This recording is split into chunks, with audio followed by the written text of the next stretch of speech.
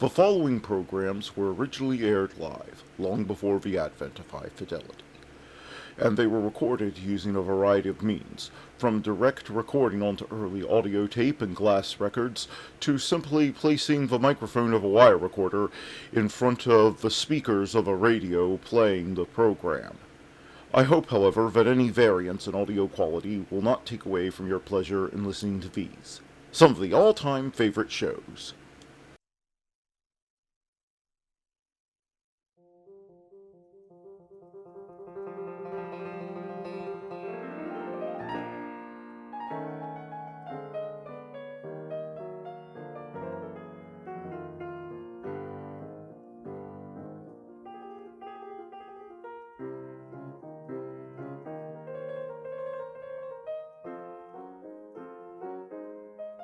Hello, Matt from the past here, welcoming you to another nightly old-time radio shows for February the 15th, 2024. Let's get on with this day in history.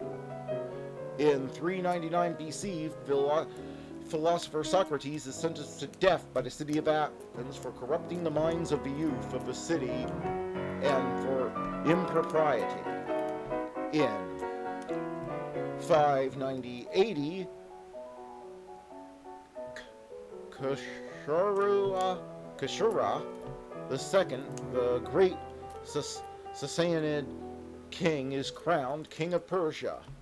In 1763, Austria, Prussia, and Saxony signed the Treaty of Humpersburg. Good night. Named that city, marking the end of the French and Indian War and the 7 Years' War. Well, at least they were efficient with that conference, ending 2 wars at once. In 1989, Soviet military occupation of Afghanistan ends as the last Soviet troops cross the Soviet-Afghan border. In 2001, first draft of the complete human genome is published in the journal Nature. In 2003, an estimated 6 to 11 million people around the world take to the streets to protest against war with Iraq. In 2005, online video sharing site YouTube is launched in the United States by Steve Chen, Chad Hurley, and Jude Karen. In 1941, Duke Ellington first records Take the A Train. In 1932, a member of the gold medal winning U.S. 4-man bobsled team at Lake Placid, Eddie Egan, box in gold, Antwerp 1920, becomes only Olympian to win gold medals at both Summer and Olympic Games in different sports. And that was this day in history. Now let's get on with the shows.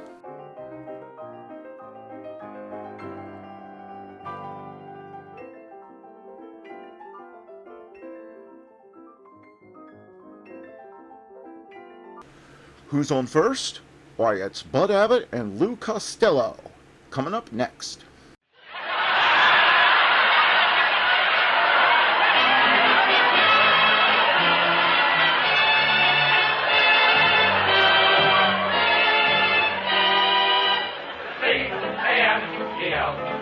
The Abbott and Costello program, brought to you by Camel, the cigarette that's first in the service according to actual sales records. See if your throat and your taste don't make Camel a first with you, too. Find out for yourself. Listen to the great rhythms of Freddie Rich and his orchestra, the swingy singing of Connie Haynes, and that pop-eyed little weather prophet who saw the groundhog this morning and calmly said,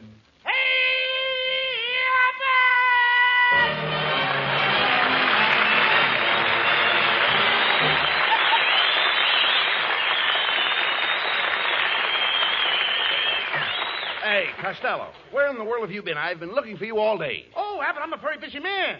I spent the whole day in my backyard hanging prunes on my orange tree. Hanging prunes on your orange tree? Who told you to do that? My gardener. He said the orange tree needed pruning. What a dope. Your gardener meant you should get a ladder and saw the limbs. I don't need no ladder. I saw the limbs from my window. Oh, look. What kind of limbs can you saw from your window? The limbs of Ruby Poolcue. She lives next door. No, That's no. my girl, you know. No, I understand. I'm talking about the limbs on your tree. Did you saw the limbs? Certainly I saw the limbs. They was hanging right in front of me. No, you dummy. Yeah, cockeyed or something. I saw them. Just a minute. Did you saw them off? Oh, I just told you I saw them on. No, Costello. You don't saw them on. You saw them off. They was off. How could I see them? Look, because you had to see them when you saw them. I had to see them when I saw them. What kind of English is that? Costello, when I say saw, I don't mean the kind of saw you saw when you see. I mean the kind of saw you saw when you saw. Oh, you don't mean the kind of saw you saw when you see. You mean the kind of see you saw when you see saw. Now you've got it. I don't even know what I'm talking about. Costello, I'm trying to tell you how to prune a tree. Look, Costello, if you want your tree to grow good oranges, it's got to be trimmed before the sap rises. Before the sap rises. Yes. Mm-hmm. That's right. What time do you get up? Yeah. Will you talk sense? Look, what kind of oranges grow on your trees?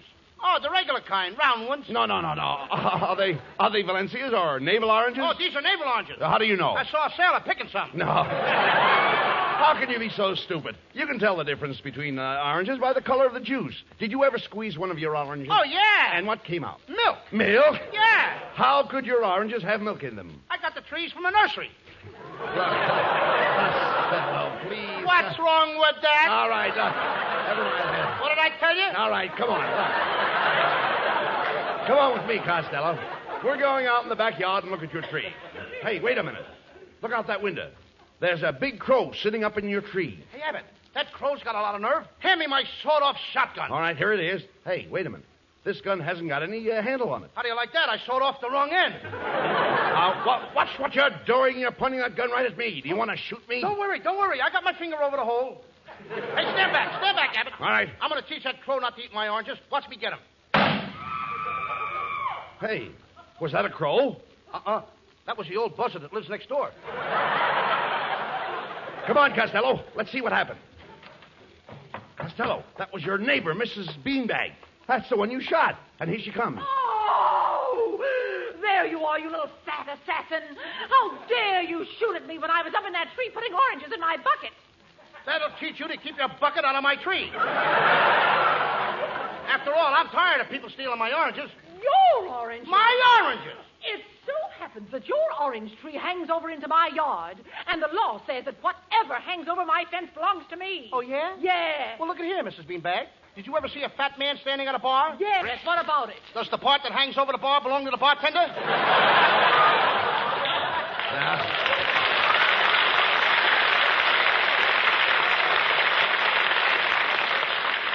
Now, Costello, apologize to Mrs. Beanbag for knocking her out of the tree. Come on. She ought to apologize to me. What did I do? What did you do? You fell on my hedge and bent my verbenias.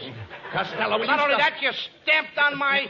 Yes, listen. What other kind of flowers I got there? Never mind that. Will you stop fighting with the Stamped lady? on my hollyhockuses. Never mind. I couldn't say the word. All right, well, just don't fight with the lady, please. Yes, young man, you have very bad manners. In my day, men didn't fight with women. In your day, the men were too busy fighting the Indians. That did it. I've heard enough. I'm going to call my husband. Homer! Oh, there you are. Homer, I've just been insulted. Come here and speak to this ruffian. Yeah, I'm going to speak to the. All right, Homer, we're only on a half hour. Come on. I'm going to speak to the. Hello, ruffian. Look, Mr. Beanbag, Costello made a very serious mistake. He shot at your wife. Oh, he made a worse mistake than that. What could be worse than Costello shooting at your wife? He missed her. Oh. Oh, no, Beanbag. You made a worse mistake than that. Yeah, what's that? You married her. Oh, yeah. Oh, Homer Beanbag, are you going to stand there while this man insults me? No, I'm not going to stand. Bring me a chair. I've had enough of both of you. Mr. Costello, I'm taking you into court. I'll teach you to fire your shotgun at a defenseless woman. All I was doing was picking a few oranges. Picking a few oranges. Now, look here, Mrs. Beanbag. I've been watching you for weeks. I didn't mind when you reached up and took a few oranges for breakfast. I didn't even mind the times when you came out and filled your apron with my oranges. But today, when you climbed my tree with your bucket and hung from a branch by your nose so you could pick with both hands, you not only impute on my citrus grove, but you have filched my marmalade.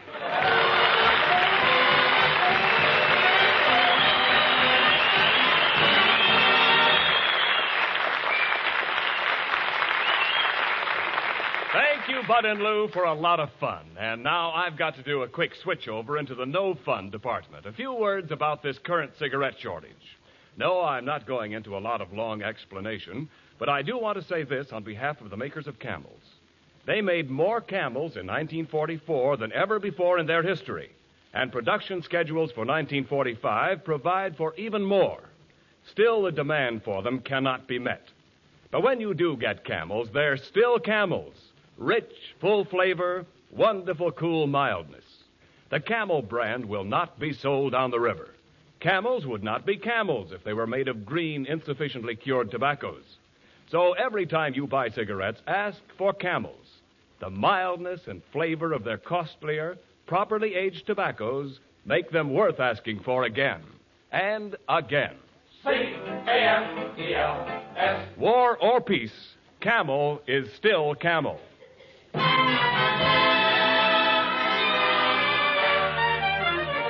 Camel Cigarettes now presents Freddie Rich with the wonderful arrangement of Begin the Beguine.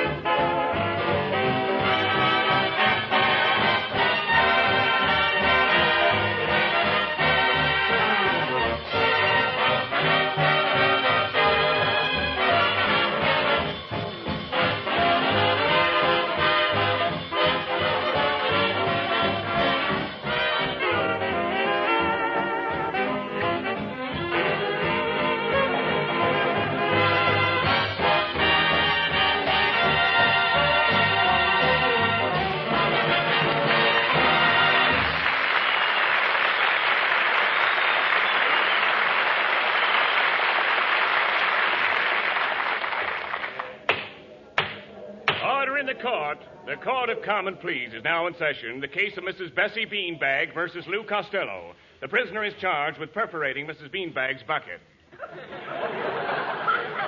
Look, Mrs. Beanbag, why can't we drop this case? I didn't mean to shoot at you. Honest, I didn't. I'm a nice little fella. Why, I even leave my chewing gum under theater seats for other people. Please, Mrs. Beanbag. Well, Costello, I'm willing to drop the whole case if you'll pay me 50 cents to get a new bucket. Gee, you're a swell woman. Here's your 50 cents. No, you don't, Costello. But let me pay the 50 cents. You'll do nothing of the kind. I shaft her into this. Let me pay her. I said no. Now, listen. If you give that woman that money, it shows you're guilty. We're going to fight this case. I've hired you a lawyer. I am Grandi. As a lawyer, I am dandy. Hey, look. It's Kitzel. Yes. Hey, Abbott, now get this guy out of here. I'll get my Uncle Artie Stebbins to defend me. This Kitzel ain't no lawyer. Now, just a second, Mr. Can't smell you. can't smell meat. Yeah. Costello! All right, well, I'll have you to know I happen to be one of the greatest legal minds in the world. In my first case, I defended Dreyfus. Alfred Dreyfus of Devil's Island? No, reckless Dreyfus from Coney Island. Oh, now don't get that stuff, Kitzel. You don't look like a lawyer to me. Oh, Pish-Posh, you don't look like a lawyer to me. And why don't I look like a lawyer to you? You've got your hands in your own pockets. I got my hands in my own pockets. What do you know? I'm broke. Look, Abbott, please let me pay Mrs. Beanbag the 50 cents, and then I can get out of here. Who over my debt habeas corpus, Mr. Castillo? You know, we can't lose this case. Just remember that old saying, a bird in the hand is worth. Go ahead. There's more. Everybody rise. Presenting His Honor, Judge Sam Quentin Leavenworth. All right, bailiff. Bring in the first. Bring in the next. Bring in the whole case.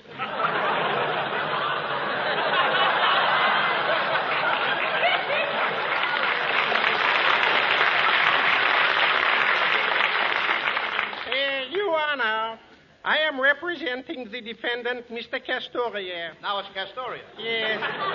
Now, it seems that my client took a shot at a poor defenseless woman while she was picking oranges out of a tree. He knocked her to the ground, ruined her bucket, and did her great bodily injury. The defense rests. Kitzel, wait a minute. Whose side are you on? Quiet, Costello. Kitzel knows what he's doing. You say that you know the judge and I are old friends. I call him Morris.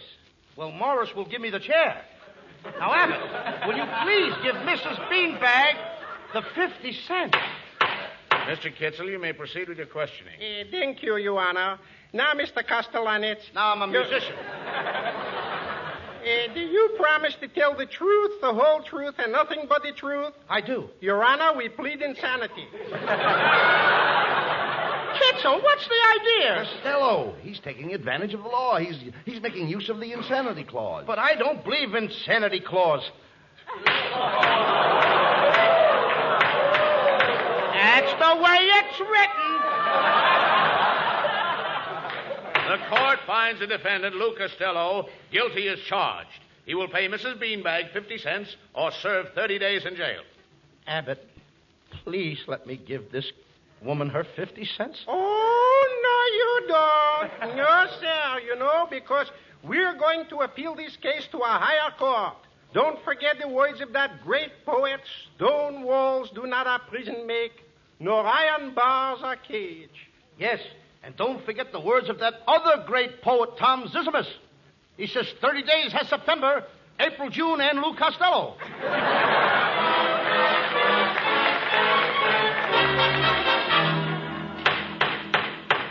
Supreme Court is now in session. First case, Mrs. Beanbag versus Costello. Prisoner will step to the bar.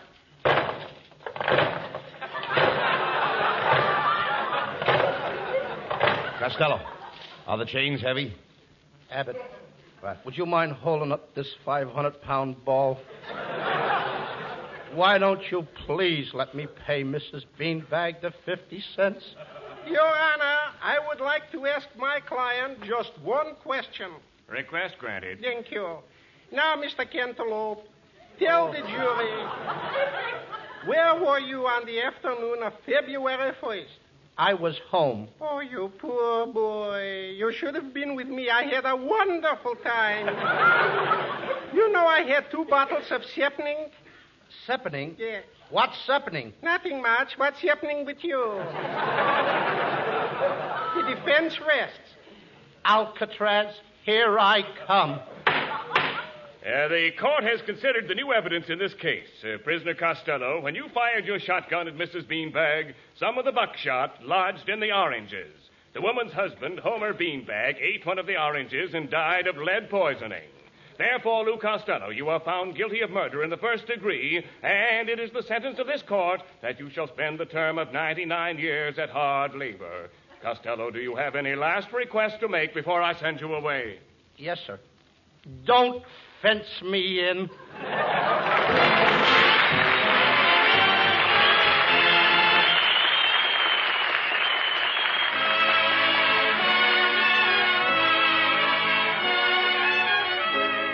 Responding to hundreds of requests from her Camel fans, Connie Haynes repeats her treatment of the trolley song.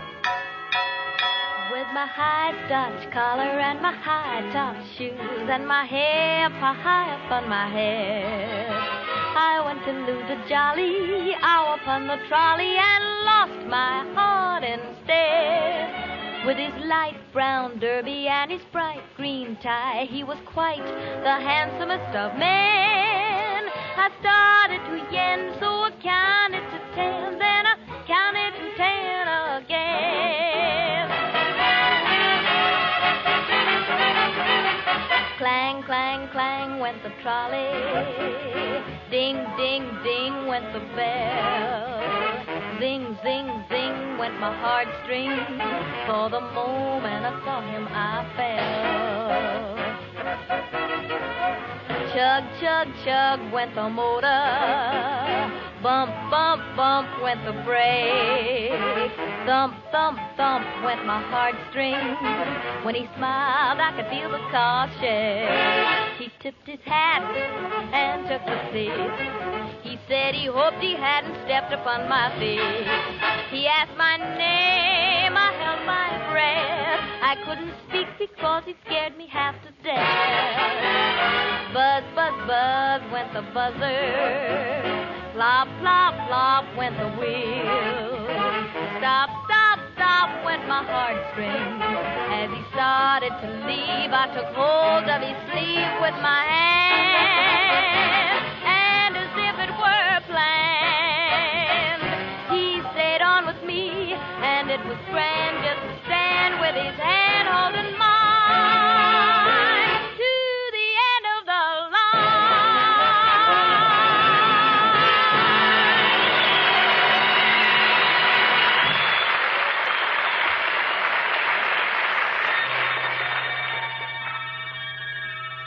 Package of Camels, please. Certainly, sir. Or would you like a carton? Or a couple of cartons?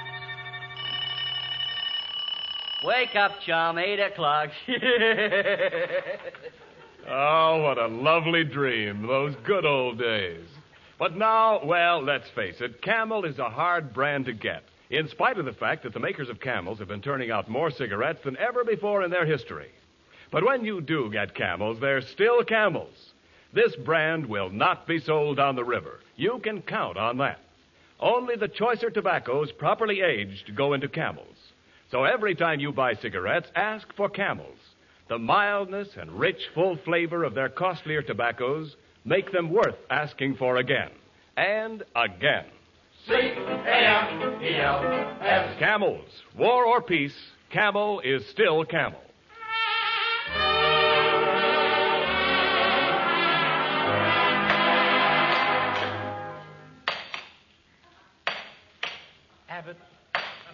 Abbott, Why? will you please get me off this rock pile? Costello, why are you always complaining?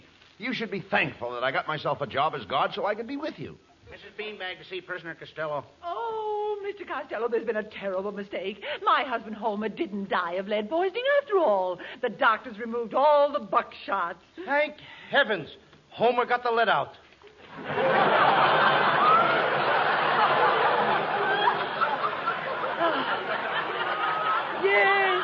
Yes, I'm so happy. Tomorrow morning you can walk out of here a free man. Guard, put the prisoner in his cell until morning. All right.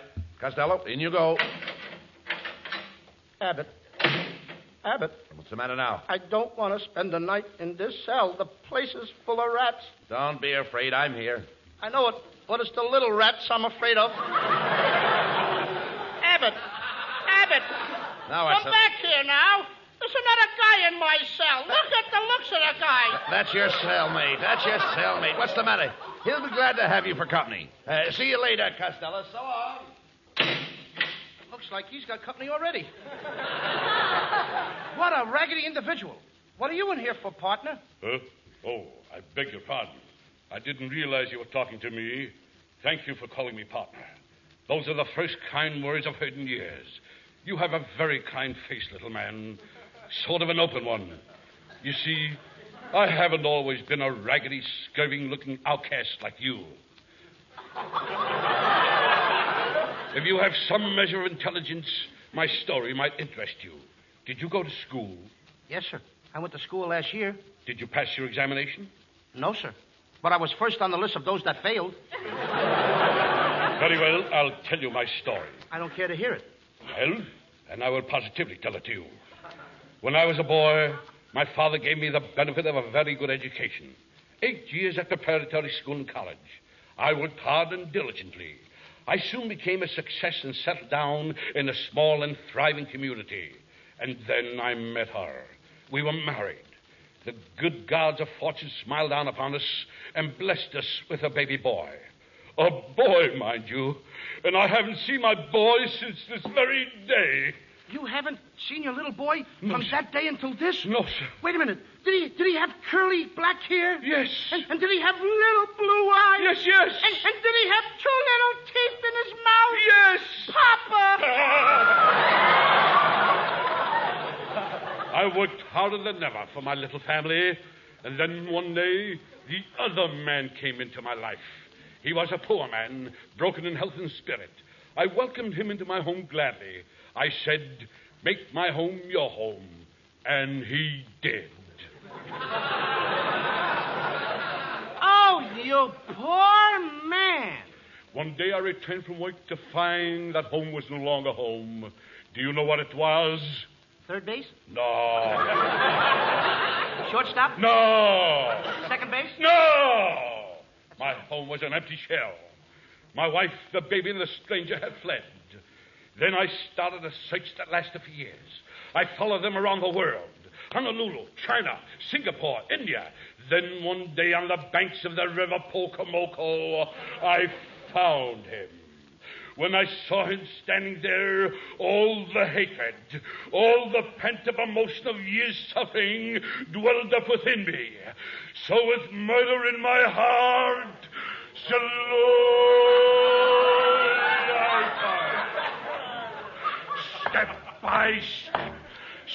by step, I have crept upon him. And when I felt his vile breath upon my cheek, I struck. Abbott! Abbott! Abbott! Get me out of here, Abbott! Abbott! Hey, come here. Come on. Costello. Costello, what are you doing down there on the floor? Get me out of here! Get off that floor. Get up. Maybe the man wants to talk to you. Now, don't call me unless you want. Oh, Gadzooks, what have I done? What haven't you done? What's happening to me? What's happening to me? Oh, yes, I remember you now. You're the little man with the kind face. I didn't mean to hurt you, but every time I hear the word Pocomoco, I want to kill. That's all right, pal. I know how you feel. I would have done the same thing if I'd have seen that nasty man in Poco. I didn't say it. I didn't say it. You didn't hear me say it. What did you say? Pocomoco. Pocomoco! I said it! I couldn't help myself. When I heard the word, I wanted to see his blood oozing between my fingers. So slowly I tried. Step by step, I crept upon him, and when I saw the spike upon his countenance, I struck. Abbott! Abbott!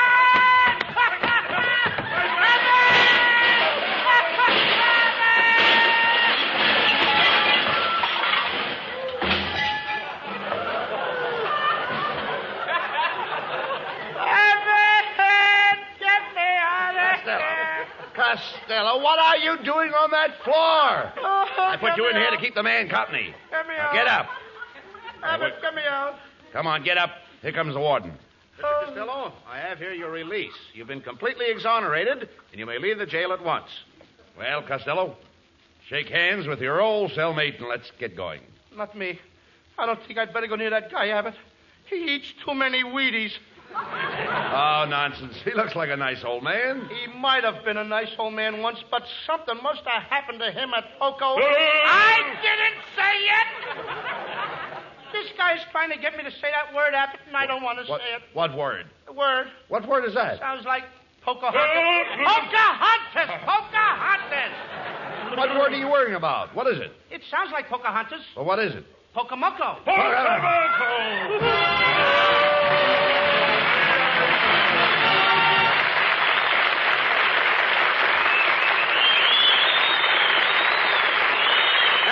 Costello will be back for Camel cigarettes in just a moment. Thanks to the Yanks of the Week.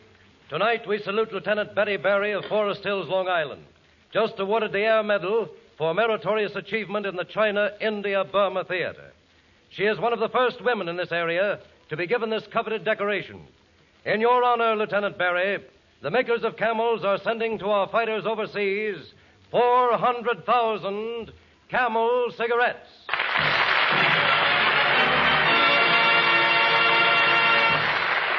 Each of the 3 Camel radio shows honors the Yank of the Week by sending free 400,000 Camel cigarettes overseas. A total of more than 1 million Camels sent free each week. Camel broadcasts go out to the United States 3 times a week, are rebroadcast to practically every area in the world where our men are fighting, and in cooperation with the Good Neighbor policy, also to Central and South America. Listen tomorrow to Jimmy Durante and Gary Moore. Monday to Bob Hawke in Thanks to the Yanks. And next Thursday to Abbott and Costello. And now, here are Bud Abbott and Lou Costello with the final word. Well, Costello, you had a pretty rough time tonight. How about coming out to my house for some refreshments? Gee, Abbott. Yeah, where do you live? 2964 Pocomoco Street. Pocomoco! Slowly I turn. Get me out of here! Good night, folks. Good night. Everybody. Good night to Ann. Good night, everybody.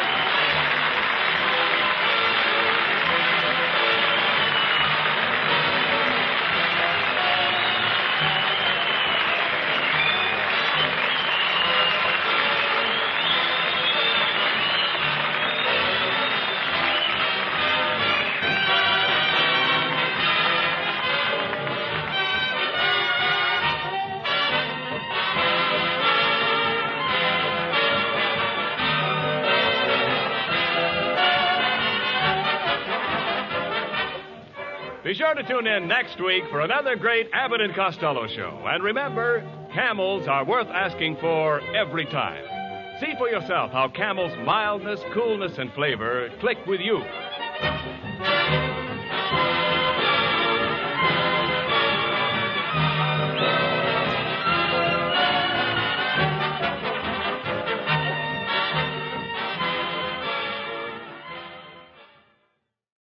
Now let's join a true legend of American comedy who also entertained troops for nearly 60 years, Bob Hope.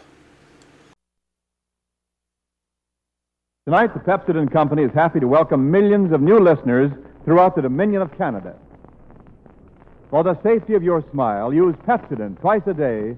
See your dentist twice a year. Again this week, the Pepsodent Company presents another in a series of broadcasts to our men in the armed forces wherever they may be. Tonight, for the men of the Marine Air Base at Santa Barbara, California, the Pepsodent Show starring Bob Hope and his guest, Gary Cooper.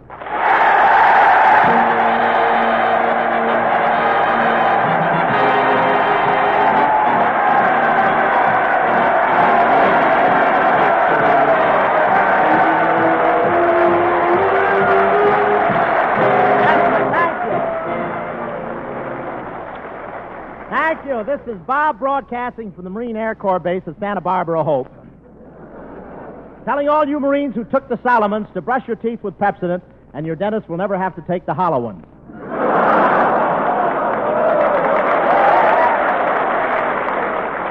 Well, here we are at Santa Barbara. That's an old Spanish phrase meaning let's get the furlough out of here.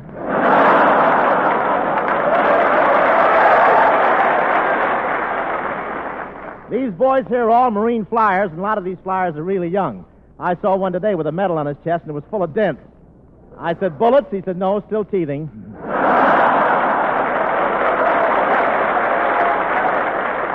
But they have to be real flyers because torpedo bomber pilots are always going close to the target to make sure of getting a hit. I can't say how close, but they're the only ones who can sink an enemy ship and spit in the captain's eye at the same time.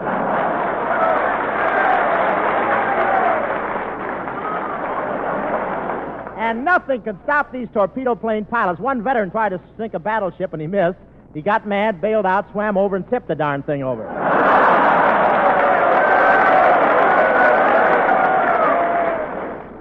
I went out on New Year's Eve with a couple of Marines here, and even though every place was jammed, we had no trouble getting a table.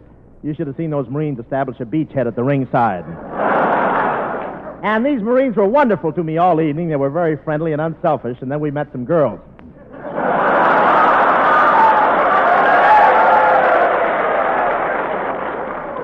But they got me a girl that was really beautiful. She looks like she dropped right out of heaven, and her parachute failed to open.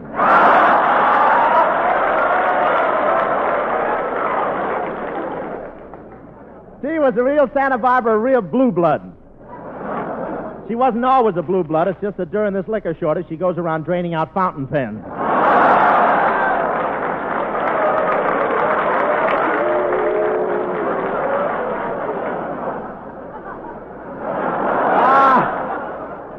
But she was beautiful. She had Hedy Lamar's eyes, Paulette Gotti's hair, and Veronica Lake's teeth. Trouble is, she has to return them by Thursday. The boys told me she was a pin-up girl. Every time I looked at her pins, I gave up. But most of these Santa Barbara girls are hit parade conscious. You kiss them Sunday, Monday, and you got to support them always.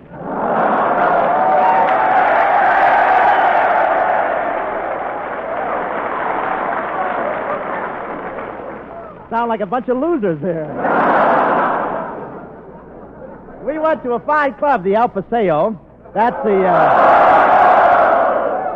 the name of one of the clubs in Santa Barbara here, El Paseo. That's Mexican for AWL. And what a crowd. It was so crowded that twice I put silverware in someone else's pocket.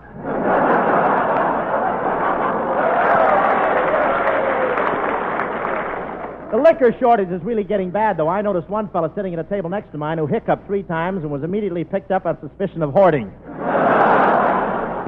This liquor shortage is really bad. Just to give you an idea how bad it is, I saw W.C. Fields walking down the street today, and he was walking.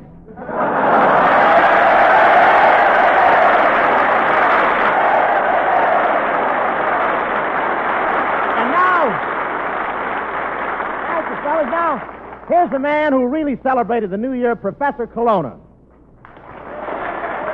Come on, Professor. Coming.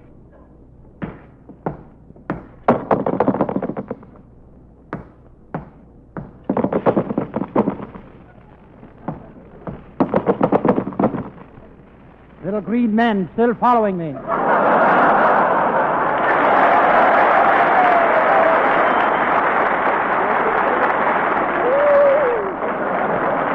Tell me, Professor, what did you do New Year's Eve? Well, Hope, this year I conducted myself very circumspectly and devoted the entire evening to the unequivocal contemplation of and satiation of my reflex motor ganglia and my intrinsically morphographical nature.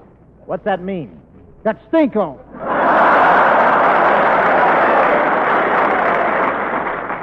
Then you did imbibe a little, huh? Yes, I had a few nips with a few pips.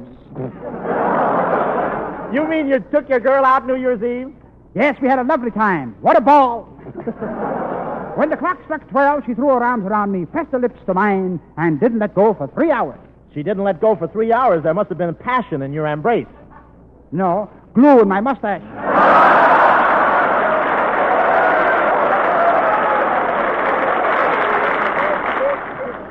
Then we went to the Palladium and danced till the cows came home.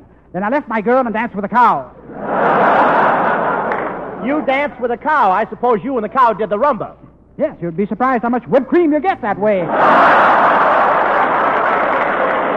Professor, I'm ashamed of you. Is this the boy your mother brought up with such tender care in a good home? No, this is the boy she left on the steps of the reform school in an old sea bag. Look, tell me the truth. What's the matter with you anyway? Well, I never told anybody this before, Hope, but you see, I was born 3 times. Colonna, that's ridiculous. How could you be born 3 times? Stork had me on a yo-yo.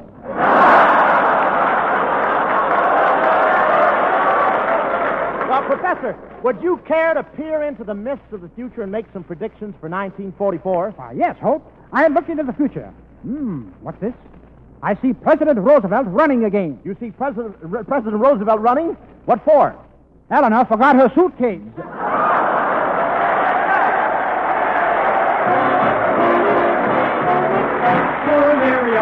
Poor Miriam, neglected using Irium. So she waited, poor thing, for the phone to ring. Hello. Wrong number. Uh-oh. Hello. Wrong number. Uh-oh. So girls, don't be like Miriam. Use Irium. It's the film you feel on your teeth that makes your teeth look dull. Pepsodent toothpaste with Irium removes that film, uncovers the natural brightness of your smile. You see, Pepsodent, and only Pepsodent, contains Irium. It loosens film and floats it away, quickly, easily, safely. And when film is gone, Pepsodent toothpaste brings new brightness to your teeth. No wonder more people than ever before use Pepsodent toothpaste today. No wonder it's number one with the men in the service. Try Pepsodent toothpaste for just 1 week. See if your teeth don't feel cleaner, look brighter. See if it doesn't uncover that natural brilliance of your smile. You're in there tonight, boy. Get a tube of Pepsodent toothpaste, and remember, Pepsodent, and only Pepsodent, contains Irium. Dear Miriam, now she's heard of Irium. So the telephone ring is a busy thing. Hello. Some number. Oh. Hello. Oh, so girls, just be like Miriam. Use Irium.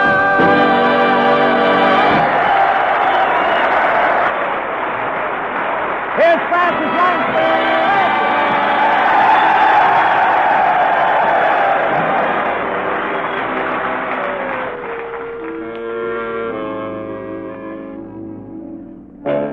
You've seen him up and down the avenue, and now he's wearing the navy blue. She had a tear in the corner of her eye as he said his last goodbye. Shoo, shoo, shoo, baby. Shoo, shoo, shoo, baby. Bye, bye, bye, baby. Your papa's off to the 70s. Now don't cry, baby. Don't sigh, baby. Bye, bye, bye, baby. When I come back, we'll live a life of ease. Seems kind of tough now to say goodbye this way. But Papa's gotta be rough now so that he can be sweet to you another day. Bye, bye, bye, baby. Now don't cry, baby. Shoo, shoo, shoo, baby. Your Papa's off to the 70s. Seems kind of tough now to say goodbye this way. But Papa's gotta be rough now so that he can be sweet to you another day. Bye, bye, bye, baby. Don't cry, baby. Shoo, shoo, shoo, baby. Your Papa's off to the 70s. Shoo, shoo.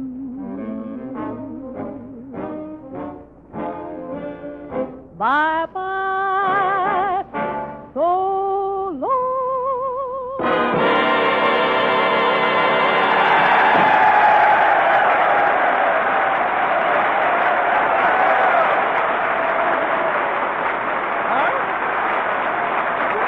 Something worked out there by Tony, didn't it? Did Tony work on there? That was Francis Langford singing Shoo Shoo Baby. Well, Francis, say, did you enjoy going to the Rose Bowl game with me Saturday? Oh, yes, Bob. But the way we got in. Well, what difference does it make? They were good seats, weren't they? I know, but getting one of the Marine pilots here to take us up for a ride and then bailing out over the 50-yard line.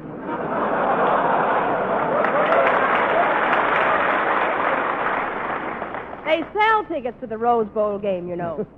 Yeah, isn't that silly? You know, at least this year... At least this year we weren't so high up. I don't know, Bob. Before I could sit down, I had to brush the snow off my seat. That wasn't snow, Francis. That eagle sitting behind us had dandruff. But just the same, those seats you got were a little too high up, Bob. You think so, huh? Well, when I sat down, a man with a long beard tapped me on the shoulder and said, "Welcome, sister. Just sign here and the quartermaster will issue your white robe and harp." Yeah, I noticed that guy. He just looked at me and pointed to the elevator. But the air...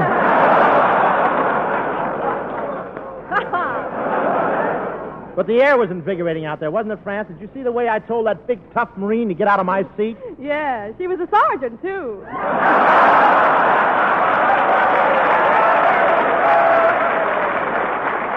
Yoo-hoo, Mr. Hope! Well, Vera Vane!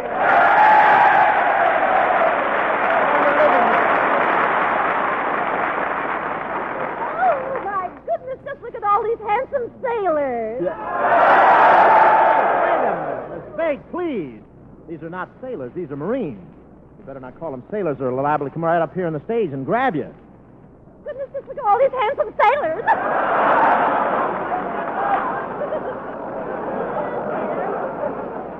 You know, I'm so excited about this wonderful Marine station, I just can't settle down. What's been happening? Oh, Francis and I were just talking about the game. Yes, plentiful here, isn't it?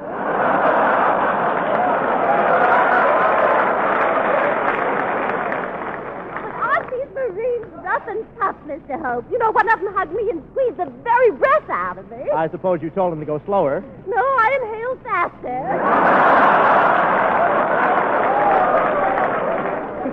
Well, you sure didn't run out of breath at the Rose Bowl game. Why? What makes you say that? Every time the referee blew his whistle, you whistled back. I thought he was flirting with me. Don't be silly. It was a nice, clear day. Say, did you,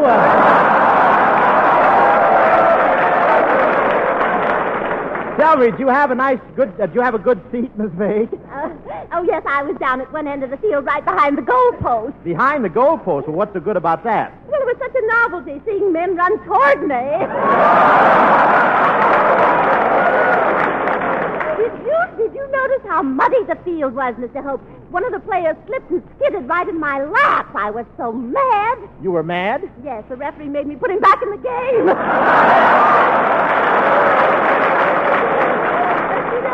You know, Mr. Hope, my boyfriend Waldo's a great football player. He's in the backfield. Well, Miss Vague, there are different kind of backs. What position did Waldo play? Oh, he was full. I know, but what position did he play? I really don't care. You can say anything you want about Waldo now, Mr. Hope. I'm through with him. It's 1944, and you know a new broom sweeps clean. Well, you ought to know. You've ridden plenty of them.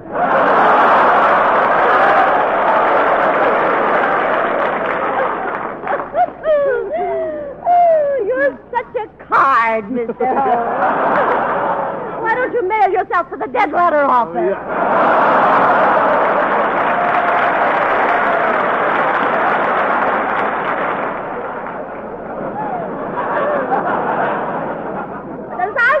Here it is leap year, and here I am ready to leap. Yeah. So you think you'll get a man this year, Miss Vague? Oh, I sure do. Victory in 44. You see, my motto is the same as the Allies. Yes, and you're spread out all over like the Allies. Oh, you dear boy. You ought to comb the hair on your head differently. The point shows through. Well, Miss Vague, if you really want to get married, I know someone who might be persuaded. Oh, Professor! Oh, Professor! Yes? Say, Professor, you know Miss Vague. What do you think of her? Begad, if they'd only used sulfur powder sooner. Hello, Miss Vague has something to say to you. Yes, Professor, you know this is leap year. Leap year? Yes? What does that suggest to you? Frogs? No. Kangaroos? Of course not. Salmon? No. How did I get into this thing, and how am I going to get out? Oh, Miss Vague wants to marry you. That's it. And, Professor, I'm going to propose to you myself. This is leap year, and I have a perfect right. I really have. I have a perfect right. What are you laughing at, Kelowna? Wait till she gets a little closer. I got a beautiful left.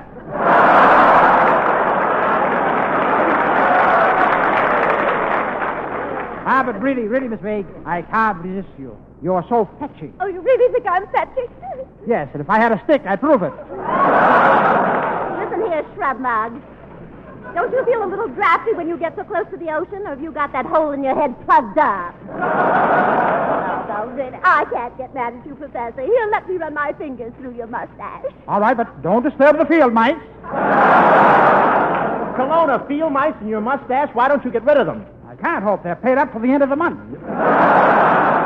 Oh, forget Mr. Holt, Professor. Wouldn't it be wonderful, you and I married? Just picture it, the two of us living happily in a vine-covered cottage. And very soon, all day long, you'll hear little pattering noises on the floor. Egad, every place you go these days. Crap games.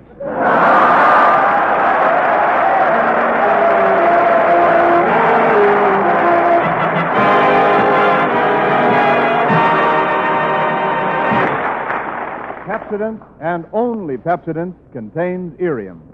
And Pepsodent toothpaste with Irium removes film that makes teeth look dull.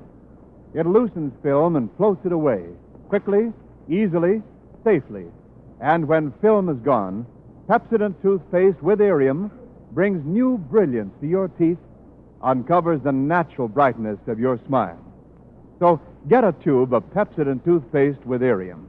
Remember, Pepsodent toothpaste, because only Pepsodent contains Irium. Dear Miriam, now she's heard of Irium, so the telephone ring is a busy thing. Hello. Some number. Oh. Who's Hello. that? Some number. Oh, So girls just be like Miriam, use Irium. And now here's our surprise of the evening, one of the screen's most distinguished actors, a fellow whom the entertainment world is very proud of for his recent tour of the Southwest Pacific war fronts, Mr. Gary Cooper.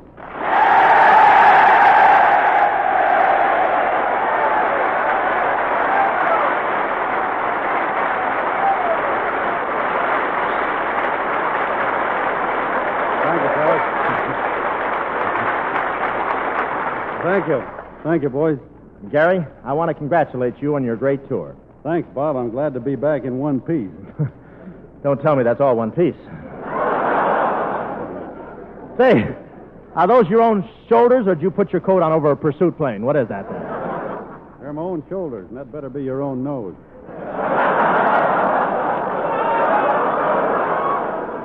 Why? Well, there's a windsock missing around here.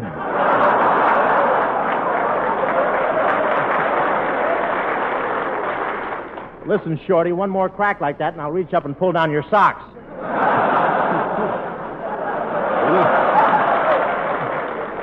You know, Bob, being so tall made it uncomfortable when I flew across on my trip. My feet got awful cold. They did, huh? Well, didn't anybody else's feet get cold? No, theirs were inside the plane.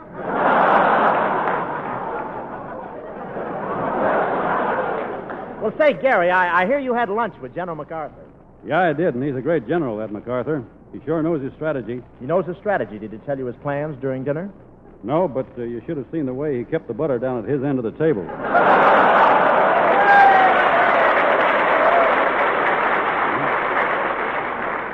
Well, what did you and MacArthur discuss at dinner? Not much. He ain't the talkative kind. He left all the talking to me.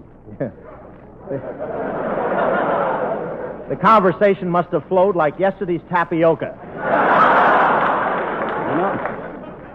You know, you're popular down in Australia, Bob. Well, I've never been there. Well, that's why you're popular.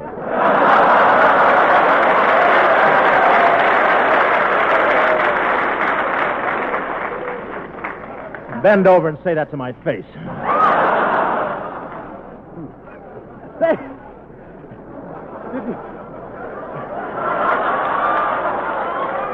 Say, Gary, did you see any kangaroos down in Australia? Kangaroos? Yeah, you know, that's a pistol-packing mama with a ball turret.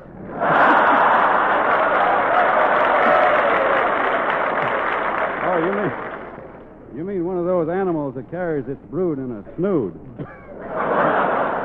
Seriously, though, Gary, I know that wherever you went on your trip, you brought along lovely American sentiment.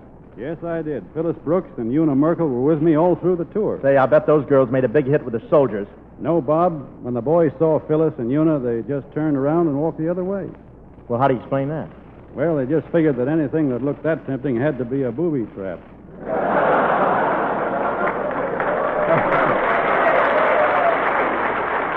A booby trap, huh? Yeah, that's something that explodes when you try to pick it up. Oh, I thought it was something new.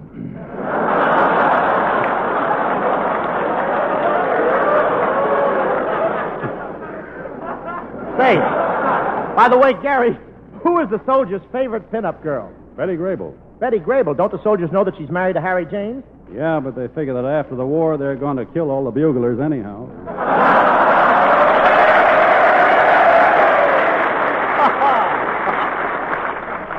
Say, I understand you stopped at a Y. Did you see any hula hula girls? Hula hula, what's that? That's a swing shift in the grass skirt. Oh, I wasn't interested in any of those hula hula girls. Bob, they're too shaky a proposition. Well, say, did you see any of these Marines down there in the Southwest Pacific? Yep, and I take my hat off to the Marines, Bob. Those boys always win. Why, did you see them fighting? Yeah, and I shot craps with them, too.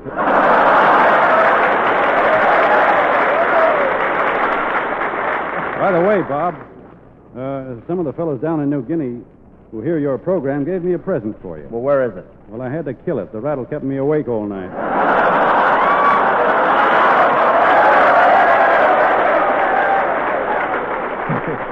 Imagine giving me a rattle. Well, did you run into any of those wild natives down there? Yeah, I never saw anybody dressed so weirdly. Have you seen Crosby lately? And, Bob, I ran into some cannibals, too, and to amuse them, I showed them a picture of you. Well, what happened, Gary? Well, the chief looked at it and said, very nice. If you guarantee them all to be this fat, I'll take 4 dozen. Well, this isn't fat. It's 100% solid flab. But tell me, what did you do to entertain the troops, Gary? Well, I told jokes, and they were good jokes. That's lucky for you. It's dangerous laying in eggs in that height. Yes, Bob, I was sort of an MC. First I came out and told the boys some jokes that Jack Benny gave me, and they all yelled for more. And then I told some jokes you gave me. What happened then? They just yelled. Say, well, what else did you do for the troops? Well, Bob, I sang a song. You sang a song? Boy, you must have looked like a stretched-out Sinatra.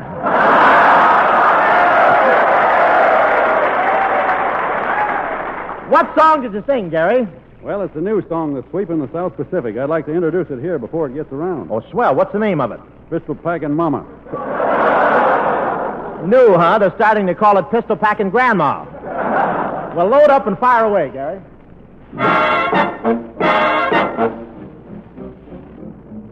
When I arranged to make this trip, am I on key?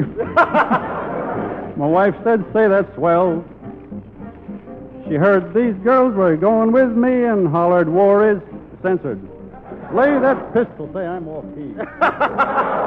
Wait just a second. Wait till the band gets the key. Take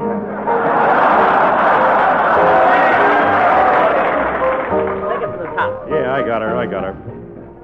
Lay that pistol down, babe. Lay that pistol down.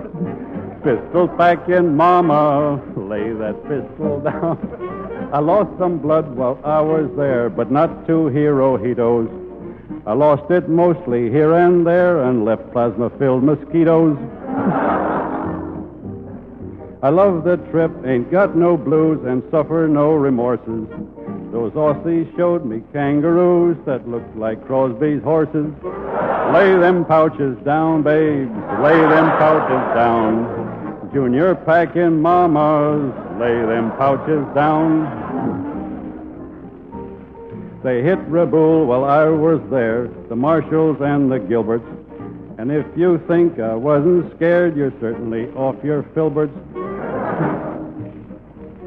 Our plane soared over the open sea, the islands such as Truk, while trailing 5 miles after me was my own dear stomach. Let that airplane down, boys, now we've rocked and rolled. Set it down upon the ground before my bell gets tolled. When this war is over, boys, I'll go back there to stay. Also, I'm the biggest liar in the good old USA. Lay that pistol down, babes, lay that pistol down. Pistols back in, mama, lay that pistol down.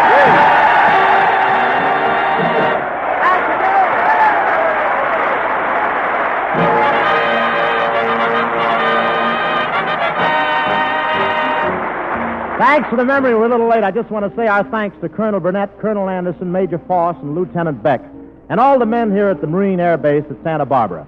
Not to be outdone by those Marine landings, our little Pepsin commandos landed tonight in Canada. Yes, sir, tonight we begin peddling our eggs over a 21-station network from Sherbrooke, Quebec, west to Calgary, Alberta, and north to Edmonton. That's a lot of Canada to cover, but it shows how far our sponsor will go to get a bottle of Canadian Club. Seriously, it's wonderful to have you Canadians with us as listeners, and Uncle Sam feels the same way about having you with us as fighting allies. Thanks from America for the great job you're doing up there. And Gary Cooper, thanks from America for the great job you did in the Southwest Pacific. Bob, I figure I was lucky to go. You know, show people are just about the only civilians who have the privilege of going to the front. And it is a privilege, Gary. I suppose you found the guys anxious to hear from home. I'll say they're anxious.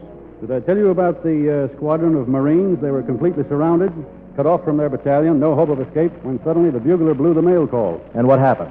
They trampled 500 Japs to death getting to the letters. Yeah, it's mighty important for us to keep rushing that ink bottle. But, Gary, did you find the fellas down there pretty confident? Confident? Sure. But not overconfident like the civilian who says it's in the bag, let the other dopes buy the war bond. I said it was a privilege to go to the front. If every person could go there, he'd learn that casualty lists are more vital than grocery lists. That gasoline burned in P-38 shopping for Axis planes is more vital than gas burned shopping for nylon hose. And he'd worry more about making guns and less about making money. You're on the beam there, Brother Cooper. Those fellas in the fighting racket know what it takes to win, and they know we've got what it takes. Food, gasoline, bigger production, blood plasma. Yes, sir, we've got what it takes, but no fooling, folks. Let's get more of it and send more of it to those guys. Thanks again, Gary Cooper, and so long, everybody. This broadcast does not constitute an endorsement, since the Navy Department does not endorse any product.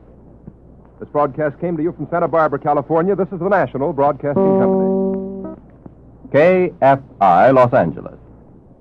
Angeles. Angeles. Angeles. Angeles. Angeles. Angeles. Orson Welles and his supporting cast of Academy Award-winning actors present yet another classic tale in The Campbell's Playhouse, coming up next.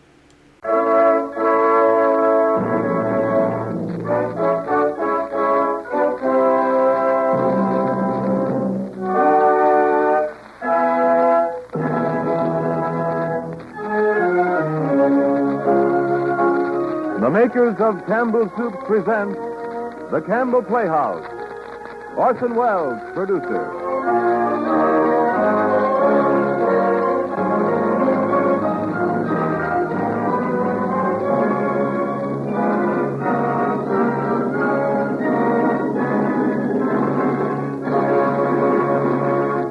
Good evening, this is Orson Welles. One of this season's bestsellers, Wickford Point, by last year's Pulitzer Prize winner, John P. Marquand, is the Campbell Playhouse selection as the best new book for May, a choice which will probably surprise nobody. Wickford Point is the story of that immovable object known as an old family. And believe me, the Brills are as entertaining and as plausibly improbable a collection of American ghouls as you've ever encountered. The Brills are quite a story, but we'll leave them, I'm afraid, tonight pretty much as we found them. For candied fruit never spoils, and the Brills are put up like preserves in the past, hermetically sealed, fixed in a thick syrup which is family pride. They bear charmed lives, these people from the past, these enchanted islanders from the ever lands of yesterday, these heartbreak householders like the Brills from Wickford Point. They will never grow old, and they were never young. They are exactly as ageless as a pickle. The Brill variety will be new to you, but not entirely unfamiliar. All the incidents and characters in this story are entirely fictitious, and no reference is intended to actual persons living or dead. The Campbell Playhouse resorts to this prudent incantation because it turns out that almost anybody in New England can tell you just who the Brills really are. Of course, there are several versions, so we've asked an authority to settle the dispute for us at the end of tonight's broadcast. He's the best authority we could find. He is not a Brill. He swears he is not a Brill. He is John P. Marquand, the author. But now, just before we begin, a word from Ernest Chappell. Let me ask what comes to your mind when I mention chicken for dinner. I think I know. You visualize a fine, plump chicken sizzling brown and falling into tender slices under the touch of the carving knife. And you recall the eager anticipation as the plates were passed from place to place. Grand dish, chicken. A special occasion treat that's always welcome. But remember that between these special occasions, your family can still enjoy the good taste of chicken soup. Because just as sure as you like chicken, you'll like Campbell's chicken soup. You'll see how chicken-rich it is in the very golden glisten of it. You'll taste deep-down chicken flavor in every tempting spoonful. What's more, you'll find pieces of tender chicken meat in it and fluffy, snowy rice. I know you'll agree that Campbell's is the real old-fashioned kind of chicken soup. Why not keep several cans of Campbell's chicken soup on hand? And now for the Orson Welles production of Wickford Point.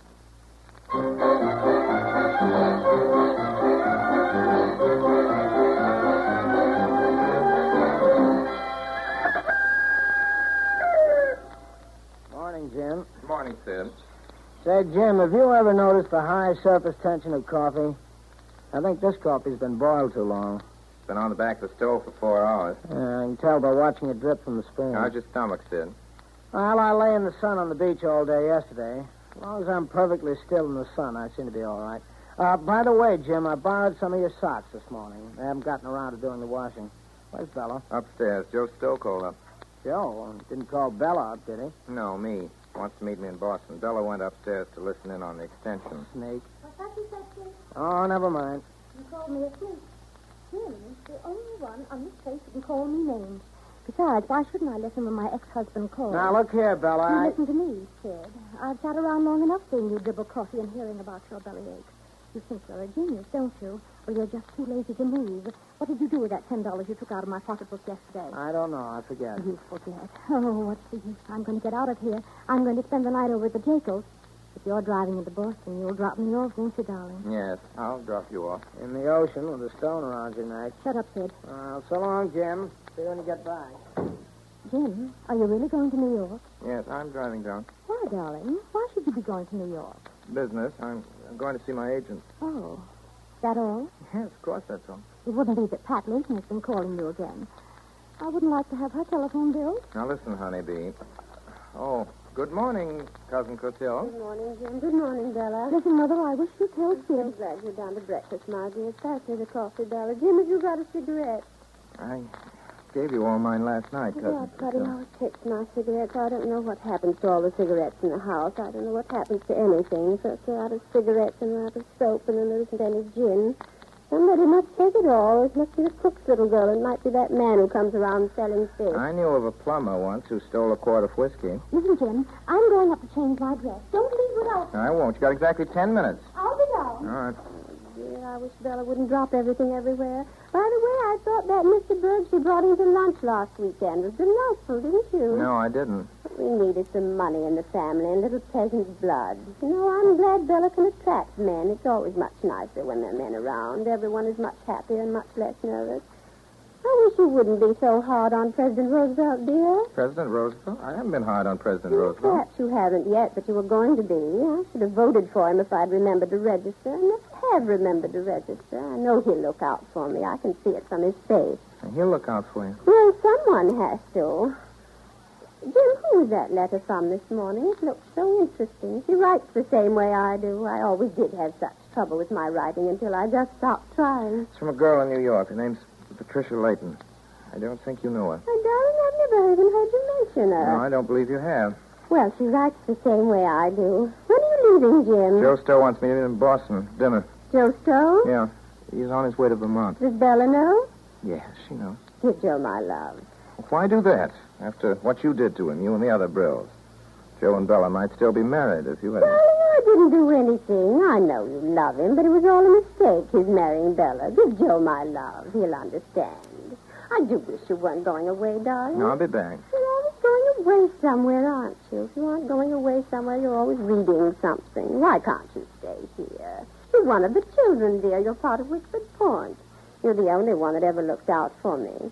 Oh, Jim, I wish you'd read this. It's a letter from the bank. I don't understand it. I understand it. You've overdrawn your account again. Give me a match, please. No, not that box. It's only has burn matches in it. The other box, just there. The bank is wrong. I sent them $100 last week. It's very stupid of you. Well, I'm leaving now, Cousin Costello. Oh, dear, then you really are going. You will come back, won't you, Jim? Of course I'll come back. I'll only be gone a few days. Bella! Bella! I'll be right home. Bye, Frida. Bye, Mr. Calder. Oh, dear, I don't like it when you're not here. Jim, you're the only one that ever looks out for me. I just don't want to look out for me, darling. You will come back, won't you? I'll come back, Cousin Costello. I'll be back on Friday. Well, sure, we'll clean this car occasionally. Bella! Bella! Where are you? Oh, come on, honeybee. Let's get started. For heaven's sake. Earl! Earl! Yes, Mr. Jim? Earl, what happened to gas in this car? I had a full tank last night. I guess Mr. Sid must have taken it. He went down to the beach just now in the other car. Mr. Sid's got a rubber tube in his car. He's just down. I see. Didn't he leave you none at all, Mr. Jim? Doesn't look that way. How am I going to get out of here? Wait till Mr. Brill gets back. Say, Mr. Jim, nobody's paid me yet. You asked Mrs. Brill about it. Bella! I did ask her. Bella! I did Bella! ask her, Mr. Jim. He has to wait till the first of the month. Guess maybe there'll be enough gas to get me to the main How do you road. like when you dress, Jim? It's nice. Now, come on. Mr. Jim. Yes? Can I have a Come dollar? on, get in. You see, Jim, I was in plenty of time. Goodbye. Yeah. Goodbye. Mr. Jim. Yeah. Your coffee candy bar. Yes, what is it, Cousin Cotille? Yes, I'm coming back. Yes, Cousin Cotille. Orange kiss. Will you please bring me that chocolate nut bar? And Mr. Jim, you haven't brought me that copy of True Romance yet. Yes. Chocolate nut bar. Chocolate nut bar. Goodbye.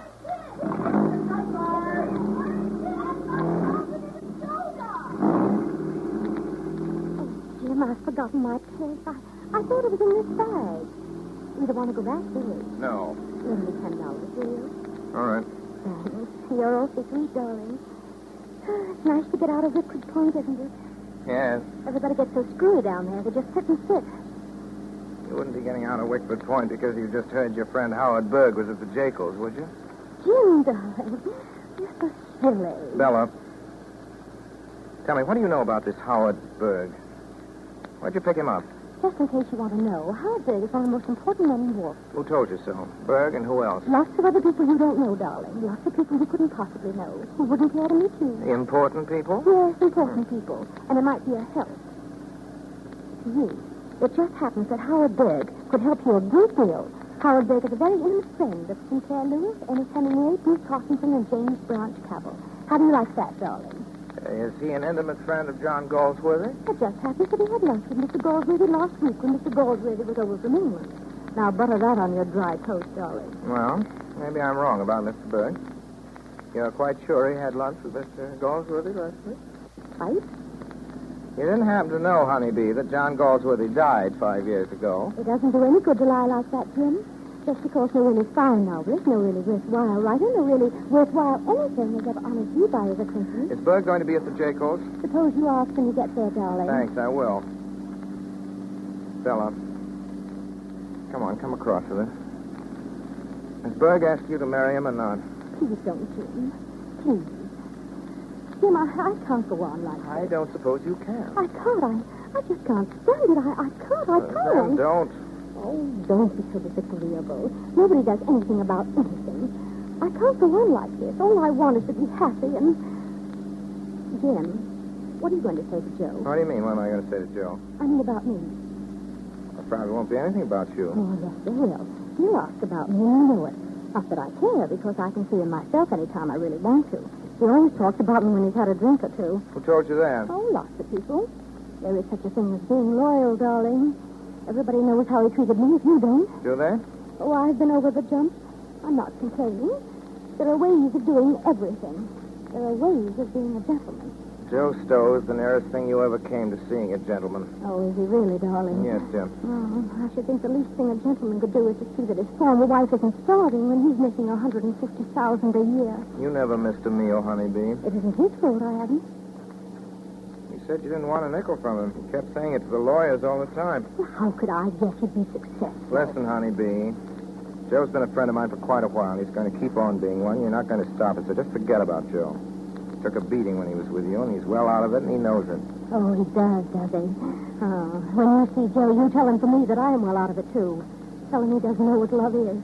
Tell him... Well, skip it. Getting to the Jacobs now. Jim. Yeah? Jim, do you think Joe still loves you? Skip it, honeybee. Here's the Jacobs. And you're not coming in? Nope. Bye, Bella. Darling, you're awfully sweet. There's no one as sweet as you. What is it you want now, honeybee? Jim, where could I get you if I want to tomorrow or the next day on the telephone? What's the matter? Afraid you're going to get into a jam? No, of course not. You better come across. What are you up to, Bella? There's nothing but a silly question. What makes you ask? Because you said you couldn't go on like this. But, darling, I say that all the time. All the girls say that. It's none of my business, but I'd look out for Mr. Howard Berg if I were you, sweetness. I'll be in New York, my agents, tomorrow, the next day, and perhaps the next time. Be careful, though, Bella. Take a little solid food before you have any cocktails. Oh, be careful yourself. Here's Howard Berg now. He's waiting for me. That's nice. Hello, Bella. Hello. Jim, please. Well to see you here, Mr. Calder. Hello, Howard. Susie, hello, Susie. Jim, I'm going to run up and say hello to Susie, Jack.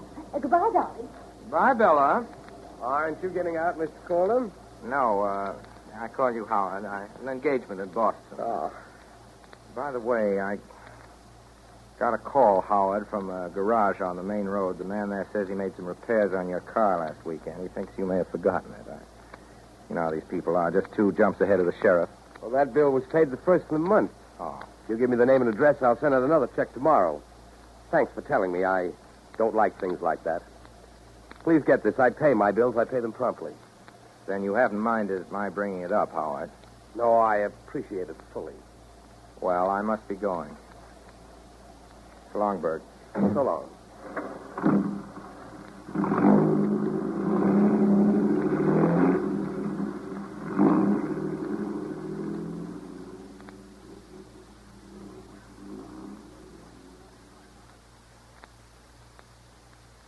Hello, Jim. How are you? Gosh, it's good to see you. Well, Joe, how are you? Oh, just the same. Nothing changes much. Same old place. Same old faces. Oh, cheer up, Joe. The world's better than it used to be. No, it isn't. Absolutely the same. Listen, Joe, aren't you better off than you were 3 years ago? You're darned well right I'm better off. It's like being out of prison. It's like being alive again. Sorry, I didn't mean to say it quite that way, but you know what I mean. All right, go ahead and say it. All right. Blast the Brills. I still feel that way. They tried to ruin me. They tried to take out my heart and lungs and liver and stuff me with sawdust. They didn't mean to do that. They couldn't help it, Joe. I can see them now, them in their house. I'll bet there's still that same muddy smell from the river. And the trees are greener than anywhere else. And the hummingbirds keep buzzing in the trumpet vines. And the plumbing gets out of order all the time. And the cat has kittens. And everybody's unhappy in the parlor. And Sid has indigestion. And nobody's able to stand it anymore. It isn't good for you to hang around that place, Jim. You ought to get out. Let's go away somewhere. Cousin Clotilde told me to give you her love. Oh, that's good of her. Jim, I wish I didn't keep worrying about Bella every now and then. Bella's all right. She isn't going to kill herself. She never gave a hang about you, really. Bella doesn't give a hang for anything. She isn't made that way. She can't take time out caring for anybody because she has too much trouble looking out for herself. You needn't be so rough on her, Jim. If you won't stand up for Bella, I will. Don't worry, though. Always be somebody to stand up for Bella. You're well out of it, Joe. If she ever calls you up, don't answer. If you ever see her cross the street. You know, Jim, it might have been all right. What might have been? Bella and me. Oh, don't fool yourself, Joe. We all get exactly what's coming to us. You ought to know by this time that there's no such thing as might have been. It should always be the same. All right, Jim. Let's go in now. I'm getting hungry.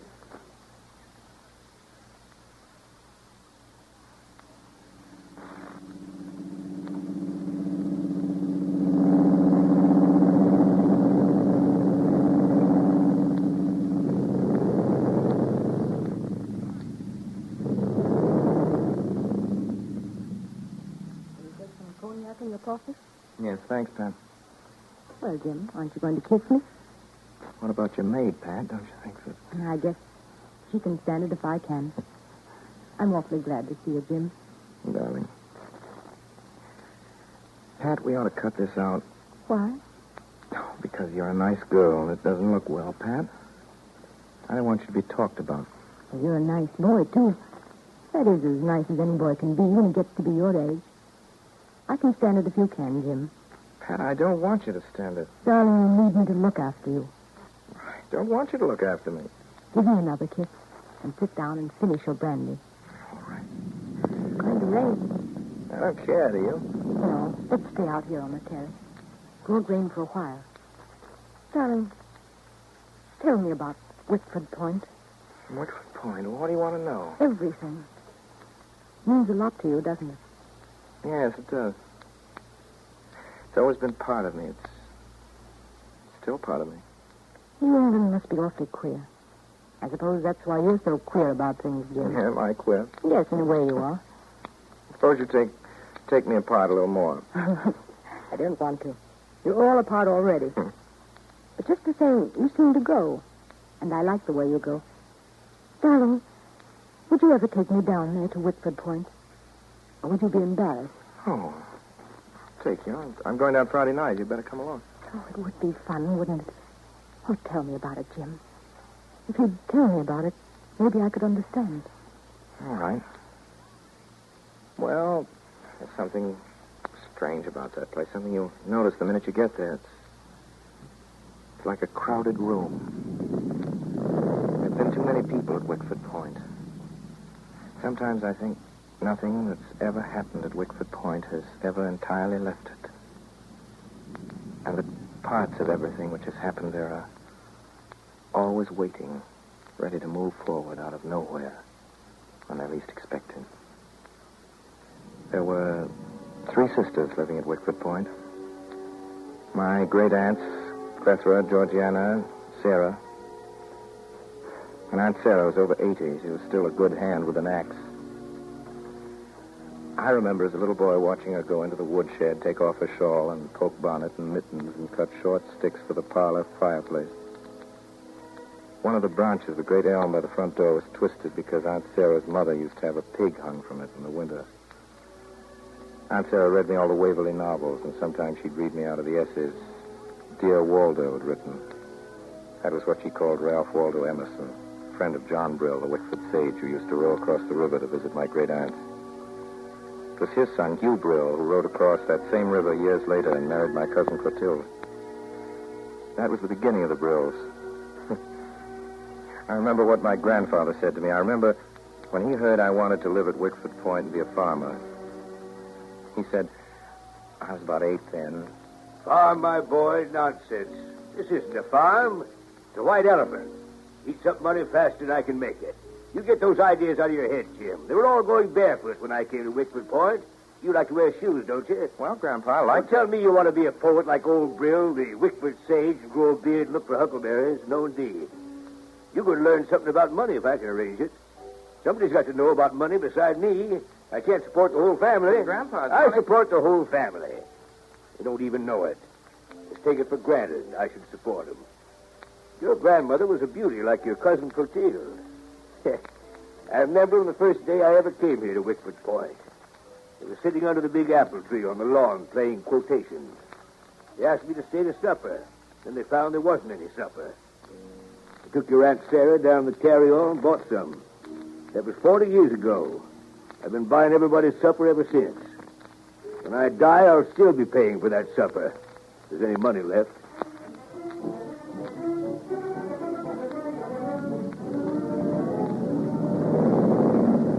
The last few years, Aunt Sarah's mind began to wander. She was occupied with vanished personalities, and ghosts were always walking with her. I remember the first time I took Joe Stowe down to Wickford Point. When she saw him, she took off her glasses and blinked and smiled. Aunt Sarah, Jim's home from college, and he's brought a friend. Yes, indeed. Come here and kiss me, Henry. No, it isn't Henry, Aunt Sarah. It's Jim. Jim, Henry's son. And he's brought a friend from college. Joe Stowe? It doesn't signify. I know Henry when I see him, but I didn't know he was bringing Robert with him. I had thought that Robert was in China. It isn't Robert, Aunt Sarah. It's a friend of mine, Mr. Stowe. Well, it doesn't really signify. Robert is coming back from China this month. I suppose the Merediths were there. How are matters on the island? I do hope the Queen is learning her alphabet. Yes, the Queen can almost read by now. Dear, I suppose you put in at the Ivory Coast. Yes, The we did. owners must be very pleased. Very pleased indeed with you, Robert. Aunt Sarah, this is Mr. Stowe. It's Jim's friend from college. And it's time for you to go upstairs now. Well, it doesn't signify. I should admire not to have you continually interrupt me, Susan. It doesn't signify. He's made the voyage. Everything that I've said remains absolutely true. Good night.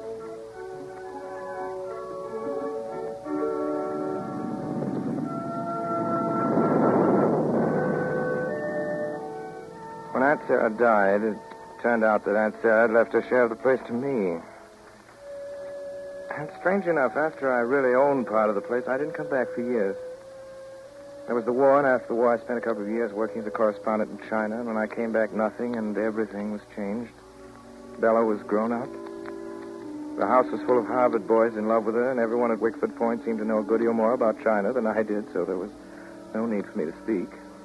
I was back in my old room next to Bella's, and the first night I was back, my door opened gently, and Bella came in. I remember she was wearing the icy blue robe I'd given her and the little embroidered slippers I'd sent her from Shanghai. And her black hair fell in 2 braids over her shoulders, just as she'd worn it when she was a little girl. Hello. What's the matter, Belle? Can't you go to sleep? Button this thing the right way for me, won't you, darling? I got to sleep, and then I woke up and remembered that I hadn't said good night to you at all. Button the darn thing up, please, darling. There you are. Jim, you're going to stay now, aren't you, darling? You're not going to leave us, are you? No, not for a while. I was afraid you might. You see how everything is, don't you? Yes, I see how it is. Jim, kiss me. I'll feel better if you'll kiss me, dear. Jim, someone's got to help me. You're the only one. All right, I'll help you, Belle. I'm so afraid. Don't be afraid. Too beautiful to be afraid. Jim, I've got to get out of this. I can't stand it, Jim. I'll be getting like them, like Clotilde and Sid and the rest of them. I'm getting more like them all the time. How do you mean? You have to be like them in a way because you're one of them. You're a Brill, Bella. You can't get away from that. Bella, what is it? You're worried about something. Is it that boy from Harvard who was here this evening? Do you love him, Bill? I don't know. Sometimes I do, sometimes I don't. Jim, I wish I knew. If you did, you would. Looks like a nice boy. Does he want to marry you? He wants me to marry him right away. See any money? Of course, he's everything I ought to want. How does it feel when he kisses you? Oh, it feels just fine. Good. He's so gentle. He's so darling, Jim. Oh, I'm so mixed up. Sometimes I think I'm not fit for him, and then when he's away, I miss him. And then I want to marry him, and then I don't. And everybody's trying to stop me. You're trying to stop me, Oh, Jim. for heaven's sake, stop thinking about yourself, Bella, and go to bed. Now, good night. Darling, please don't be so cross with me. I don't know what I'm saying. I don't mean half of what I say. Aren't you going to kiss me good night? You want everything, don't you, Bella? Darling, you better get out of here. Jim, you'll stand by me, won't you? You're the only one who understands me. Jim, Yes? Jim, if I don't want to marry him, will you take me away somewhere? Not Italy, but some place where people wear queer clothes. Jim, you will take me away, won't you, darling?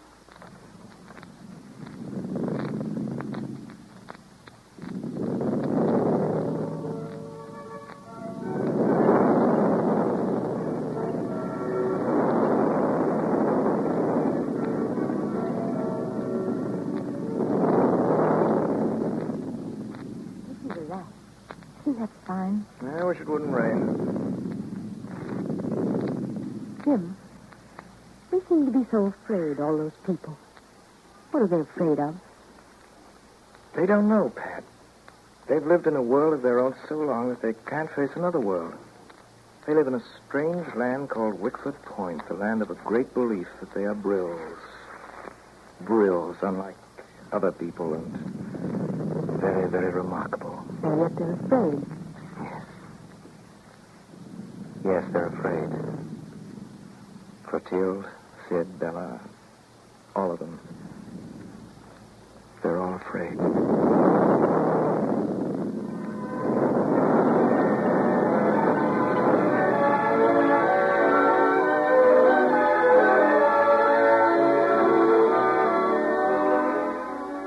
You are listening to the Campbell Playhouse presentation of Wickford Point, starring Orson Welles. This is the Columbia Broadcasting System.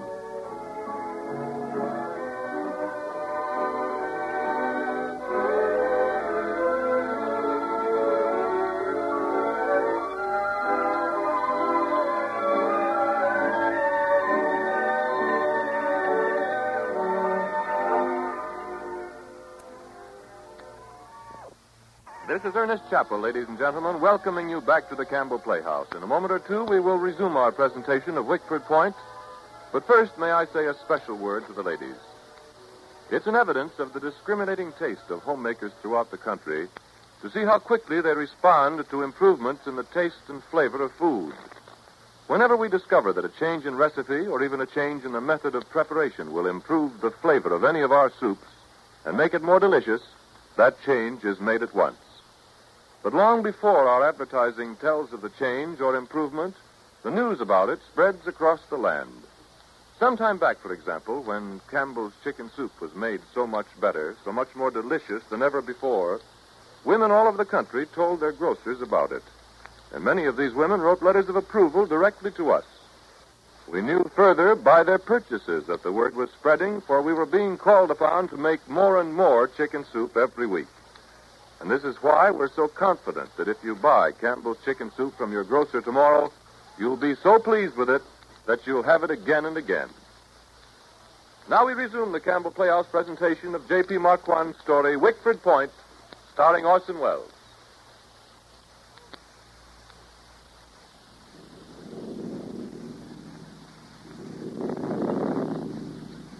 We're really going to have that thunderstorm. Yes, let's get over with. Thunderstorms always act as though they were so darned important. Let's stay right here where we are until it stops. You keep on telling me some more. What was it you were talking about? Weren't you listening? Yes, I was listening. But I was thinking about you. And I was talking about Bella. Jim, will you really take me to Wickford Point? I'd like to see them there. When can you leave?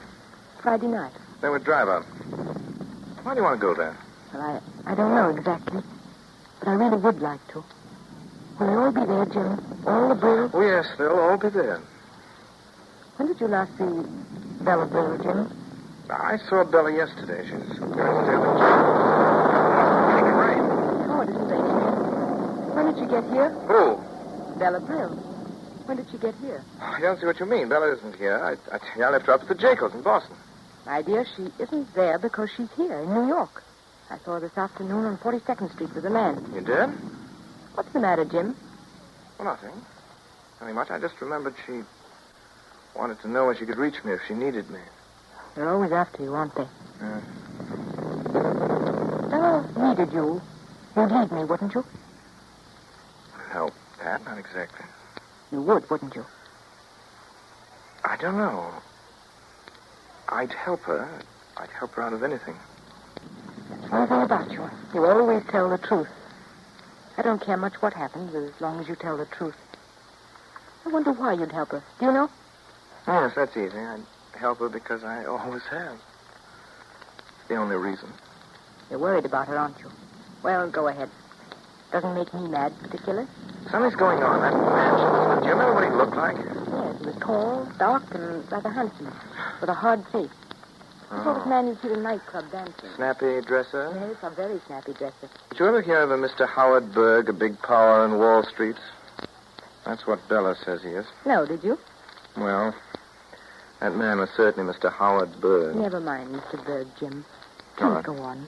Tell me more about the Brills. Tell me about her, Bella. How she married Joe Stowe. Well, we just heard how she married Joe Stowe. She brought him back with her from Rome. Joe happened to be in Rome that same year. The paper. I don't know quite how it happened. The young young man from Harvard just drifted out of the picture. That's the way it was with the Brills. Things just happened. We weren't any too clear about anything. Wickford Point was like a floating island that once had been solidly attached to the mainland. That's the only way I can describe it. I can see it being severed from reality when I was still very young and drifting off, a self-contained entity, into a misty sea. Jim, I know it. What? It's Bella. Bella's dead. Sid, you open it. You've got a clear head, and you can tell us if it's anything terrible. I never did like telegrams. They're unhappy things. Jim, please keep holding my hand. Oh, she says she's coming home. She's going to be married. What's that? Returning May 4th. Dreadfully, dreadfully happy. Going to marry Joe Stowe, love Bella. Joe Stowe? He's a friend of yours, isn't he? You remember Joe Stowe. It's the best news I've heard since the armistice. Sid, will you get me a glass of water from the pantry? Get her a glass of I water. think An it's aspirin, Sid. perfectly dreadful. It'll take her away somewhere. Cousin Clotilde, you used to like him. I don't see why you think it's so dreadful. Well, did I? Well, I never thought he was distinguished. How can you say that? You haven't seen him for years and years. He'll take her away from everything she has. Well, suppose he does. That's exactly why she's marrying him, because she wants to get away from everything she has, just as you say. Perhaps she does, but Bella wouldn't be anyone without her own traditions. What do you mean by tradition? Oh, I wish you wouldn't be so tiresome, dear. Tradition is what we're taught to live for. Bella's tradition is what she's been taught to live for. Will you please give me a cigarette, Cousin dear? Clotilde, I sometimes wonder just what you do live for. I live for the children and for other people, dear. I don't do it very well. I'm a very careless manager because no one could ever teach me to add or subtract in school, but I try all the time to make the children and other people happy. Well, how about Bella? Perhaps she wants to make somebody happy, too. Perhaps she wants to do something for Joe Stowe. You Well, thought I'd about like to know what Mr. Stowe's going to do for her. They haven't the same tradition. He isn't going to fit in. He's going to... He's going to do what? Darling, don't ask me what I mean. I'm going to my room. He's going to try and take Bella away. And it's fine. Jim, when Joe Stowe comes back, I think you ought to tell him. Someone ought to tell him. Tell him what? Well, the way Mother feels. She's always right. He shouldn't marry Bella, Jim. Absolutely isn't going to work. You know a lot about it, don't you, Sid? Well, now, listen. We don't like him, Jim. In fact, we hate him. It's going to be impossible if we all hate him. Oh, you're crazy. You've hardly ever seen Joe Stowe. None of you've seen him. How can you hate him? Well, it isn't attractive, Jim. I know it isn't attractive. Have you ever seen a lot of dogs? What have dogs got to do with it? Well, now, look at it this way, Jim. The Brills are all a very funny breed of dogs, inbred and overbred. I never did like dogs, and I haven't much respect for human beings either. What are you trying to say, Sid? When a new dog comes, the others hate him, don't they? Particularly when they're abnormal dogs. Well, Joe Stowe's a new dog, and we don't like him, and we'll never like him. We won't like him because he's new and because he's abler than we are. You can't help it, Jim. We're just going to hate him. I suppose Bella loves him. Oh, no. That doesn't sound like Bella. Well, perhaps he loves her. Well, heaven help him if he does.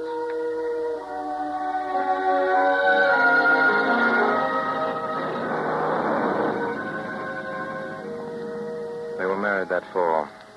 Sid was right about her marriage. I suppose, in a way, she couldn't help the things she did to Joe. Well, it lasted 4 years altogether, and then there was another year before she finally went to Reno. They should have broken off years before. Must have known it wouldn't work, but it's always hard to stop when you've started. Listen to the rain, Jim. Yeah. That started, too. The whole roof's wet. Suppose we'd better go in. I'm afraid so. Better bring the chairs in. Hey, Pat, your phone ringing. I'll take it. All right. You think it's for you? Does anybody know you're here? I don't think so. Hello? Yes? Yes, he's here. Just a minute. It's your cousin, Jim. My cousin? You... Bella Brill. How on earth did she know? She must have called. Hello? Yes, Bella. What? What?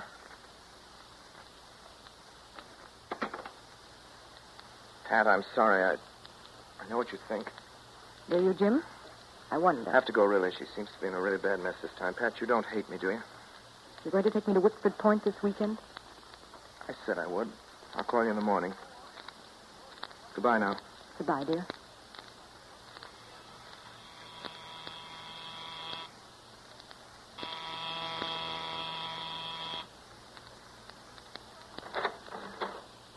Hello?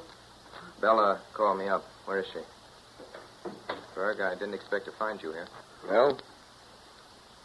What's the matter? Not a thing. What makes you think there is? Where's Bella? In the other room. So she called you up, did she? That's what she was doing. Well, she can get into the whole fire department and lights net, too, but I'm... Oh, darling. I'm so glad you've come. You must understand that nothing Mr. Berg says is true. It's all preposterous. What have you been doing this time, Bella? It's Howard, darling. Howard is being perfectly preposterous. You said that before, Bella, and you've said it enough. You're not going to talk yourself out of this. You see, Jim, it's perfectly impossible. He won't listen to reason. Suppose you try to tell me. All right. Here's the way it is. I've been good enough to dance with Bella and take her places as long as I paid enough. Now it turns out I wasn't good enough for anything else. And last night she lied to me and went off with somebody that was good enough. Not quite nice, right, Bella? I don't quite gather what you think you can do about it, Berg. I'll tell you what I can do about it. I don't care what people say about me, and I think Bella cares a good deal what they say about her. That gives me quite an advantage, doesn't it? It certainly does. Just as a matter of personal satisfaction, Bella's going with me to Bermuda. The boat leaves at 2 o'clock. That's what she said she'd do when we flew down from the Jacobs yesterday afternoon, and that's what she's going to do. For once in her life, she's going to pay for something. You know, Berg, that's rather an unusual idea. Well, that's my business, I mean it. Darling, you see, he's mad, and, well, it's almost blackmail or something, darling. Don't you see? You'll have to do something about it. Suppose you stop calling me darling. Gotta go to your room, pack your bags. Jim, are you crazy? It's 11:30. You want to look attractive on the boat. Go on, get out of here. Did you see Mr. Berg means what he says? I wouldn't stay in the room with you. I don't. I know what you think of me. You needn't bother to tell me. Well, that's all right, Mr. Berg. Don't have it on your mind. She'll go with you if she's sensible. You can do what she likes about it, what you like. I don't care. I'm rather surprised you take it this way. So am I. Well, it doesn't make much difference. I'm sorry she got you here. Why? Frankly, the whole thing doesn't give me much satisfaction. You see, I was under the impression until last night that Bella was going to marry me, and then because I asked her exactly when, she threw me over. So you really wanted to marry her? Yes, I was that much of a fool. If I were you, I wouldn't fall in love with her again. She'll try to get you back again sometime or other. You see, she just wants everything at once. It isn't worth anyone's trouble, actually. Are you trying to give me some good, sound advice? No, I'm just telling you it isn't worthwhile. It's all a waste of time because you don't get anything back. Why not? Because she hasn't got anything to give. You think she has, but she hasn't. It's their fault. I suppose you'll think you've talked me out of it. I told you I didn't care, and I don't care. She had it coming to her. Well, forget it. I'll be going now. Where? Just checking out, getting on my way. I guess you're right. It isn't worth my time. You're really going? Yes, absolutely. Let's forget it, shall we? Yes, Berg, let's forget it. Well, so long. Bella, you can come out now. Mr. Berg is gone. Well, thank goodness that's over. You're not angry with me, are you? No, not particularly. You won't tell, will you? No. Just why did you come down here? Well, I was at the Jacobs. And you didn't stay. I'm just wondering if you ever meant to stay. If you don't believe me, I can't make you. Oh, Jim, isn't it perfectly logical that I should want to get away? You keep wanting to get away. I just can't stand it. It was the point all the time. It gets me nearly frantic to see them sitting around and talking. I can't stand it, and I won't. You've said all that before, Belle. Can't stand anything. Life hasn't been fair to me, Jim, and it isn't because I haven't tried. But you see it, don't you? Nothing has come back to me. That's what makes me frightened.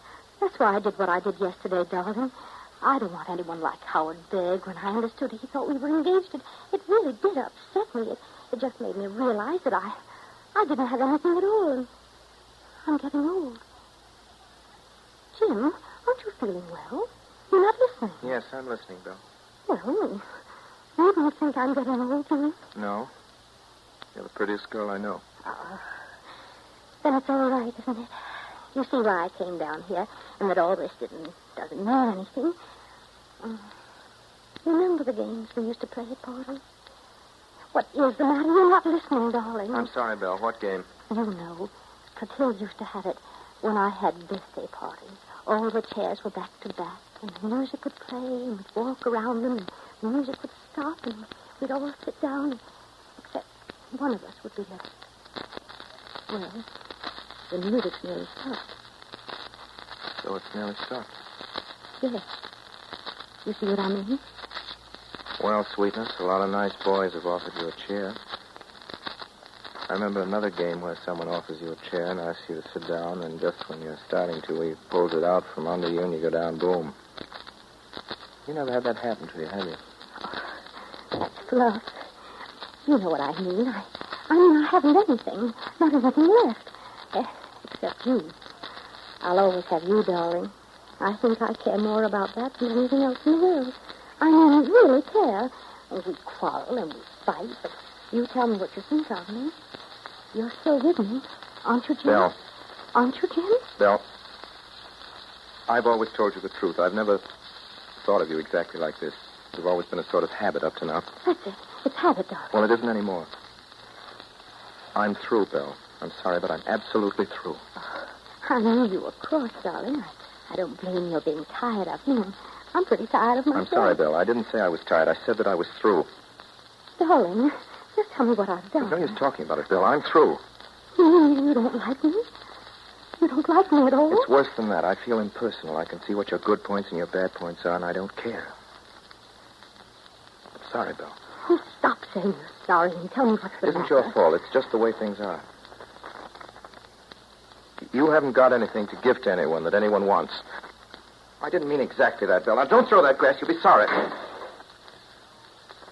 Don't do that again, Belle. Jim, I'm sorry, darling. You just made me so mad. I'm so afraid, darling. And you know I always tell you everything. I'll go. No, I'll go. Hello. Hello. Joe, how'd you get here? Fella sent me a wire. Thought you were in Vermont, Joe. I was in Vermont. Airplane. I hired one. Now, run along, Jim. Bella and I have something particular to say to each other. There's one thing you didn't tell me, Bella, that you wired Joe. Oh, Jim, So, all she had to do was whistle. Yeah. She only had to whistle. Run along now, Jim. You act as though I wanted to stay. Go ahead, Joe. Make a fool of yourself. Go ahead if you want to get mixed up again. Well, with it. that's about enough from you. I don't want to get mad at you, Jim. Sorry. Getting just what's coming to you. Well, go ahead. Live it all over again. Personally, I don't care. That suits me. If we do it all over, we can do it without you this time. You're going to, Joe. No, Jim. I want you to stay. Really, Jim. I'm such an awful fool, you know. I never can do things right. Oh, you're both of you so patient. Never mind it, Bill. Darling, I'm so ashamed. Where's your handkerchief? You have it in your hand. Don't you see what I'm saying, Joe? Don't you see it won't do any good? Wait a minute. Wait a minute, Bella. You and I can make it just the way it was if both of us really try. Oh, that's what you always kept hoping, dear, wasn't it? Well, we can't. It wouldn't be fair to try because I don't want you enough, Joe. I thought I did, but I don't. You don't know what you want right now, Belle. Let's talk about it later. Don't talk like that.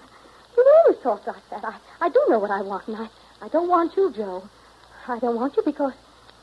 What do you make me say it for? Why do you just look at me and make me? I don't want you, Joe, because I want Jim. Bella. I only want Jim. And he says he doesn't want me.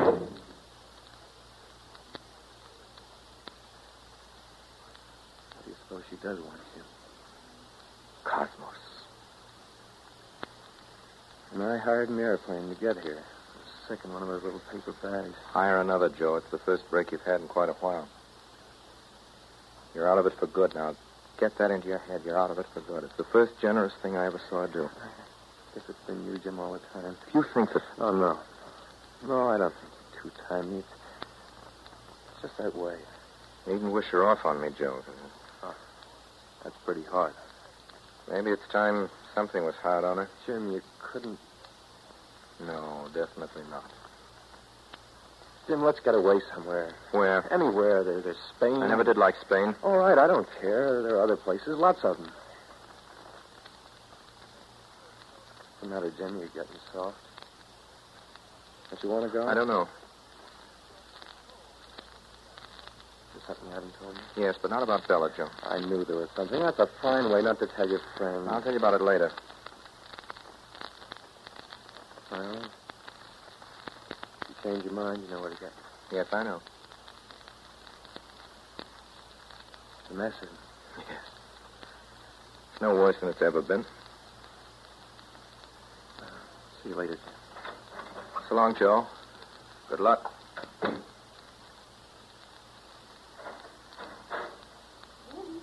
Yeah.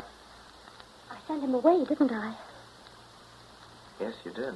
I didn't have to. No, that's true. Darling, it was what you wanted, wasn't it? I didn't ask you to. But it was what you wanted, wasn't it? That's why I did it, darling. I'm very much obliged. Bella, maybe it makes you feel better. I hope so. Why? Because you've done something decent. You like me better, don't you? Yes, honeybee, I like you a good deal better. You've been very generous. Oh, you didn't mean those things you said. You take them back now. Let's don't you, forget darling? about it, darling. Only that we've both been fighting. Oh, so it didn't do any good? No, you're wrong, Bella. It's done a lot of good. You're nicer than you've ever been right now. It's like an operation, darling. I feel so weak. My head keeps going around. You'll be kind to me anyway, won't you? Anyway. Yes, of course. I feel so unattractive. Let's go somewhere and have lunch and have some champagne. All right, now, but you'd better pack. Why? Because you've done enough for one day, sweetness. I'm going to send you back to Wickford Point. Oh, that's all that ever happens, no matter what we do. I always go back to Wickford Point.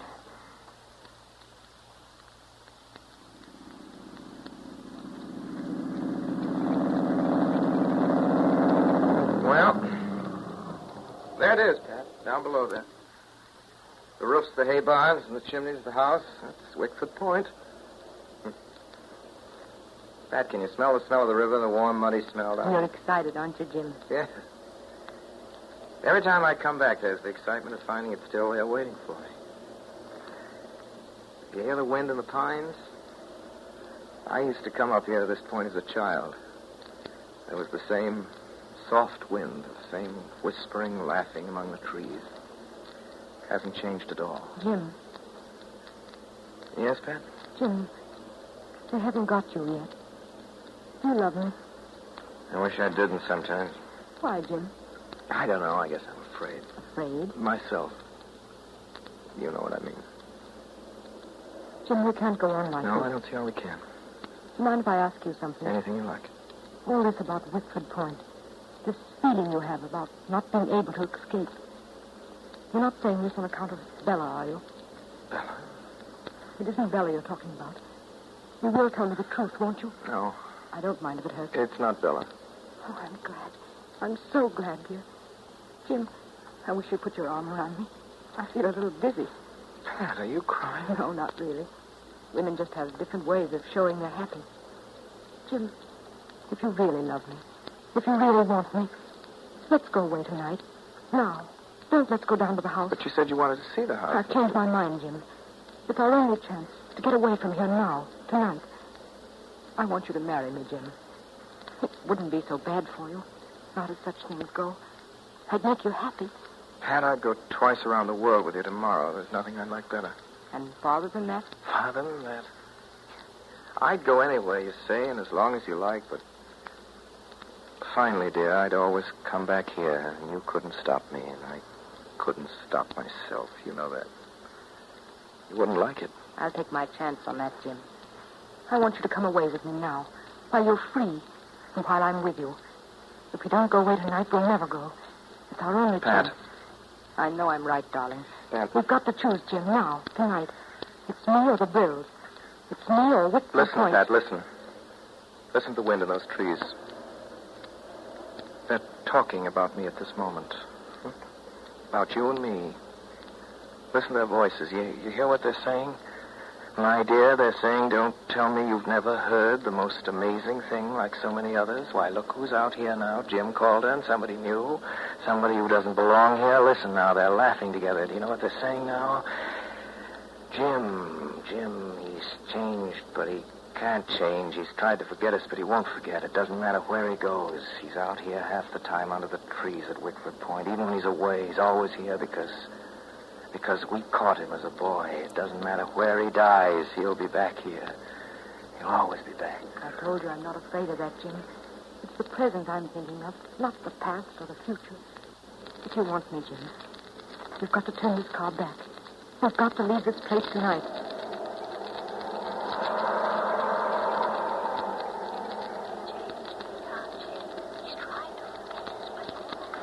It doesn't matter where he goes. He's out here half the time under the trees at Wickford Point. Even when he's away, he's always here because we caught him as a boy. It doesn't matter where he goes. He'll be back here. He'll always be back. He'll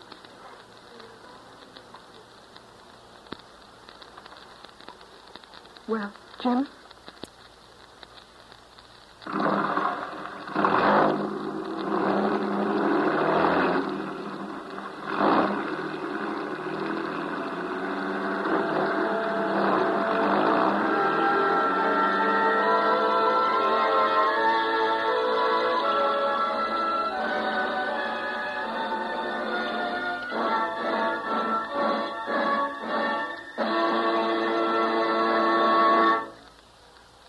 This concludes the Campbell Playhouse presentation of Wickford Point, starring Orson Welles. In just a moment, Mr. Welles will return to the microphone, bringing with him tonight's author, Mr. John P. Marquand. But in the meantime, a word from Ernest Chappell. As I said a little while ago, you and your family can enjoy the good taste of chicken any time just by serving Campbell's Chicken Soup. You see, it's made the good old-fashioned way. Campbell's chefs use all of the meat of government-certified plump chickens. Then they simmer the broth long and slowly until it positively glistens with golden richness and delicious chicken flavor abounds in every spoonful. And they add snowy rice and pieces of chicken so tender it almost melts in your mouth. But after all, the proof is in the eating. So why not have it this weekend? Because just as sure as you like chicken, you like Campbell's Chicken Soup. And here is Orson Welles. Ladies and gentlemen, John Phillips Marquand, author of Wickford Point, is, I'm told, a widely traveled man, and a man, moreover, and I can vouch for this, who is able to get very sharp impressions of the places he visits and the people he sees. He translates his observations into story form with such vividness that he's been generally charged with copying directly from life. In the case of the Pulitzer Prize novel, The Late George Apley, the fame of the fictional character grew so great that Harvard University made the non-existent Mr. Apley a member of the class of 1887.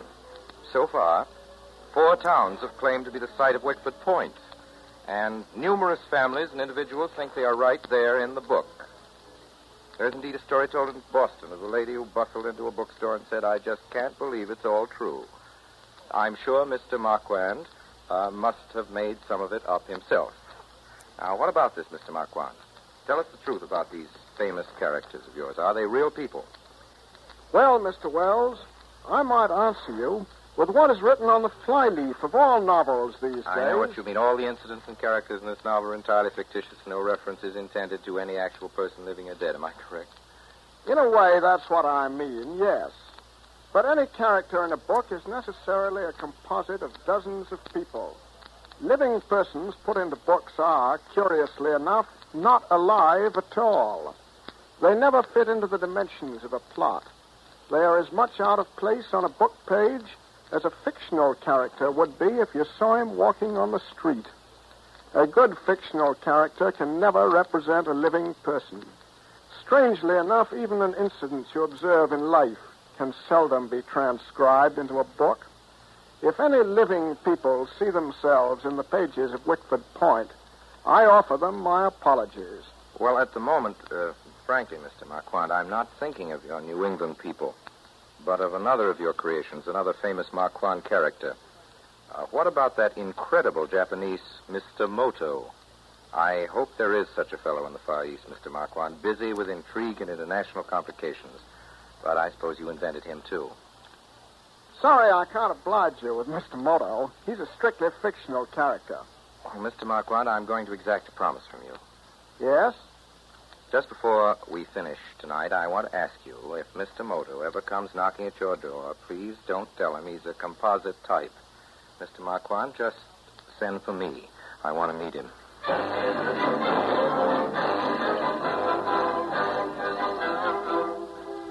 And now, Mr. Wells, will you tell us, please, about next week's story? Well, next week, Mr. Chappell, New England turns the other cheek. From the sultry privacy of Wickford Point, we take you to the hardier groves of Grover's Corners, New Hampshire, and it's with great pleasure that we present for the first time on the air the play which last year won the highest dramatic award offered the American theater. Thornton Wilder's Pulitzer Prize winner, Our Town. A play which does just what its title says. Shows you a typical small American town and the lives of two of its leading citizens.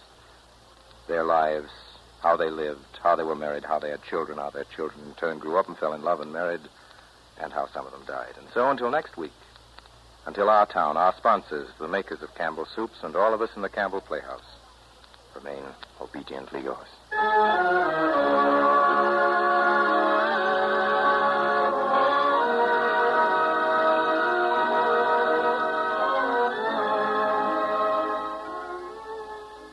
The makers of Campbell Soups join Orson Welles in inviting you to be with us at the Campbell Playhouse again next Friday evening for one of the most beautiful and moving plays that ever scored a 4-star hit on Broadway.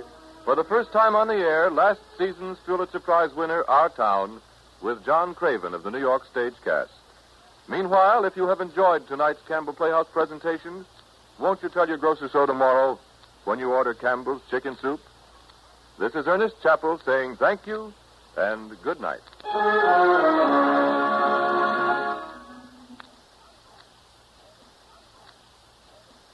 True crime stories of the 1940s and 1950s are up next with Jack Webb's Dragnet.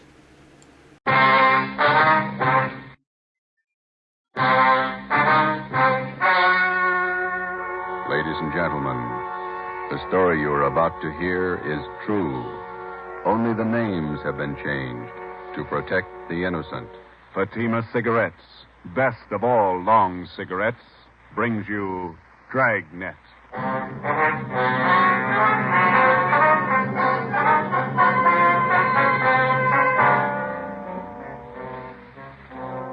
You're a detective sergeant. You're assigned to Narcotics Bureau. A vicious criminal has resumed operations in your city. His profession, dealer in narcotics. You know his name. You know he's guilty. Your job, prove it.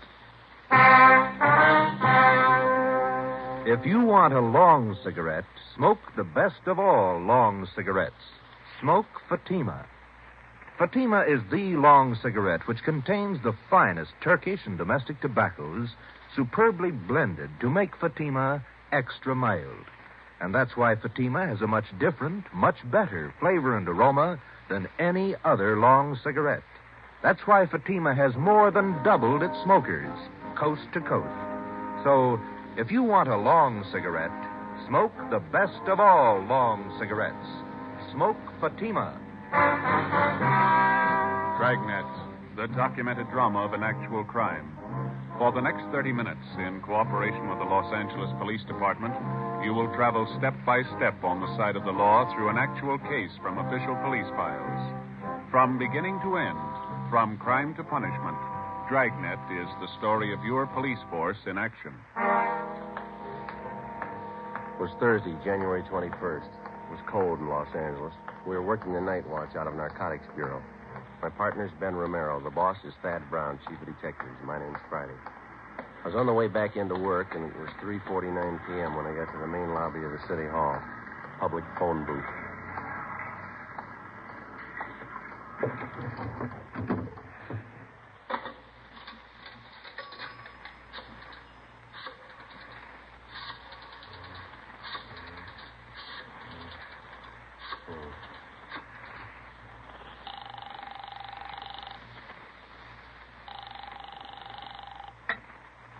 Hello? Oh, Ma, this is Joe. Joseph, you said you were going to be home at 4 o'clock. Oh, I couldn't help it, Ma. They changed the schedule. I got my stuff all right. Thanks for packing it. Well, I put your socks and your clean T-shirts on the bed. Did you put them in your bag? Yeah, I got them. Got them off the clothesline right after you called. They weren't quite dry, or I would have packed them for you. I got them all right. Listen, Ma, I'll call you whenever I get the chance. Now, don't worry. How long are you going to be gone? I haven't any idea. Maybe a month. All depends. How can I get in touch with you? You can't. Call Ben. He'll get the message to me somehow. Where is it you're going, Joseph? Well, I'm not going anyplace, Ma. I'll be right here in the city, but I just won't be able to come home for a little while. It's a special job. No. the last time. Yeah. Well, you be careful now. Watch what you order when you're eating out in those awful restaurants, Yes. and get your rest. Yes, you ma'am. need plenty of rest. Yeah, okay, Ma. I'll be all right. I was shopping today. I bought a nice loin roast for dinner tomorrow night. Now, you won't be here. Well, why don't you invite the neighbors over, the Newtons? That'd be good company for you. Well, maybe I'll ask your Aunt Elizabeth over. Yeah. Now, don't worry. If you want to get in touch with me, you deliver the message to Ben, okay? Yes, all right. What kind of work you be doing? You going to be dangerous? Oh, it's just another job, Ma. It'll work out. I'll call you when I can. All right, Joseph. And be careful now. Take care of yourself. Yeah, you too. Goodbye, Ma. Joseph. Bye.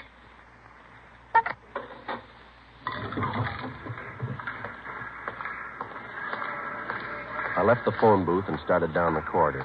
I went up a short flight of stairs and turned left. The afternoon crowd in the city hall seemed heavier than usual. I walked past the elevators and turned right down another corridor.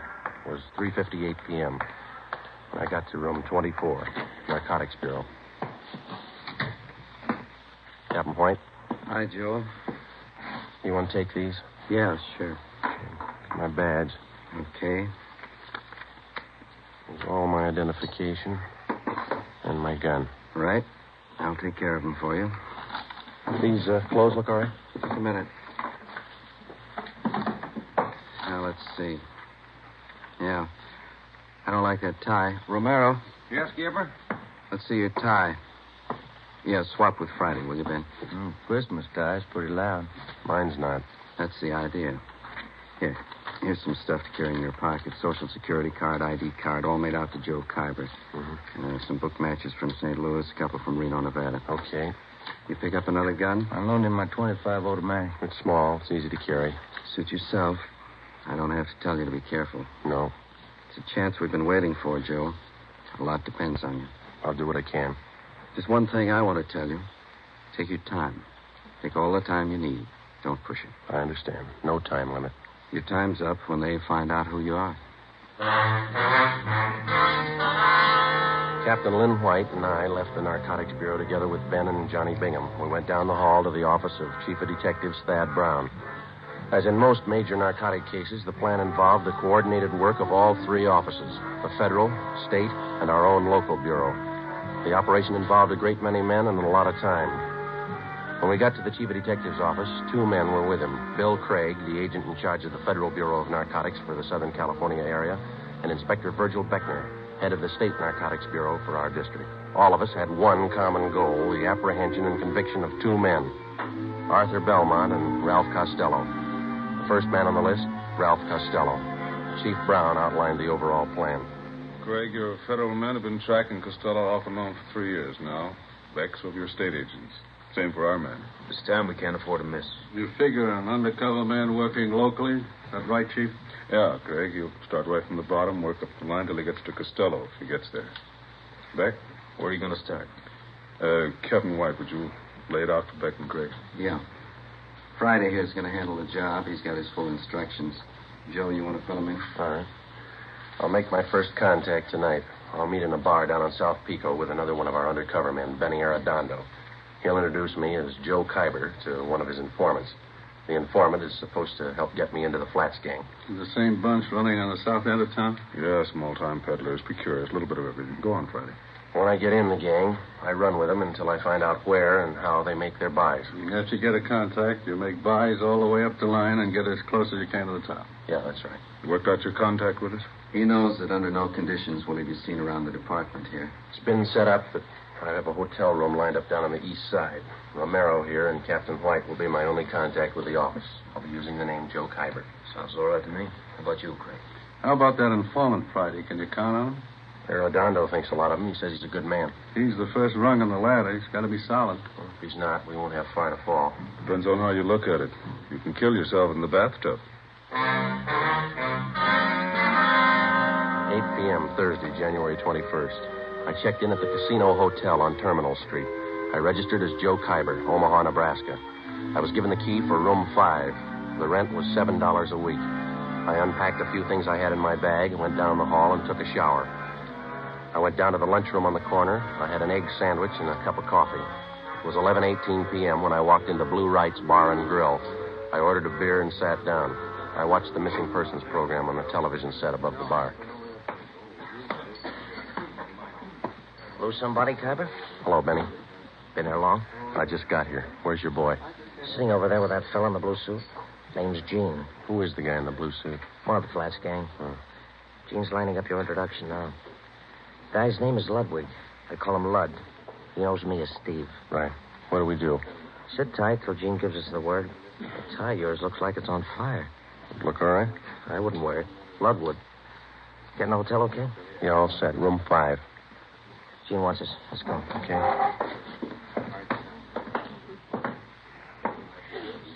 Hi, Steve. See your boy got here. Yeah. Gene, meet Joe Kyber. Hi. This is Lud. Joe Kyber, Lud. Sit down. You like the fights, Kyber? Yeah. They got nothing out here in that line. I used to go to the Garden when I was east. I got some fine cards at the Legion. Where? Hollywood Legion, Friday night. Some classy-looking fighters out there. Where is that? Out in Hollywood. Nice little stadium. I'd like to go with you sometime. Tomorrow? I got a date. Maybe next week. Bring her along. A lot of women go. Not this one. Okay. Hey, you guys hungry? I could eat. Yeah. Joe? Sure. How about here? Nobody eats here. Well, steam table over there. The stuff smells pretty good. So does garbage if the wind's blowing the other way. Let's get a fresh dip sandwich, huh? How about Galbraith over on Sotelo? Okay. How about you guys? Sure. Well, let's go. All right. You from the East, Kyber? Omaha, Memphis, all around. Yeah. You don't talk very much. You do. You talk tough. Are you tough? Sometimes. This place we're going to go eat, sometimes the meat's tough, too. Yeah? Just like a piece of tough meat, you can always cut it down to size. The following week at the fights, I met some of the other members of the Flats gang. They were a typical group of hoodlums. Unlike fiction writers have portrayed them, generally gangs of this type do not operate under a gang leader. Each member considers himself the best of the lot. For all practical purposes, they didn't need a leader. But as in any group, some men are more dominant than others. Lud was one of these. Because of his tough manner, I observed that the gang members placed confidence in Lud. It was then that I decided that I had to be tougher than he was if the gang was going to accept me. 5 weeks went by. March 7th.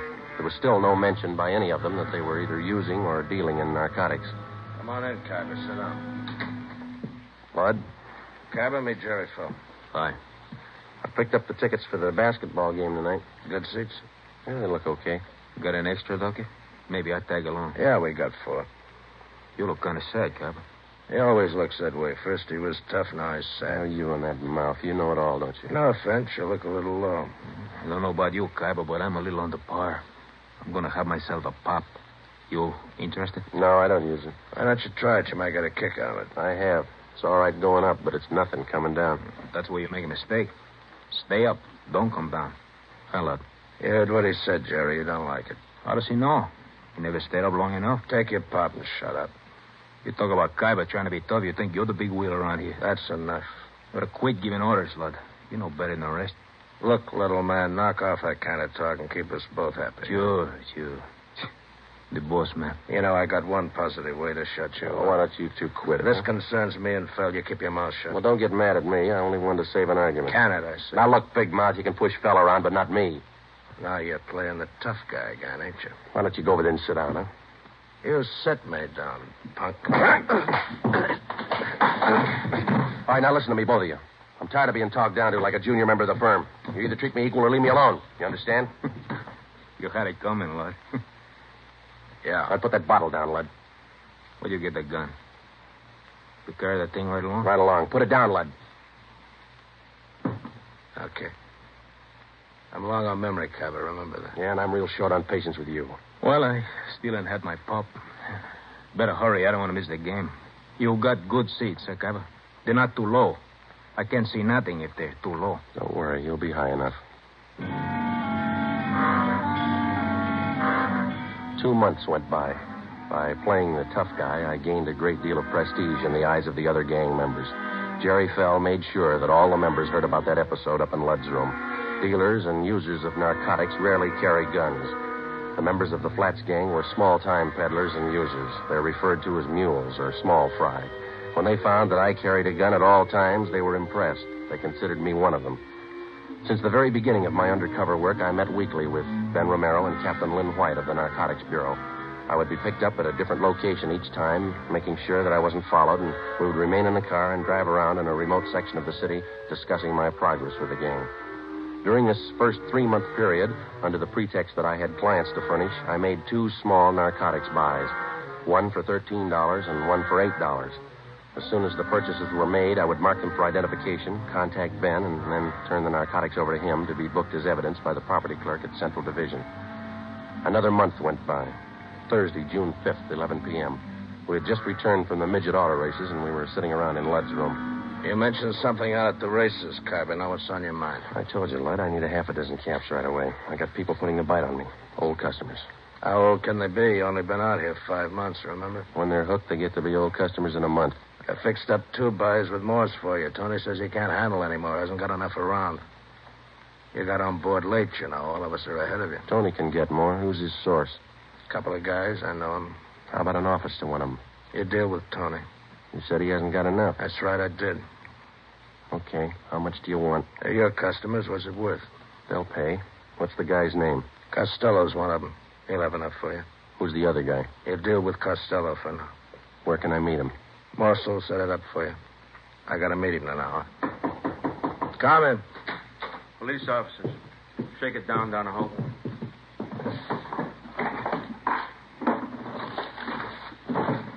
What's the trouble?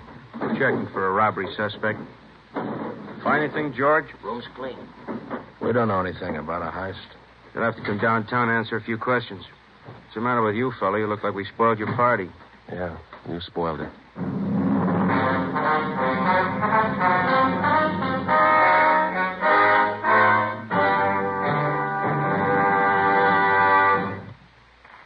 You are listening to Dragnet, authentic stories of your police force in action.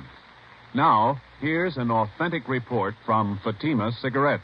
In 1949, Fatima more than doubled its smokers from coast to coast. In 1950, enjoy Fatima yourself. You'll find Fatima extra mild. Because Fatima is the long cigarette which contains the finest Turkish and domestic tobaccos superbly blended to make Fatima extra mild. You'll find Fatima tastes much better. Fatima's superb blend gives you a much different, much better flavor and aroma than any other long cigarette. You'll find Fatima best in cigarette quality. Fatima has always stood for the best in cigarette quality. For a new year of greater smoking enjoyment, buy Fatima in the appealing gold and yellow package. You'll agree, Fatima is the best of all long cigarettes.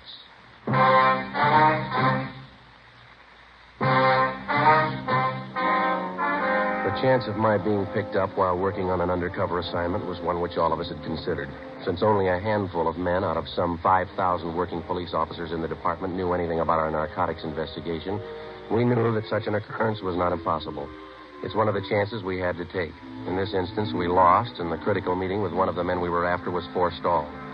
How long our detention at police headquarters would delay my meeting with Ralph Costello was anybody's guess. Could mean weeks or maybe months. I was booked on suspicion of 211 PC robbery. So was Ludd. The next afternoon, I was taken from cell block 10D2 to the interrogation room. Come on in and sit down, Kuiper. How are you, Friday? There's a tight squeeze. The booking number's been canceled, Joe. Print's been stopped. Those 2 men from robbery who pulled me in, Wynn and Donahoe, I thought I was in trouble for a minute. They had no idea you were in that room. Once they got up there, they had to follow through. Well, they played it right. They remembered their etiquette. If either one of them had said hello before you did, you might have been in big trouble. Well, I'm in big trouble anyway. I had a meet all set with Costello. Almost set, anyway. It's just a case of bad timing on that pickup, huh? Well, if they'd have got there 2 hours later, it might have been different. Well, how do you stand now? How close are you to Costello? Well, I need some more money. I got to pay off Ludd. And he'll take you to Costello if you pay the right price? Yeah. Ludd's working through Morse. You know about him. Remember, Friday, if there's any questions when you get back to that gang, you were booked for CCW. You're out on bail. Yeah. I got you another gun, Joe. 32 automatic. Okay? Yeah, thanks. I couldn't go back with the same one. What about the federal and state men? How are they doing? Pretty good. Federal men picked up Costello in Fresno. He was connected with the sale of 6 cans of H. Mm-hmm. That much heroin up there. No wonder Ludd can afford to hold me up. He knows there's a shortage down here. Case isn't too strong against him. When it looked definite that we had him, they were going to call you off. He's out on bail. Costello's back down here now. Yeah. Seems like we get our hands on the guy, but we can't hold him. Narcotics in their possession or under their control. That's what the book says. That's the way we got to get him. We'll get him that way. It's up to you now, Friday. Stay with it and keep your chin covered. If you need anything, Joe, call. Your mother's been over at the house for dinner a few times. She's okay. Thanks. Tell her I'm all right, will you? Sure. She worries a lot about you, Joe. Anything happened to you, it'd just about kill her. That makes two of us. I'll see you. Before I left the city hall, Captain White drew out some more money from the Secret Service Fund. This fund is for the sole purpose of undercover work.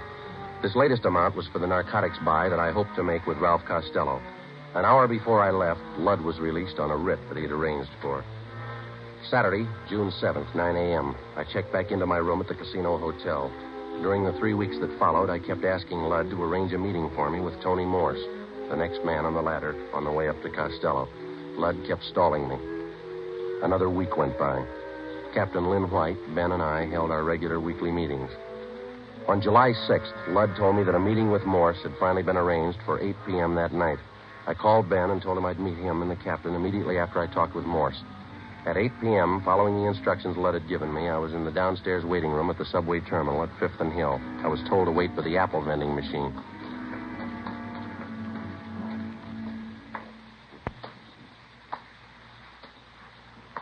Excuse me, mister. Oh, yeah, sure.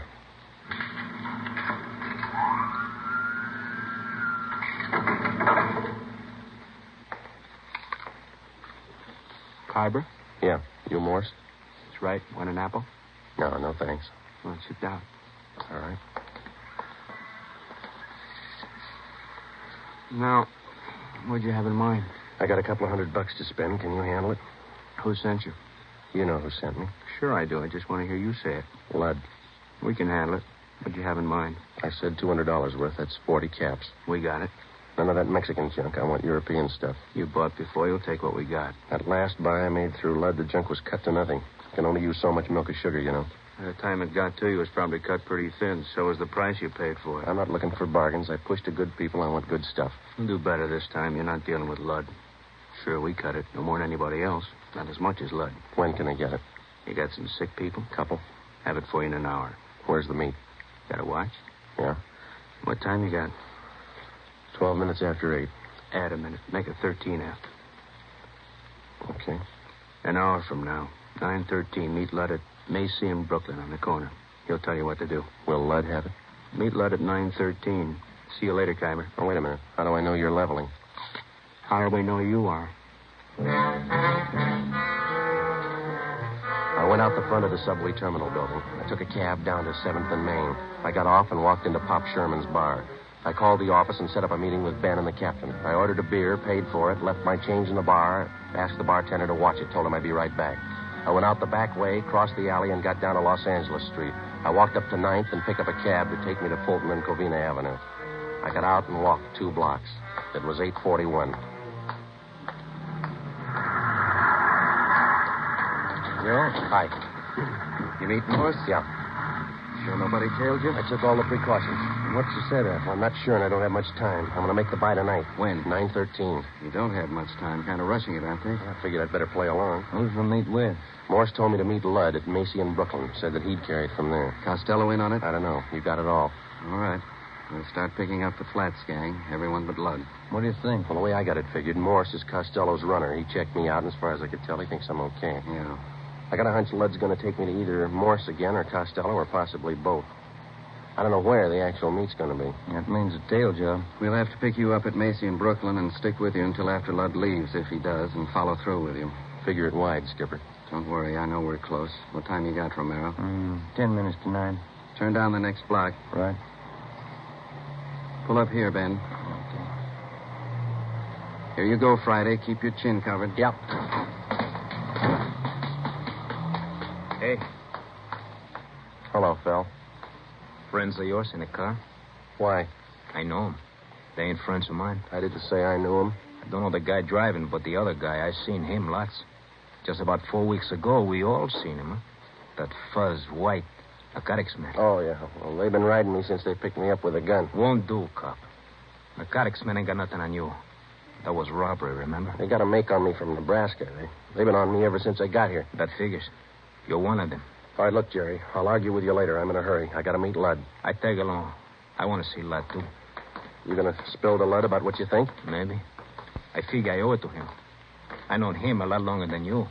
I know he ain't no cop. And you're sure that I am? I know you are. Let's see what Ludd thinks. Yeah. All right, come on. On your feet. Get out. I looked at my watch. It was 2 minutes to 9. In 15 minutes, I had to meet Ludd. I had to hit Jerry Fell. I couldn't take the chance of him getting to Ludd before I did. I couldn't leave him. I couldn't take him with me. I pulled him to his feet and half dragged and half carried him 2 blocks before I spotted a patrolman. Hey, officer! Officer, over here! Yeah, what's the trouble? I'm Friday, Central Narcotics. Yeah. Take this man and get him downtown. Contact Chief Brown. He'll identify me. Serial number 2288. Friday, Narcotics. The suspect's name here is Jerry Fell. You got it? Yeah, you got some kind of identification? No, I haven't. Not a thing. This is special duty. I'm sorry, I don't know you. I have to hold you till I call in. All right, but hurry, huh? Call box right here.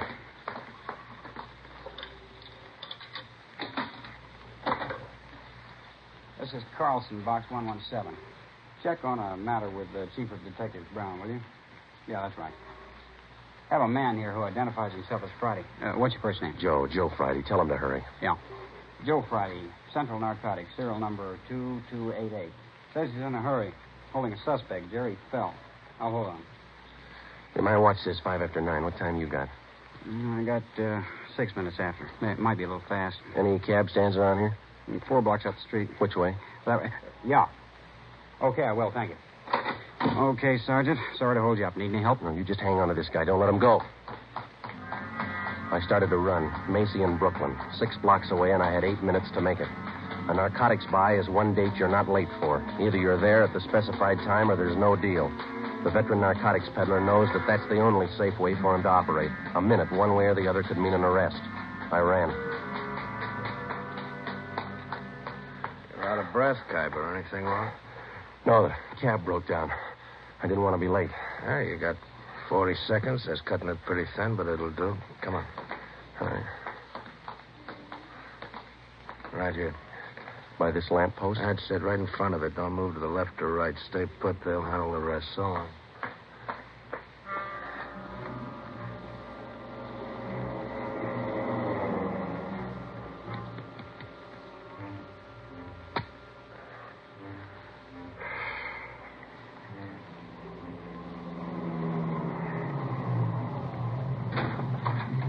Get in, Khyber. Got the money? Right here.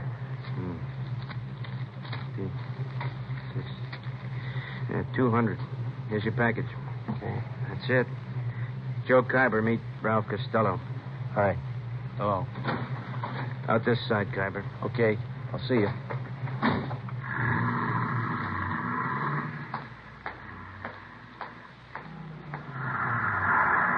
Did you make the buy Friday? Yeah, take him. Hi, Joe. Ben, thought you were with the captain. They don't need me. That intersection's blocked off up there. They're pulling them over right now. See? Yeah. They got him. Costello in the car? Yeah. And that's half of the team. Now what? We go after the big man, Arthur Belmont. Took us 7 months and 4 days to get to Costello. Lots of time. Yeah. Always seems to work out that way, doesn't it? What's that? They always run out of time before we do.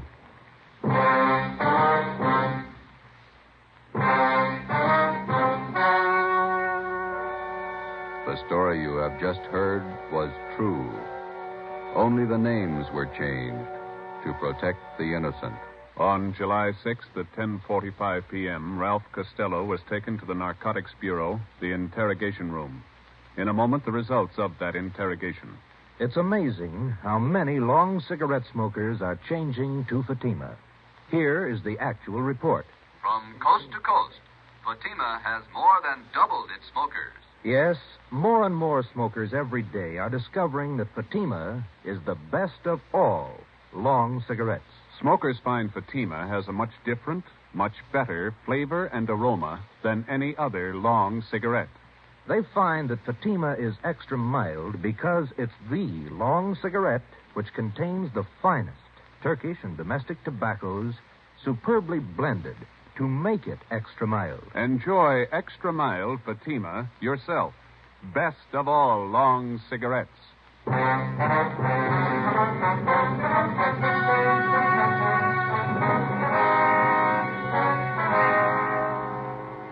With the promise of the United States District Attorney that his prison terms for the possession and sale of narcotics would run concurrently rather than consecutively, Ralph Costello agreed to furnish us vital information concerning the #1 narcotics dealer on the Pacific Coast, Arthur Belmont. Next week, the big man, Arthur Belmont.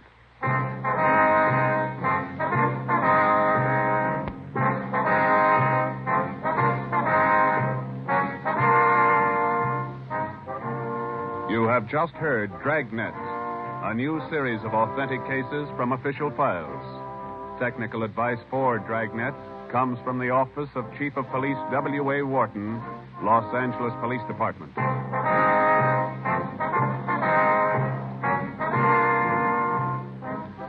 Fatima Cigarettes, best of all long cigarettes, has brought you Dragnet from Los Angeles. Hear Mr. and Mrs. Ronald Coleman in the Halls of Ivy tomorrow evening on NBC.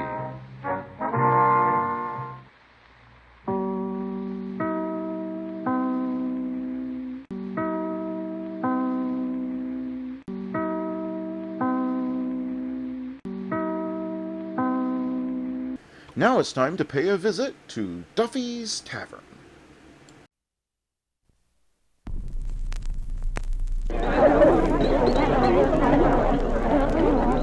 The Special Service Division invites you, soldiers, sailors, and Marines of the United Nations, to drop in at Duffy's Tavern.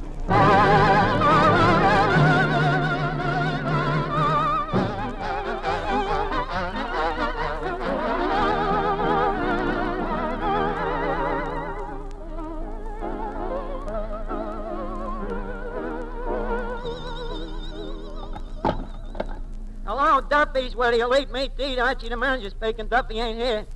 Hello, Duffy. Tonight, Orson Welles, the actor, writer, producer, and director. What does he do for a living? Nothing. He's a genius. Well, Duffy, you know how it is with geniuses. His wife works. His wife is Rita Hayworth. Huh? Yeah, that's what I said, but she picked him, you know. How's business? Well, so far tonight we have took in 80 cents. Yeah. 4 steak dinners. Well, Duffy, Grogan's joint across the street is taking all our business away. Well, he's got a floor show over there, 12 chorus girls. What have we got to equal 12 dames? Your big fat wife, huh? I don't know, Duffy. To me, 12 dames somehow is more attractive separate than when they're lumped together like that. Listen, Duffy, maybe Orson Welles could help our business. Well, he's a magician. Certainly. Just finished putting on a big magic show for the soldiers. Yeah, with Rita Hayworth and Marlene Dietrich. Huh? Oh, yeah, you should have seen the wonderful tricks he thought up. Huh? With them 2 dames, you could have thought up wonderful tricks, too, huh? Duffy, at your age. I'll call you back. Goodbye. Eddie, please, stop standing around. Why don't you wait on the customers? Customers? Are you kidding? Well, just don't stand around. Do something. There's a fly over there. Swat it. If I kill that fly, we'll be all alone here. Yeah, you're right, Eddie. I can't understand why our business should suffer such a retrench. After all, look at our location. A1. Yeah, but look at the joint. 4F. Well, Grogan's across the street is no better, and he's packed. Well, he gives them chorus girls. All right, that's 1 for Grogan. But he don't have a manager like me. 2 for Grogan. Look, Eddie, it ain't my fault if Duffy is too cheap to spend money on a joint. Look at that electric sign outside. Duffy's. The DUFF is lit, and the Y and the S is blown out. That cheapskate. Yeah, that's the DUFF. Did you tell Duff? Certainly I told him. What did he say? He said just to call him Duff. Eddie, what we need in this place is showmanship. What's that? Showmanship? Showmanship, Eddie, is that certain something that you can't put your fingers on, yet when them 60 fan dancers walk across the stage, you know it's there.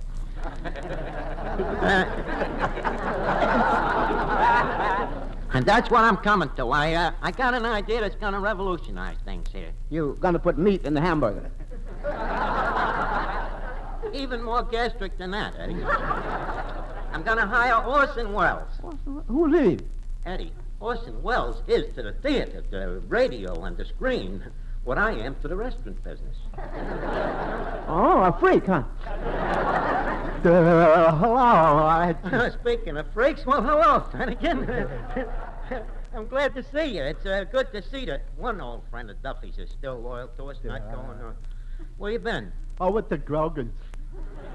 The Grogans, Finnegan. Yeah. My bosom friend. My goon companion. Oh, but you ought to see the striptease act they got over there. Striptease act? Yeah, Siamese twins. They call them double exposure. Finnegan, my pal, going to Grogan's. Yeah, but I didn't mean it. Finnegan, have you forgotten the many happy hours we used to spend together? I used to read you the words under the cartoons and Esquire. And now you turn out to be a fifth of a columnist. I'm sorry, George. Well, you should be going over there just because there's nudity. Tell me, was there anything over there with any punctude? Come here. They got a wonderful bubble dancer. You ought to see her, Arch. She throws the bubble up in the air and catches it.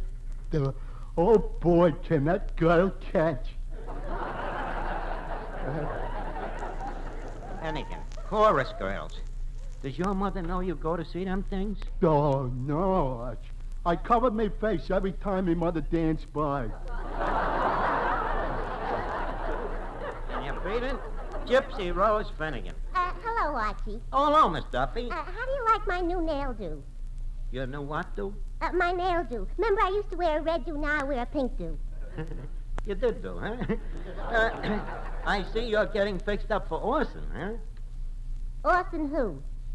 What other Orson do you know? Sumner Wells.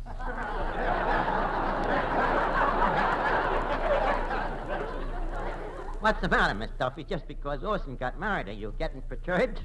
Why should I get perturbed? If I got married next week, would Rita Hayworth get perturbed? If you married Orson Welles, yes. As a matter of fact, at the meeting tonight... What meeting? My sorority, the 10 Jolly Girls AC. Oh. How are the 10 ugly girls? Jolly. Jolly ugly. Any of them catch a guy yet? Oh, don't worry. They got all the fellas they want. Right now, you couldn't even get a date with them. Tell me, what was tonight's meeting about? Well, we held memorial services for Orson Welles. Poor Orson! Miss Duffy, Orson is only wedded, not deaded. To us, he is deaded. Look, Miss Duffy, be brave about it. After all, look who beat you out. Rita Hayworth. And why? Just because I'm a nobody and she is. Well, maybe someday you'll be a nobody, too. Hiya, Bud. Oh, that man is in again. What do you want, Johnson? Well, I'm ready to kill the people. Well, if your singing don't do it, nothing will. Archie, you slay me. Well, go ahead with my build-up. What build-up? Well, the build-up, the one where you announce that I'm great. The one where I announce you're great, huh? Yeah. Okay, ladies and gentlemen, that great singer, Johnny Johnson, with that great orchestra led by the great Paul Weston, will now grate on your ears. Take it, Bud.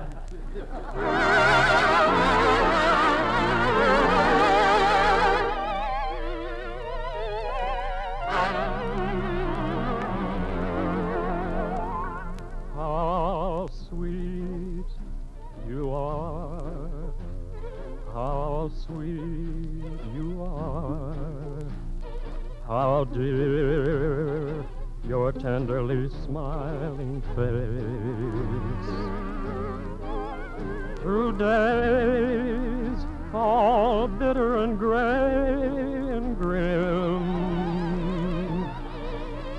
Through nights when even the stars are dim, how sweet to know my heart can glow from just the warmth of our first embrace. The world's a lovelier world by far when I remember how sweet you are.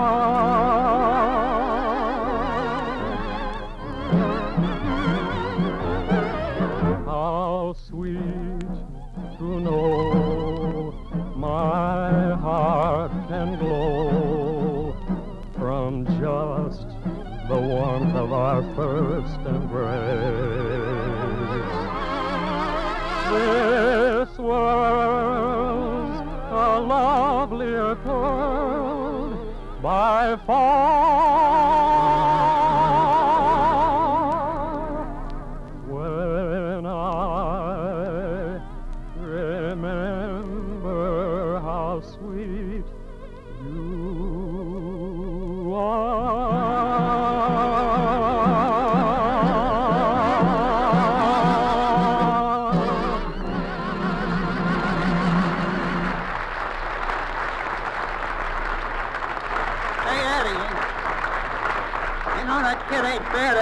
I think I'll give him a $5 raise. Hey, Johnson. Yeah, Arch? After this, your salary is $5 a week. Oh, thanks. But don't let it go to your head. This place is very dull. Where's Orson Welles? Who said that? I did. Who are you? Orson Welles.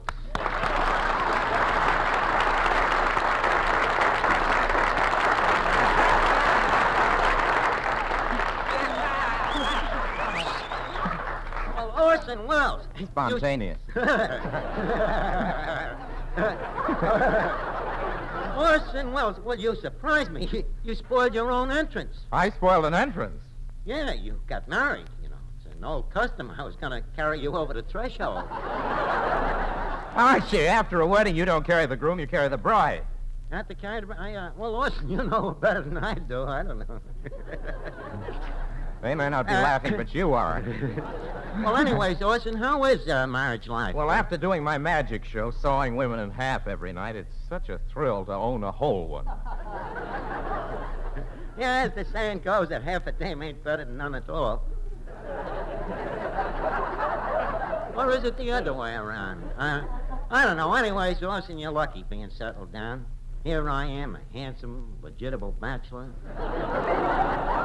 No? Fairly wealthy, living in a duplex apartment, 2 bathrooms.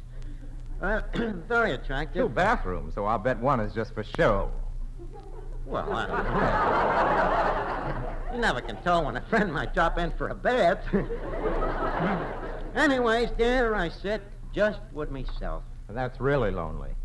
Yep. Yeah, that's right. The guy is insufficient all to himself. After all, man was created to grow up, to marry, to brood. Well, at least you've got them in the right order. I can see your trouble, Archie. You've been a bachelor so long. Ever since I was born, Orson. That's the trouble. You get kind of set in your ways, you know. You take a guy like me. When I come home at night, I like things just so, you know. I like to know that there on the lamp is me shirt. I like to know that under the mattress, neatly folded, is me pants. And I don't like to be looking for me socks. I want to know that there they are, on the stove, drying out for the morning. Well, you just have to find a girl that likes a fop. Tell me, Archie, have you some fair creature in mind? Katrinki Yabats. Gesundheit.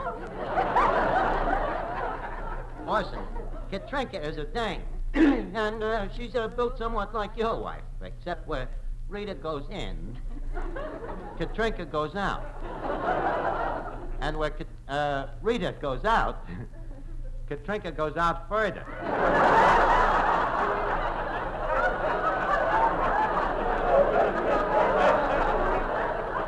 Let me think that over. That sounds ideal. Yeah, sure. You know, I should have a wife like Katrinka. Have somebody to bring me paper, fetch me pipe and slippers, then curl up on the floor at me feet. And before you retire, you walk her. Naturally. Yeah, that sounds wonderful. Oh, Miss Duffy, this is Orson Welles. Oh, Mr. Wells, I'm very glad to meet Orson. I hope you'll be very happy. Miss Duffy, please.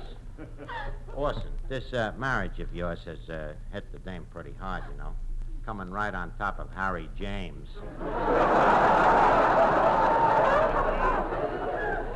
Archie, what do you know about a girl's broken heart? Miss Duffy, maybe you could forget me if I offered you a career. I think I could. You want to go on the stage? Well, what pretty girl doesn't? Could you put me in your magic show, Orson? Miss Duffy, you on the stage. Why not? I'd be as good as Marlene Dietrich any day. After all, it ain't for nothing the fellas on 3rd Avenue call me Legs Duffy. Well, they used to call me Ears Archie, but it was no compliment. What could you do in a magic show? Well, Orson could read my mind. Would you like to try it, Orson? Go ahead, Orson. It's light reading.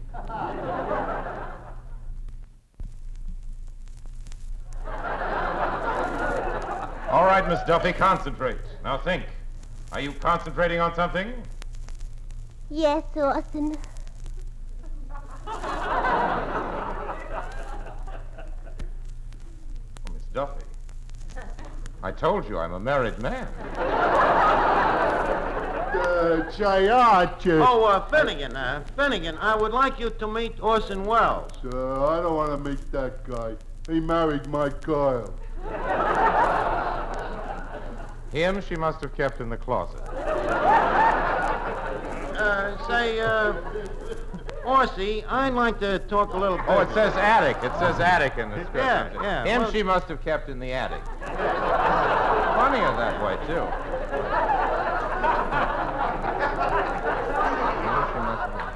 Naturally, she kept him in the attic. They keep bats in the belfry.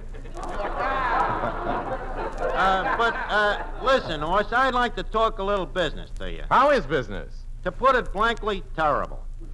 That's funny. You have a good location here, right across the street from Grogan. Grogan. That veritable swine. I beg your pardon? That veritable swine. That's the worst kind. Sir, he'll do anything to get business. Chorus girls, clean tablecloths, fresh fruit. Say that again.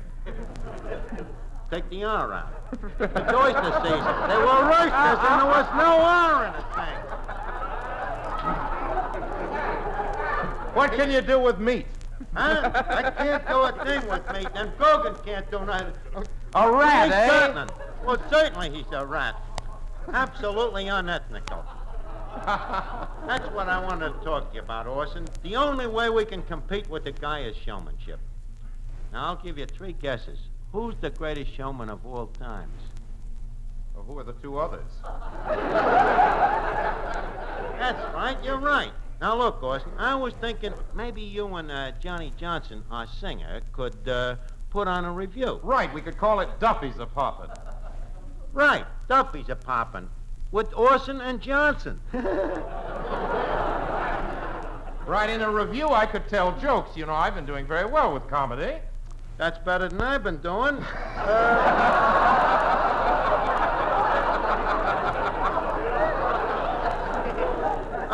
For instance, what is one of your jokes? Jokes? Jokes. Yeah. When girls get jobs in fruit stores, everyone will have a date.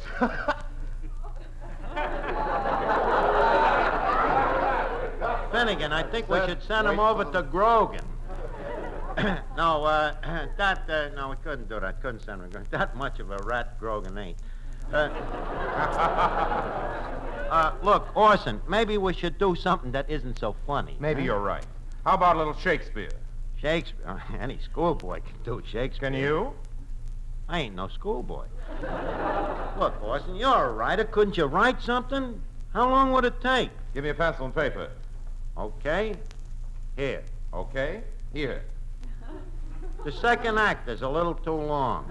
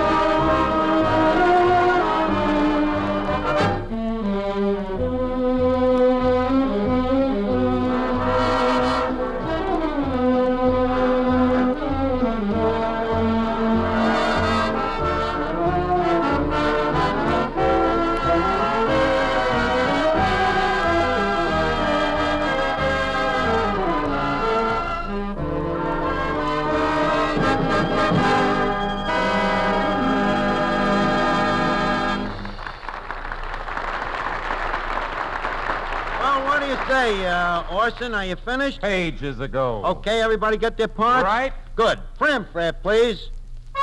Thank you. Ladies and gentlemen, we now present the Duffy Wonder Show, starring Orson Welles, a man who knows the unknowable, who does the undoable, who can unscrew the unscrutable. I give you that bombastic mastic of mystic, Orson Welles. Thank you. Ladies and gentlemen, I'm going to start with a fascinating trick. Has anybody in the crowd got a $10 bill? That's the best laugh we've had today. Now, quiet, gentlemen. Archie, have you a $10 bill? Well, not personally, but I think I know where I can get you one. There you are. Archie, that's Papa's money. Don't worry, Miss Duffy. Orson will put it back. Yes, thank you. Now, watch closely. I take the $10 bill, I fold it, I crease it, I tear it into small pieces, and presto! Yeah? Confetti. Thank you. Archie, I think you'll have to let me have another 10. Another 10? Oh, this is going to bring back the first one. Who can tell? All right. There you are. There's the other 10. Thank you. Now, ladies and gentlemen, watch closely. I take this $10 bill. I fold it. He folds it. I crease it. He creases it. I tear it. He tears it. The hand is quicker than the eye. And the 10 is dead in a duck. Hey, Orson, what goes on here? Just a second. Hello? Hello, Duffy. What made you call? Oh, you had a dream that things ain't going so well in the joint, huh? What did you dream? That we was being robbed. No, Duffy, we're not exactly being robbed, but you're warm. Yeah, I'll call you back. Hey, Orson, Duffy, you'll kill me. What about the $20? Please, have you an hard-boiled egg? An hard-boiled egg? Why, sir. What's your diction, Orson? Hey, this must be the trick where he cracks the egg and the money is on the inside. You know, we get the $20. Orson, we got the egg here. Now, watch carefully. I tap it. He taps it. I crack it. He cracks it. I open it. He opens it. I eat it. He eats it. Delicious.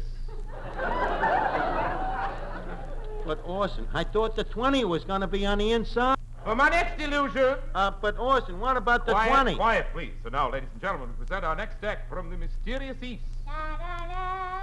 Thank you, Princess. Thank you. Thank you. Thank you. The famous mind-reading princess, Madame La Zombie. The princess hears no evil, sees no evil, and speaks no English. Princess, I am ready. Likewise, I'm sure. Oh, this is going to be horrible. Mr. Archie, I thought the place was empty, but 2 people just walked out.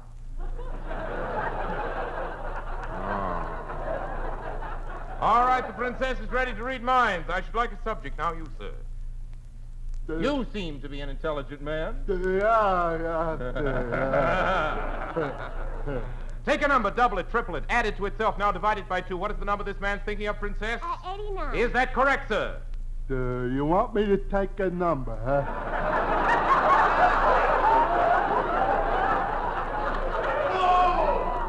Oh, that Bum Wells is a faker. Just a second, sir. I will have you know that Bum Wells is not a faker. That's told him, ain't it, Orson? Proceed ahead. Excuse me.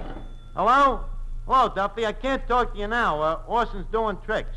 Well, pretty good, except they don't work. And now? Hold the wire a minute, For my Duffy. next illusion, I need plenty of room. Clear the audience out. Get rid of these tables and these glasses.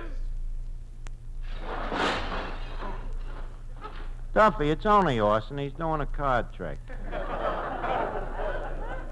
Okay, Duffy. Relapse. All right, I'll get rid of him. Well, I'll think of something. And now, ladies and gentlemen, the famous Wells trunk trick. Eddie, we got to get rid of this guy. I am tightly tied with ropes. I will be locked into this trunk and will escape in 10 seconds. Archie, please lock the trunk. Why, certainly, Archie, Orson. Just pretend to lock it, Archie. Oh, sure. You don't think I'd really lock it, do you? That's right. Just pretend. Sure. Folks, you see, the ropes are tied. The ropes are tied. I step into the trunk. He steps into the trunk. We slam the lid. We slam the lid. He locks the lock. I throw away the key. Eddie, give me that phone. Hello? How far can you ship a trunk for $20? Siberia? Okay. You'll find the 20 on the guy on the inside. Okay, go. Now, before we leave Duffy's Tavern, leave us put a couple of nickels in Duffy's jukebox. Duffy's jukebox, where the feet meet to beat. Well, the platter's spinning, the needle's in the groove, and here's the first number coming up.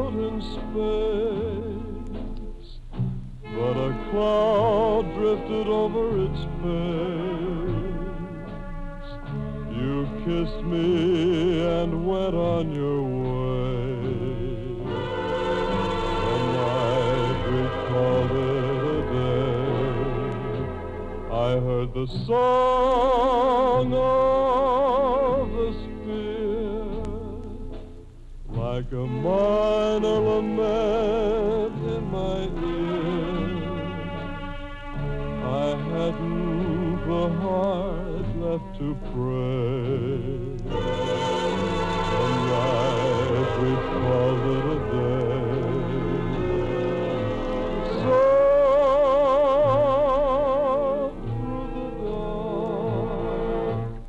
the hoot of an owl in the sky, sad though his songs, no bluer was he than I. The moon went down, stars were gone, but the sun didn't rise with the dawn. There wasn't a thing left to say. The night we called it a day.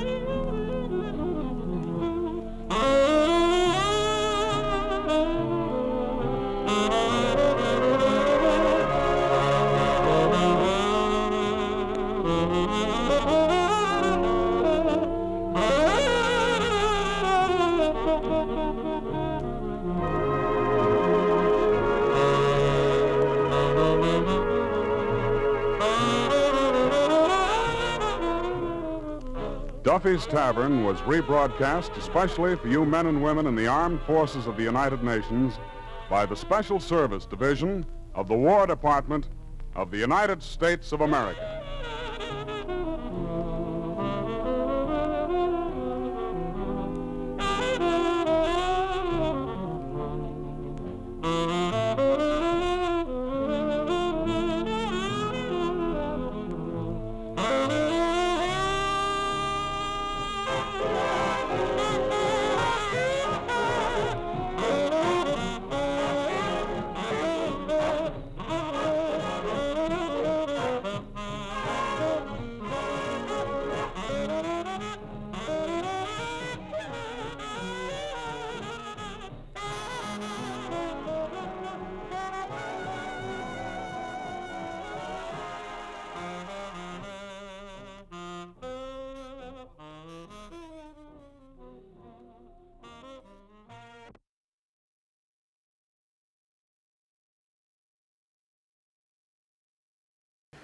Take a trip back to Dodge City with Marshal Matt Dillon in Gunsmoke, coming up next.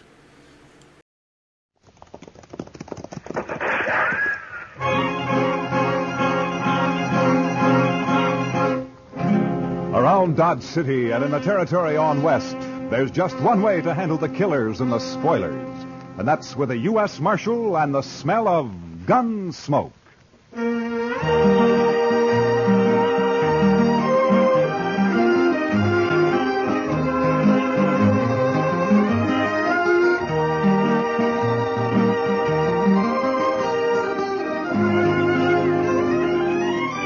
Gunsmoke, starring William Conrad.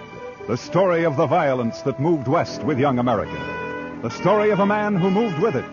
Matt Dillon, United States Marshal.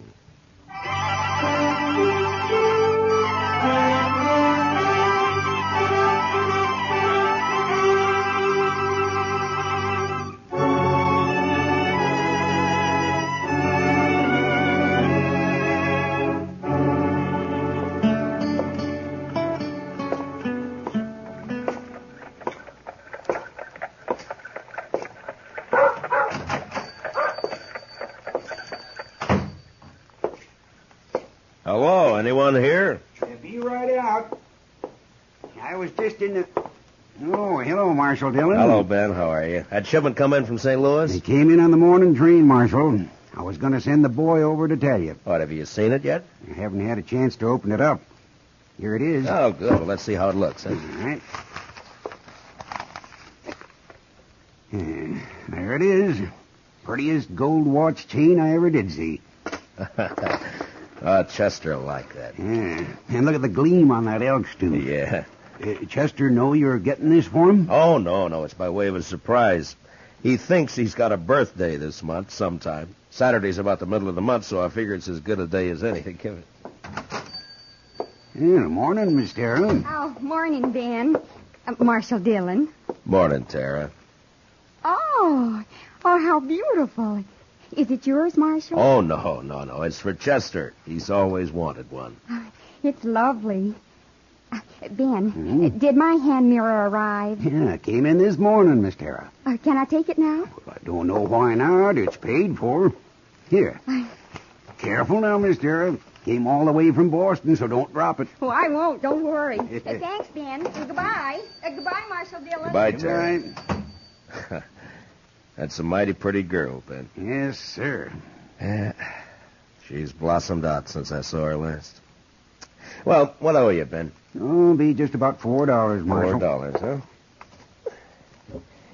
Yeah. There we are, $4. Thank you, Marshal. And give Chester my regards. I'll do that, Ben.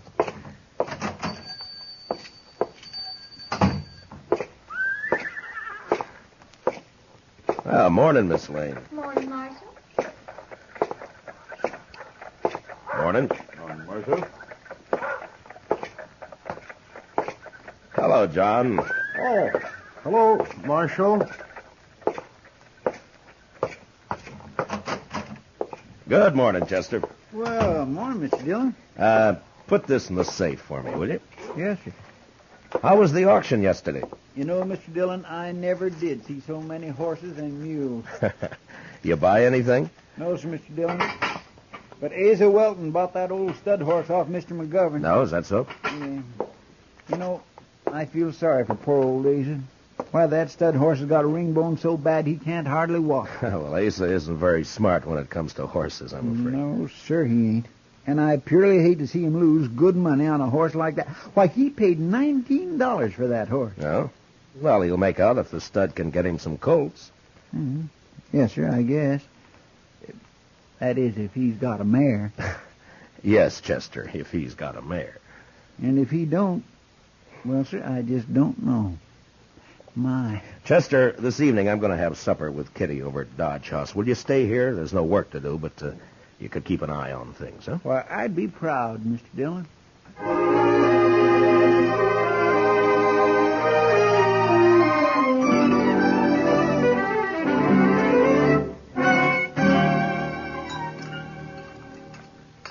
More coffee, Kitty? No thanks, Matt. Yeah. You mind if I smoke? Oh, those are the longest cigars I ever saw. Well, if it bothers you, Matt, I'll have... 6 nights a week at the Texas Trail, and you think I'd mind one cigar? Go ahead. Okay. Matt. What? There's something been troubling me. Oh? What's that? Well, I wanted to have supper here so we could talk. Well, what is it, Kitty? Almost 4 months ago, you and Chester brought a little girl back into town. Daddy was dead, out on the plains. You brought her back because she couldn't stay out there alone. Well, go on. She was real sweet. Young, I guess maybe 17. You're talking about Tara Hantry. Yeah, Matt. I saw her over at the general store this morning. What about her? Well, she's hanging around the Texas Trail, Matt. I see her there all the time. Afternoons, evenings. Oh? Well, why are you telling me this, Kitty? Well, it's no place for a girl. Not a young girl, not a girl like Tara. I don't have any say about how Kate runs the Texas Trail. If they don't want Tara in the place, Kate should keep her out. Well, Kate won't keep her out. Why should she? Tara's attractive. She's good for business. Kitty, when I brought Tara back to Dodge, Lawrence Kells and his wife took her in. They've been treating her like her own daughter. Now, it's not my place to interfere Well, with maybe them. they don't know, Matt. They're church-going people, Kitty, Kells and his wife. They try to do what's right for Tara. I'm sure they do. Matt, people like the Kells don't know the Texas Trail. They don't know the saddle bums, the spoilers, the wild ones that hang out there. Even if they did, they wouldn't see too much wrong with the man Tara's taken up with. Well, who is it? Jack Grace. Jack Grace? Yeah. Tara's keeping company with him? She has been since he came to town a few weeks back. Oh, that little fool. Well, don't blame her too much, Matt. He cuts quite a figure. Long hair, buckskin shirt, Texas spurs. She's young, and his stories make for good listening. Yeah. Matt, I've talked with Grace, and there's something wrong with him. He's too cold, like he's dead inside. He can charm you with a smile, and he talks just fine, almost almost like a gentleman. But there's nothing inside him, Matt. He's empty, like a shell. All right. What do you want me to do, Kitty? Thank you, Matt. Talk to the Kells. All right. Tomorrow morning. I promise.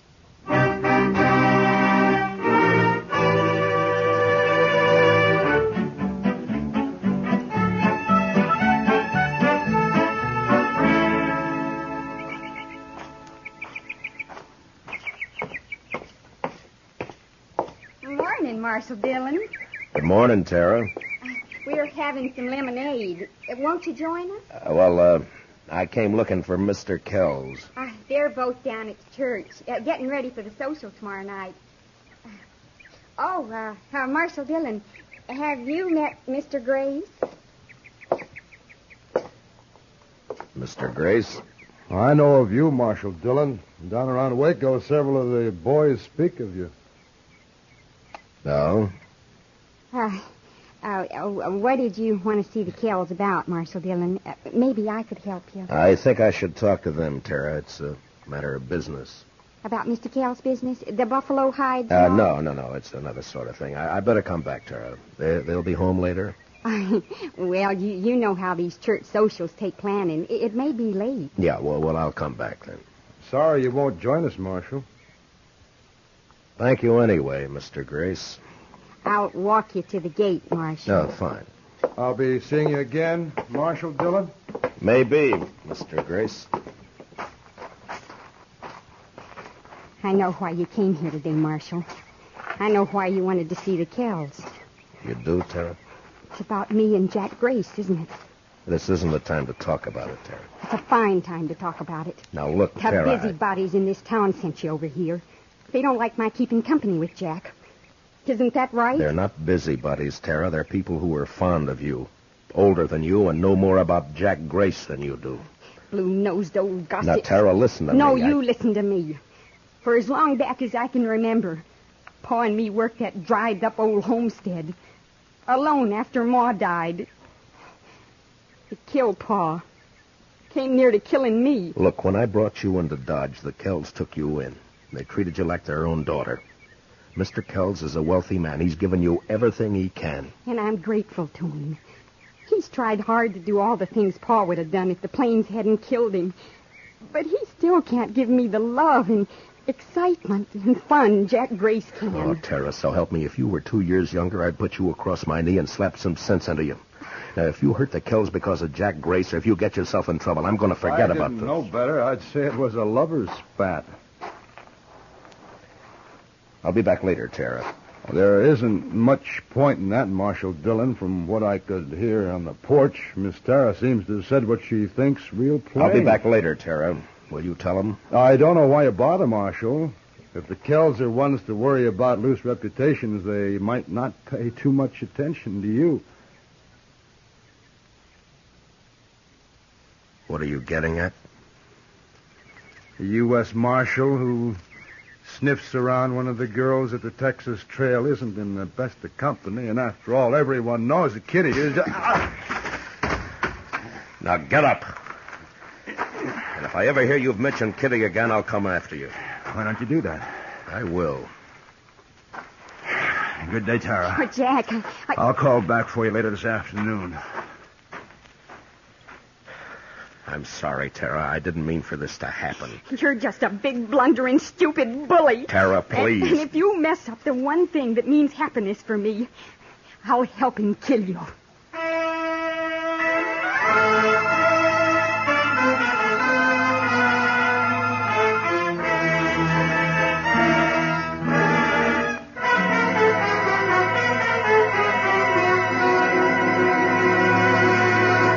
We will return for the second act of Gunsmoke in just a moment. But first, missed reminded? Then mind you don't miss CBS Radio's Mr. Chameleon on the first of his new Friday night broadcasts tonight on most of these same CBS radio stations. Now, the second act of Gunsmoke.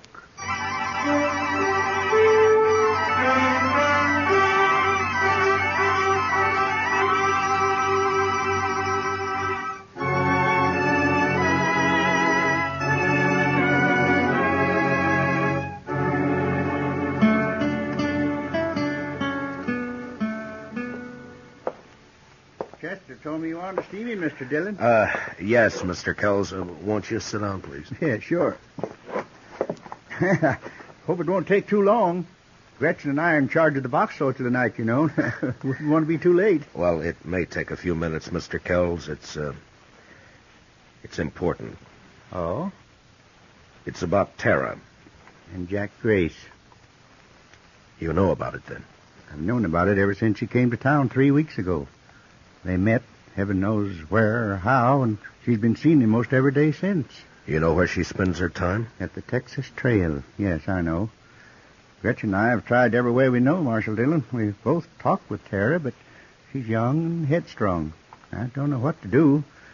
I think she'd run away with him if we interfered again. Mr. Kells, as Marshal, this is no affair of mine, but as someone who's fond of Tara and... Well, I wish you'd try talking with her again. Well, we'll do everything we can, I promise you that. Perhaps Grace will get tired of her and leave Dodge. Perhaps. Well, anyhow, you know I'll sure try. Yeah. Well, thank you very much for coming over here, Mr. Kells. Sure, Marshal. You're going to be at the social tonight, aren't you? Oh, sure. Chester and I'll be there. Chester'd be real upset to miss it. Good. We'll see you there. Okay, fine.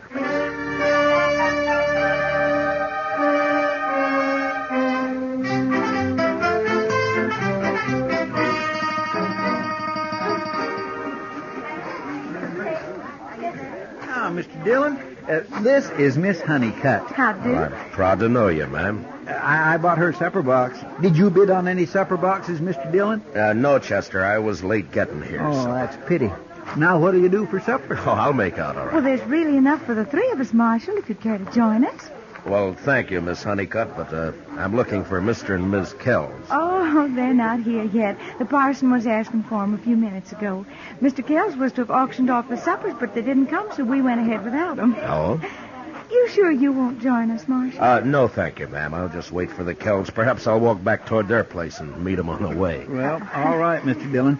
Miss Honeycutt and I'll be right over there if you need me. I don't think I will, Chester. You just go ahead and enjoy yourself. Real pleased to meet you. Nice to have met you, Miss Honeycutt. Mind that bench, Miss Honeycutt. Yes, thank you.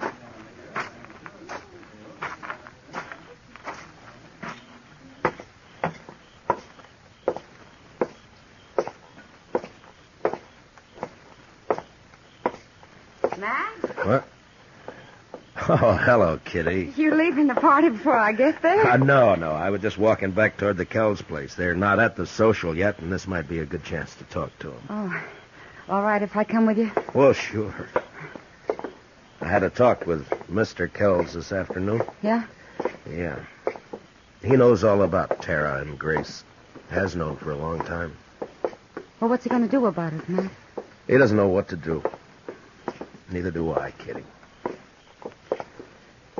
Look, Kitty, you're a woman. You know about these things. You don't tell a woman she shouldn't love some man, do you? No. No, you don't. Kells has tried hard. He's done everything he can. Well, he's a wealthy man. He could send her east for a few months on a visit. St. Louis, maybe. To forget Grace? Yeah? Would it do any good? No.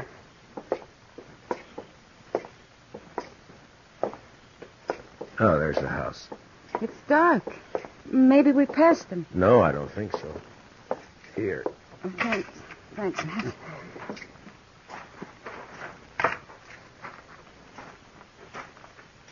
Kitty? Yeah?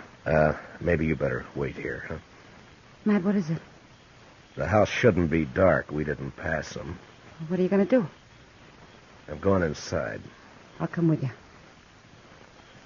All right, come on.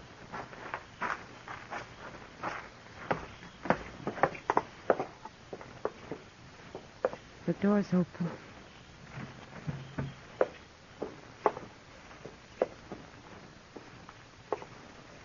Oh, Matt. Matt, look. Stay here, Kitty. Shot, both of them. Oh.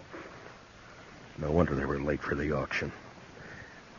Kitty, go back to the church social. Find Chester. Have him meet me at the jail. Tell Doc to come over here. What are you going to do, Matt? I don't know. Look around, maybe. Why this? What for? Who knows why people kill, Kitty? Money, maybe. I don't know. But who'd do it, Matt? Who'd kill the Kells? Someone who hated him enough or thought they had something he wanted. Bad. Real bad. Grace? Will you please get Chester and Doc? Yeah.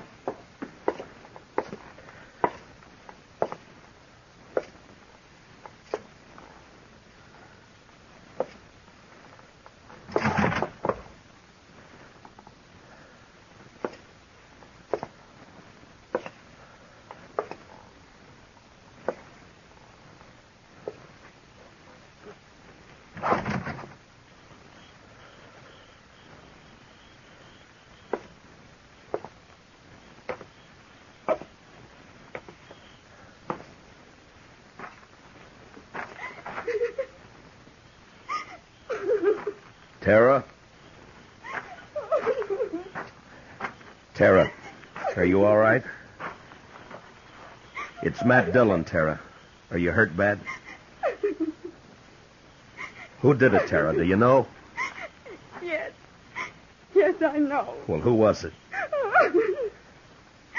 Was it Grace? Oh, Matt. Matt. What happened, Tara? Tara. Mr. Kells was waiting for him when Jack came for me. Mr. Kells wanted to talk with Jack, he said, and Well, go on. I don't know. I don't know. I can't help if you don't tell me what happened. But when Jack came, there was an argument. Mr. Kells told Jack to go away, leave me alone. Told him not to come back. Jack laughed. Called Mr. Kells a name, and Miss Kells slapped him. And Jack hit her. Mr. Kells tried to get his rifle in the corner. And Jack... Yeah? He shot him. He shot both of them. Then he turned and said it wouldn't have worked out for us. He was leaving. Just like that. He was leaving. You see, you'd be nothing but trouble, he said. I'm leaving, he said. Then he hit me. And... oh. Doc will be here in a few minutes, Tara. He'll take care of you.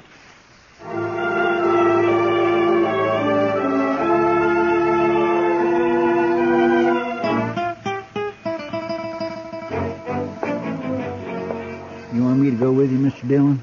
No, you stay here. Get me that Winchester, will you? Yes, sir. Here you are. Thank you. How do you figure to trail him at night, Mr. Dillon? I don't. I'm taking a guess, that's all. You know where he's going? Like I say, it's a guess. It won't be back to Texas. He's wanted there. Might be Abilene. Ben Thompson would cover for him there. He'll have an hour or more start on him, Mr. Dillon. Yeah, I know, but I figure to take the back country and ride hard. Maybe he'll cut his sign by morning. You'll be riding 3 mile to his 1. I'll take the buckskin. He can last. Yes, sir. Don't you want me to follow you? I should be back by tomorrow night. You stay here and help Kitty and Doc with everything. And take good care of the girl. She needs help. Yes, sir. Good luck, Mr. Dillon.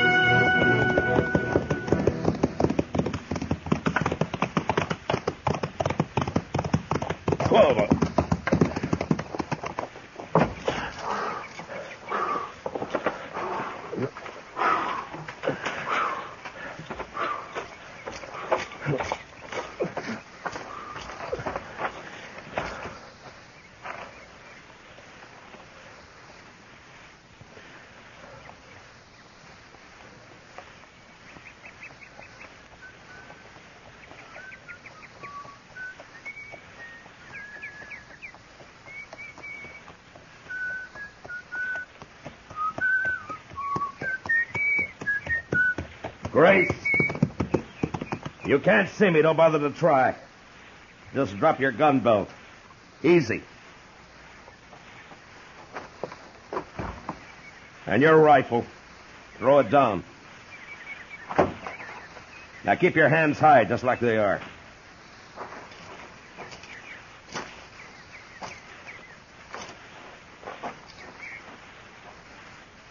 You travel fast, Dillon. I didn't waste time getting to here.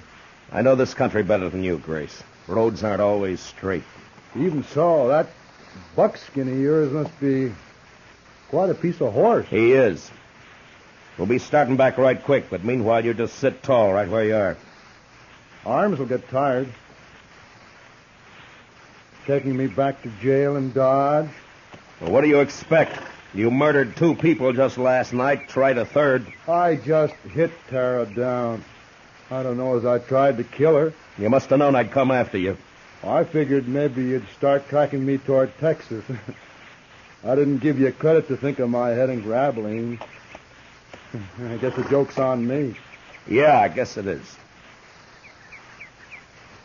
You know, I don't understand what goes on inside you, Grace. There's no point in my getting riled. You got me cold, Deck.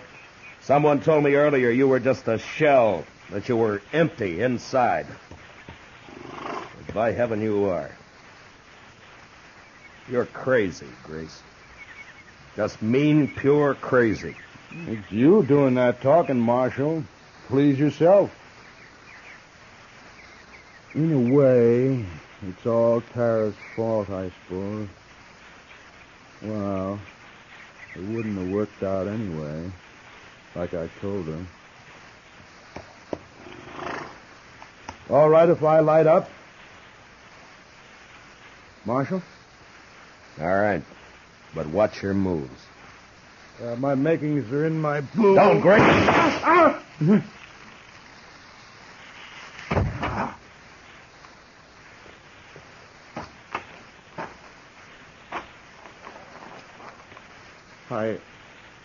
I didn't know the Kansas marshals were so fast.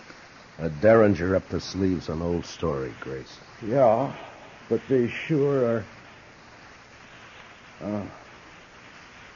Guess I won't go to trial after all. No, maybe not.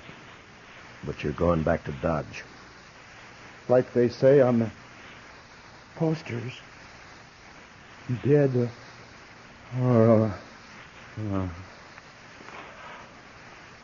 Yeah.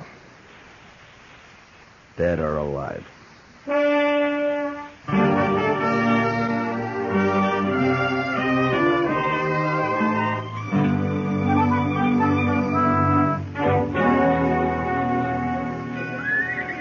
Marshal Dillon, I want to thank you and Miss Kitty for everything you've done for me since...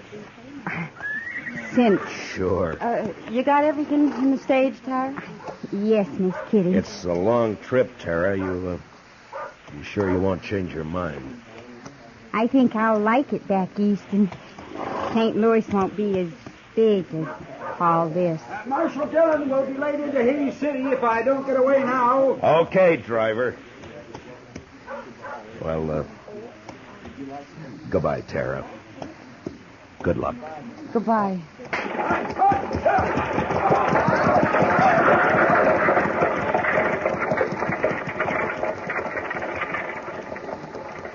Well, Matt, she's gone. Yeah. I don't blame her for wanting to leave, Kitty. The West took nearly everything she loved. Her ma and pa, and the Kells. And her true love? What, Jack Grace? Jack Grace is no good, but Tara gave him her heart. And she never got it all back. Perhaps you're right, Kitty, but Tara's young. She'll mend. Will she, Matt? I hope so, Kitty. I truly do.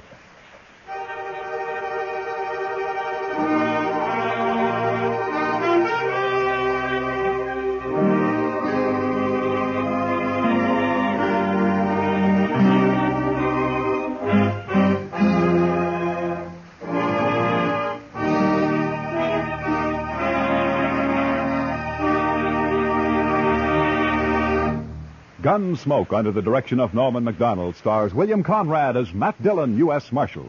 Special music for tonight's story was composed and conducted by Rex Corey. Featured in the cast were Sammy Hill as Tara and John Daner as Jack Grace, with Ralph Moody, Joe Duval, and Vivi Janis, Parley Bear as Chester, and Georgia Ellis as Kitty. Gunsmoke is heard by our troops overseas through the facilities of the Armed Forces Radio Service. Join us again next week as Matt Dillon, U.S. Marshal, fights to bring law and order out of the wild violence of the West in Gunsmoke.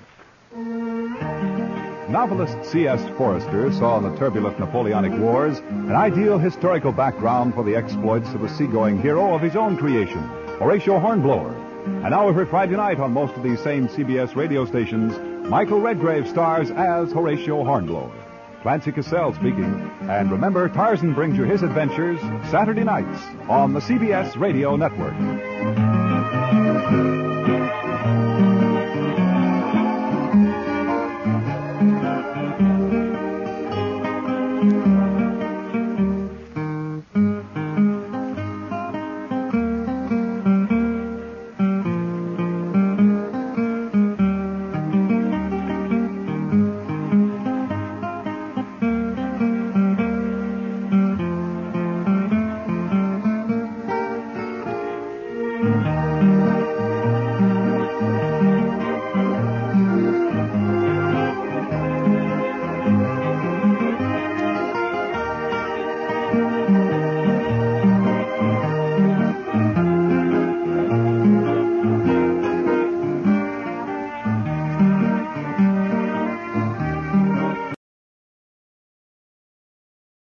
America's Favorite Miser is coming up next. It's the Jack Benny Program.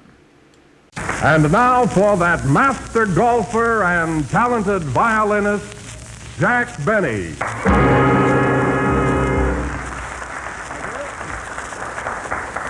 That's me again. Thanks, Don. Well, I'm in a very good mood tonight. I just got back from Atlantic City and am I feeling fine. You know, if you ever want 2 weeks rest, folks, go to Atlantic City for the weekend, then come back to New York and rest for 10 days. What a spot. In a way, it's like Coney Island. What I mean is it's the same ocean, only a finer piece of water. You see, in Atlantic City, the waves come rolling in a high-class way and very snappy, while at Coney Island, the waves are much older, having been used so much. And they just come rolling in any old way, lie down, and go blah. Of course, at Newport, they have a still better class of waves. There, they come rolling in with monocles, wearing spats and a cane. Well, Jack, tell me, is there any difference in the bathing there? That's the same, isn't it? No, Don, there is a difference. See, when you go bathing at Atlantic City, a bluefish or shark might take a nip at you. While if you're bathing at Coney Island, the chances are you'll be bitten by a herring. You know? Isn't that good? All right. But getting back to Atlantic City, they have those dog races down there this year. You know, those races where 7 or 8 dogs chase an electric rabbit. Oh, it's a lot of fun. Well, I've never seen a dog race, Jack.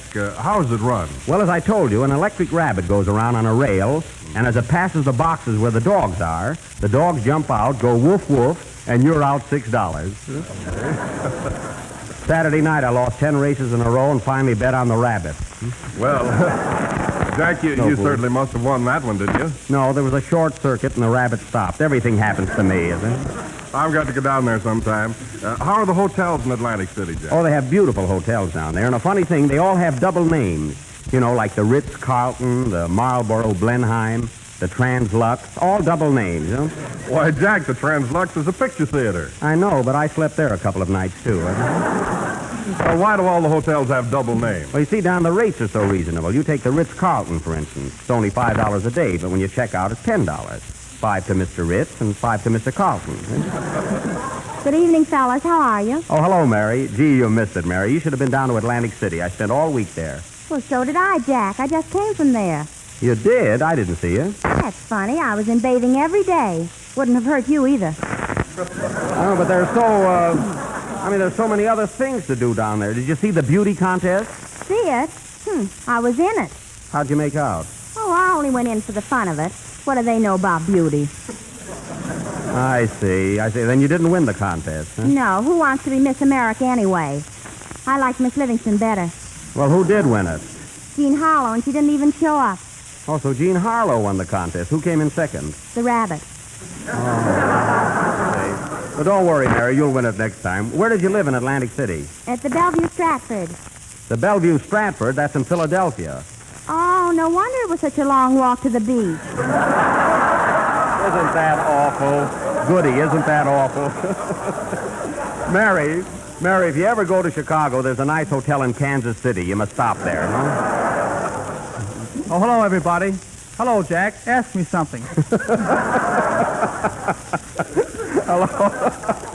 Hello, Frank. Where were you over the weekend? No place. I just stayed home with the Parker. Oh, the Parker House. That's a nice place. What did you do? Oh, I just sat home and read the papers. If you ask me, he looks better than any of us. That's what I mean. You know, if you want a nice rest, folks, sit home and read the papers. I agree with you there, Jack. You know, isn't it funny, Wilson? Frank Parker stayed home, had a nice rest, and isn't a bit tired, while we all went away for a rest and came back tired. And speaking of tired, the General Tired is not only safer, but it's outstanding beauty adds smartness to any car. The first importance, it's blowout proof. Did it win any beauty contest, Don? No, but it could amongst tires. Not with Jean Harlow around. That's your cue. Play, Don. There's a house in sale in Harlem for sale, played by Don Bester and his Connecticut yokels. Say, Don, where were you over the weekend? Well, I was out in Atlantic City, too, Jack. Isn't that funny? We were all down there and nobody saw each other. Did you bathe there, Don? No, I took a bath before I left. Oh, I see. You went down there for pleasure, I see. Where'd you live? Well, I lived at the Park Vendome Plaza. Oh, 3 names. I see. You must have paid $15 a day. It's a good thing you didn't stop at the 4 Marx Brothers Biltmore Groucho. You'd have paid plenty. Say, Don, I notice you're getting quite a few new men in your orchestra. Last week, a xylophone player. This week, I see you have a new bass fiddle. Where?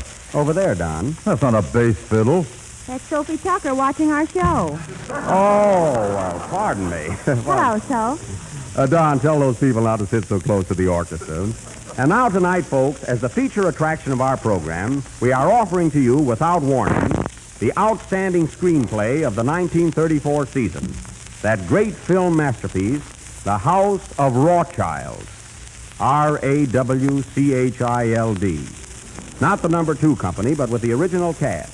And we are here to prove it by bringing the leading man to the microphone. Step right over here, sir. What is your name? My name is Arliss. Arliss. There you are, folks. And your first name? Das ist.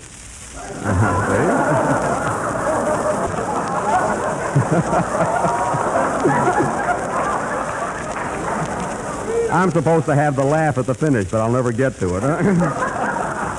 You see, folks, we spare no expense. This play tonight will cost us about $100,000 and 200,000 listeners. Now, those of you who have seen this picture, The House of Rothschild, will remember that famous family of fine financiers from Frankfurt. You will remember how old Meyer Rothschild called his sons together and sent each one to a different place to amass a fortune and build up the name of Rothschild. One son remained in Frankfurt, another son went to Hamburg, a third son to Liverpool, while the fourth son went to Delhi, India, where he opened a Delhi Katessen store. There will now be a slight pause while you listeners go through your ice boxes looking for some of these towns. Well, anyway, tonight we are presenting this drama, The House of... Hey, stenographer, why did you spell house with an L? I saw the rehearsal. Oh, pardon me. And now, while the carpenters are building the House of Rothschild, Frank Parker of the House of Parkers, who are very rich and tenor singers, will sing For All We Know. Oh, Jack, what part do I play? Well, as long as you didn't win a beauty contest, you can play the part of Boris Karloff. Oh, Loretta Young, thank you. Play, Don. That was For All We Know, sung by Frank Parker. And very good, Frank, very good. You say that every week. Yeah. And now, ladies and gentlemen, for our dramatic offering, which we will call The Rise of the House of Rothschild. And what a crowd we have here tonight, folks. The place is packed. We have turned hundreds away and thousands went away themselves. The ushers are now seating the last few people, and pretty soon there will be standing room only. The orchestra is coming in now. Let me see your text, mister. Now, let's see. Row A. That's way in the back. Row A in the back? Why, that's generally up front. Well, we had to put the first row in the back to give us more room. Why, this is an outrage. It's scandalous. Outrage, scandalous, as long as you're healthy. Peanuts, chocolate bars, and magazines. Get your magazines here. You can't enjoy the show without a magazine. It's a fine start. Have something to read while the show is going on. Oh, Usher, where are these seats? Where are these seats, please? Pardon me, folks. We're short of ushers. Let me see your checks, madam. What a theater this is. I've been standing here for 2 hours. I'm sorry, madam. You'll have to stand here another month. These tickets are for the Joe Penner program. Thank you. I'll be back. You're welcome. Your checks, please. Here you are. M32 and 34. I'm sorry, sir, but there are 4 people sitting there now. But I have the stubs, M32 and 34. I demand these seats. Oh, all right. Hey, mister, you and your wife and kids will have to get out of those 2 seats. Well, we won't. See, I told you. Take your old stubs and go on home. Checks, please. Get your lemonade here. Lemonade, electric fans, and playing cards. You can't enjoy the show without a cool game of bridge. And lemonade. Oh, Usher, can I have a program, please? Here you are, sir. Thanks. Oh, wait a minute. This program is for men in white. That's a good show, too. Oh, Mary, here's a fellow who has a ticket for a box. Have we any boxes? Yeah, but we'll have to take the tomatoes out. Oh, Get your General Tires here. You can't enjoy your trip home without a General Tire. Oh, I'll have one of those. Here you are, sir. Here's one with the silent safety tread. And are they blowout proof? Yeah, but don't blow out till the show is over. Hey, when does the show start? Quiet. Let me have your check, mister. Oh, that's standing room. How long will I have to stand, miss? Until Jack starts acting, then there'll be plenty of seats. Thank you. Gee, you're handsome. Take this seat, Toots. Don't be a fool. Well, I guess we're almost ready now. Hey, you in the third row. The people behind you can't see. You'll have to take off your hat. What? I say you'll have to take off your hat. My what? Oh, you again. Your hat. What's on your head? Vaseline, I'm going to a dance. Anyway, we didn't say Sergeant O'Hare. Well, let's get the play started. Overture, Don.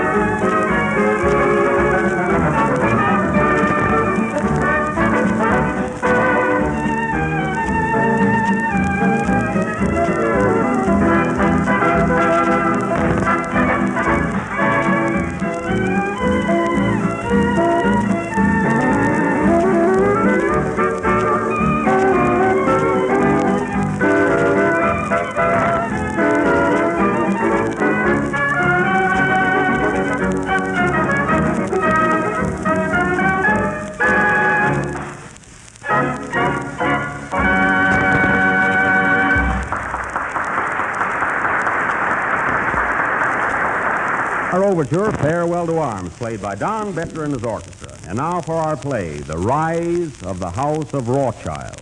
The opening scene takes place in the Rothschild house in Frankfurt. Is my mouth watering? Curtain. Music, Don.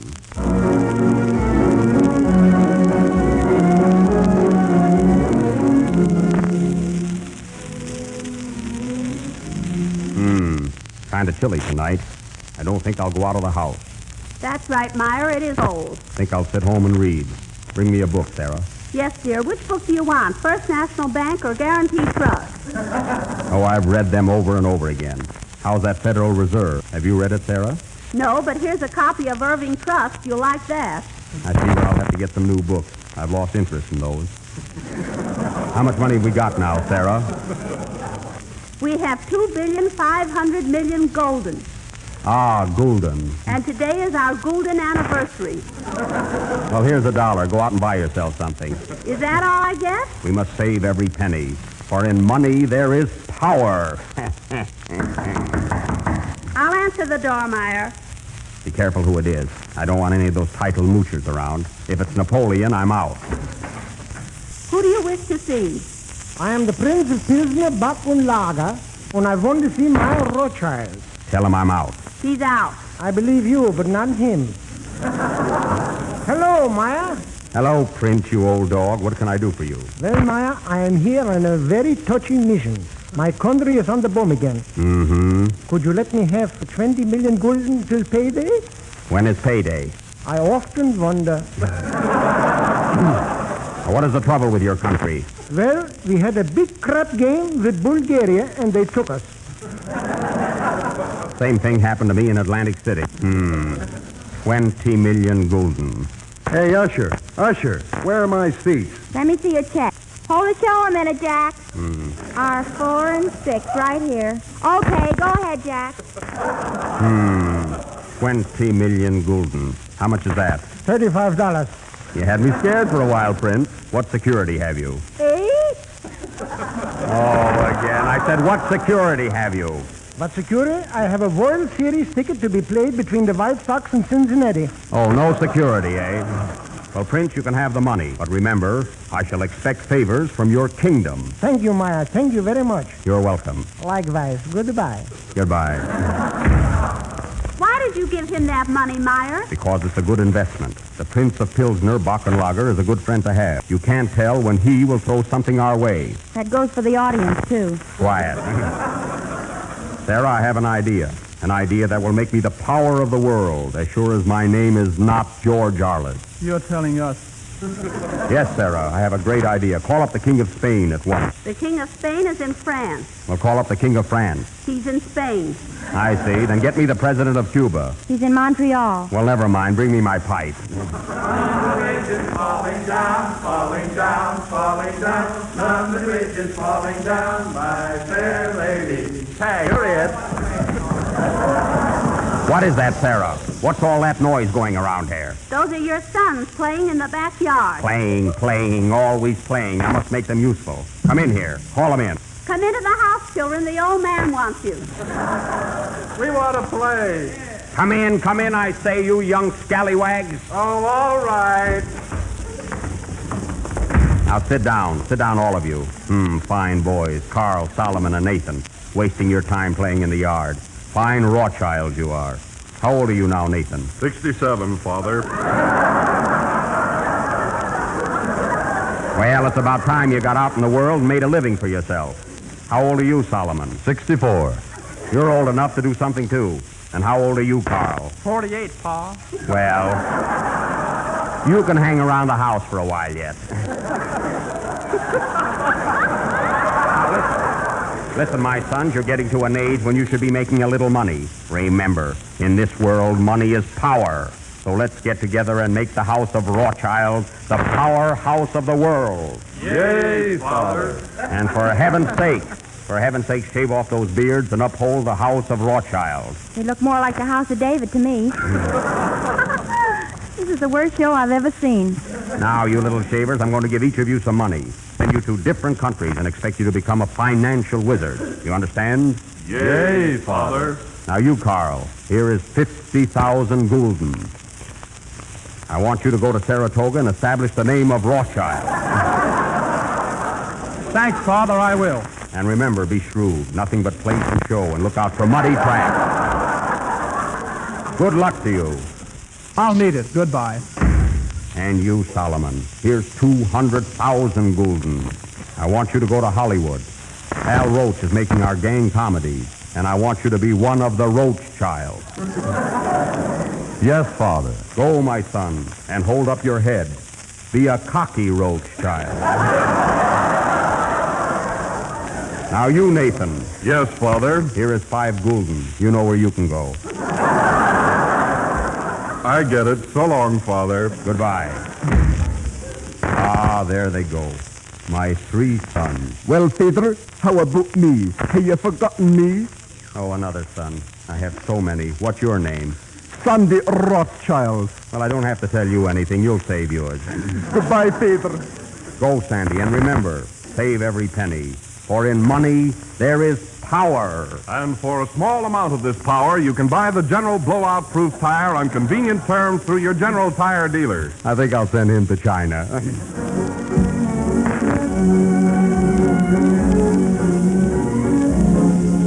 And now for the second act. The House of Rothschild 3 months later. Sarah, get me something to read. I'm going mad. I only made 9 million gulden today and had to loan it to bolster up the Swiss Navy. Has the mail come in yet? Yes, Myra, but there's nothing for you. Funny, we haven't heard from the boys. I wonder how they've been doing. There's a freight train coming in. Maybe they're on that. Maybe. The phone. I'll answer it. Hello? Hello? Is this the General Tire Theater? Yes. What's playing there? The Rise of the House of Rothschild. Oh, excuse me. I'm looking for the Rise of the Goldbergs. You have the wrong number. Goodbye. Goodbye, Sergeant O'Hare. I thought that call might be from the boys. Why don't they write to me? Answer the door, Sarah. Why, it's our children. Hello, Hello, Hello, Carl, Nathan, Solomon. Ah, my sons. Come here to your father. Tell me, boys, how did you do? You, Carl, did you establish the name of Rothschild in Saratoga? Yes, Father. Everybody's got an IOU with our names on it.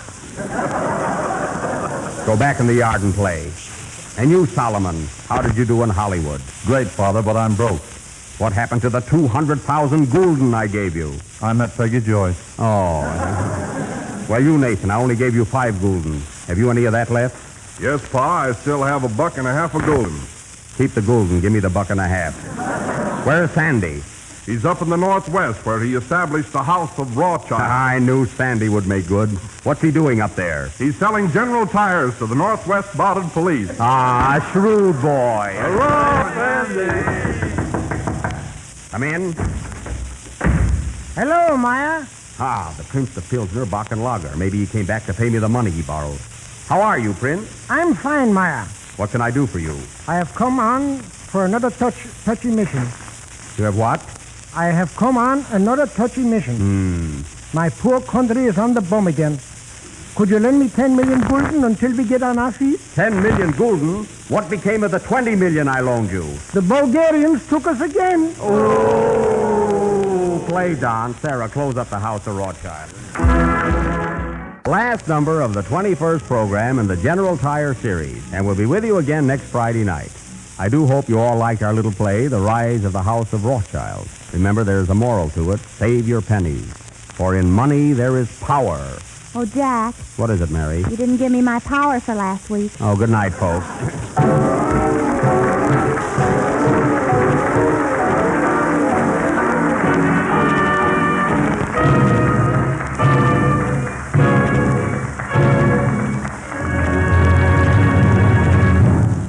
This is the National Broadcasting Company.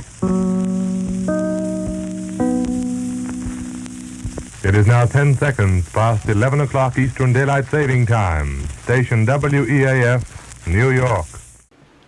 Lux Radio Theater brings you another classic story coming up next. Hollywood, California, Monday, January 11th.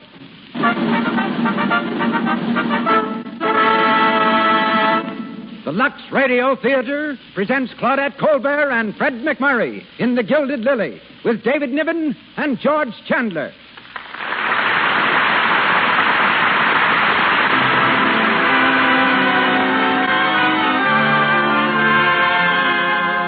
Lux presents Hollywood. Our stars, Claudette Colbert, Fred McMurray, David Niven, and George Chandler. Our guests, Linton Wells, famous newspaper correspondent, and Janet Riesenfeld, dancer, recently returned from war-torn Spain. Our producer, Cecil B. DeMille. Our conductor, Louis Silvers. To you who crowd our theater on Hollywood Boulevard tonight, and to Lux listeners the nation over, the makers of Lux Toilet Soap extend a hearty welcome.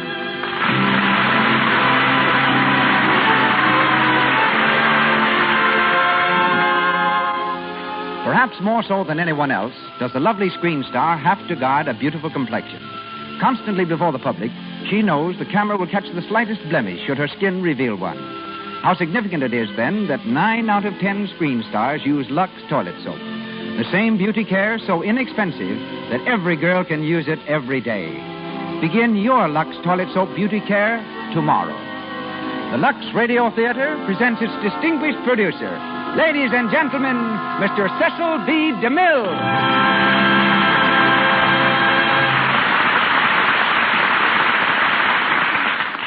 Greetings from Hollywood, ladies and gentlemen. Claudette Colbert has starred twice for me on the radio and 3 times on the screen. Highlights of our association run through my mind like sequences of film through a projector. Once I made her pass by a pair of leopards, brushing dangerously close to their fangs. But I protected her in that instance by pouring perfume on the cushions where the leopards crouched. Leopards don't care for stars if they can get perfume. Then there's the story of the centipede in Hawaii. After I had told Claudette that there was nothing in the Hawaiian jungle that could possibly harm her, she sat down to find a 6-inch centipede roosting in her chair. Jumping up, she forgot the fierce-looking insect in her fury at me. And going across the studio lot one day, I met her on the way to lunch. How would you like to play the role of the wickedest woman in the world, I asked her. I'd love it, said Claudette. So I cast her as Poppaea in The Sign of the Cross. Later, she starred for me as history's most glamorous woman, Cleopatra. And someday, I hope to star her as the bravest woman in the world, a part I have in mind for her that she knows nothing about. But Claudette is something of a star maker herself. 3 young men who have risen to prominence in the past year scored first as leading men for Miss Colbert. They are Melvyn Douglas, Charles Boyer, and a frequent visitor to my set while I was shooting The Plainsman, Fred McMurray. When Paramount cast him as Claudette's leading man in The Gilded Lily, the effect of his charm was instantaneous. Everywhere, people were suddenly talking about him. A 10-letter man in high school, Fred now gets 10,000 letters a month. But he's just as regular as the man he plays tonight. Pete, a ship news reporter. Claudette Colbert, born with the name of Lily, resumes that name for the evening. David Niven will be heard in the role of Charles Gray, and George Chandler as Eddie, a photographer. And this is the moment when we introduce them to the Lux Radio Theater audience. Ladies and gentlemen, Claudette Colbert and Fred McMurray in a story based on the Paramount picture, The Gilded Lily.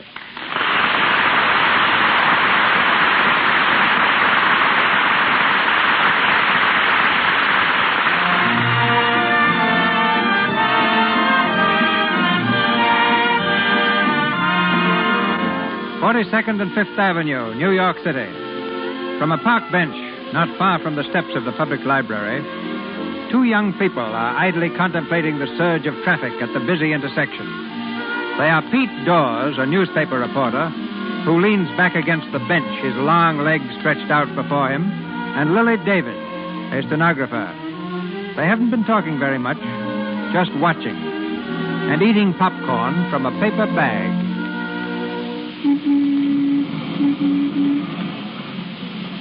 Big stuff, eh? Watching the world go by? Right, big stuff.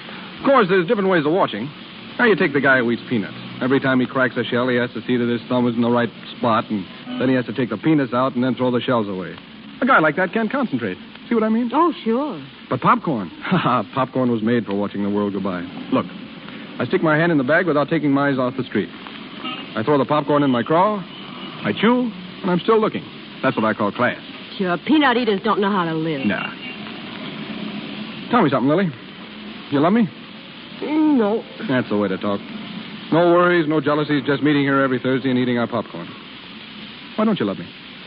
Oh, I don't know. Maybe I don't know what love is, but I think I do. What do you think? About love? About love.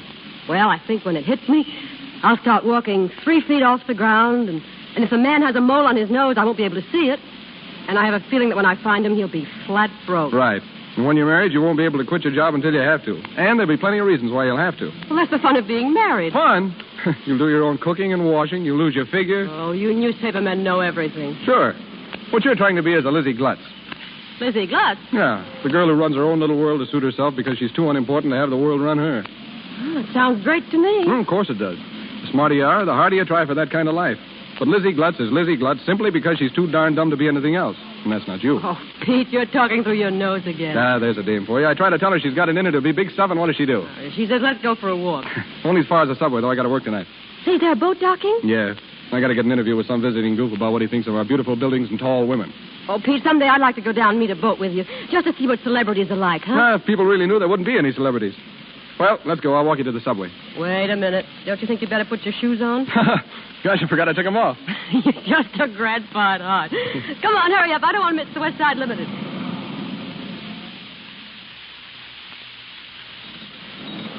West Side train, West Side. Let 'em out, let 'em out. Same bench. Same time. So long, Lily. All right, West Side train. Keep moving in there. Don't block the doors. All right, lady, if you're going in, go on. What do you think you're shoving? I know me job, lady. There's no room in this car. Well, then we'll make it. Go on, go on. Stop it! Look here, you can't do that. You're practically flattening this young lady. Shut up and turn around before somebody steps in your face. Let me out of here. Come on, get in. You let her alone or I'll do a bit of pushing myself. Oh, yeah? I'd like to see you try it. I'm afraid I'll have to. Hey, down! Let me out. You better get out of here, mister. Are you all right? Wise guy, huh? Going around knocking people down. Well, I'm sorry you fell over, but this young lady's had difficulty, and Oh, so I fell over, huh? Maybe like you're gonna fall over. Come on, get out of here before they arrest you. Arrest me, but I...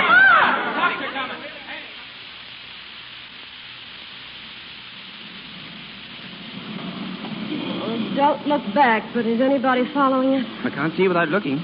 Well, let's duck into a store. A store here, in this one. Oh, mister, whatever you do, never sock a subway guard. Not even for you? Well... What is it, please? No, what's what? Can I wait on you? Well, no. Oh, no, we're just browsing around. Browsing? For an artificial leg? Artificial what? Well, that's all we sell in here, sir. Well... It's a lovely day, isn't it? I think so. Oh, quite. Well, thanks very much. Come on, let's get out.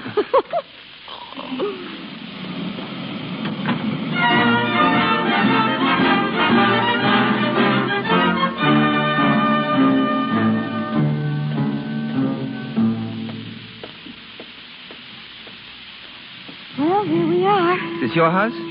Mine and about 20 other people. I've got the second floor front. Well... Well? Did I thank you for the dinner? 3 times. Am I going to see you again? Why not? Of course, why not? Did anyone ever tell you that you talk like an Englishman? I was born in England. Maybe that's why. Yes, maybe that's why. Well, I don't know what I'm talking about, do you? No, I feel as though I just come out of ether. Well... May I see you tomorrow? For what? For fun? What's your name? Gray. Charles Gray. Shall I say about 2? Tomorrow's Friday. Don't you work on Friday? No. Do you work on Thursday? No. Do you work any day? No. Oh. Why don't you go out and look for a job tomorrow? But tomorrow I want to be with you. Well, not at 2 o'clock. I work until 5:30. Oh, I can wait. Better still, I'll meet you in the morning and take you to your office. Will you look for a job Monday? If you'll let me see you on Saturday and Sunday, too. Well, why should I care if you find a job? Of course. Why should you care? Well, good night. Thanks for socking the guard. No trouble. But my name's Lily. Lily David. I forgot to tell you. Thank you. Good night. Good night.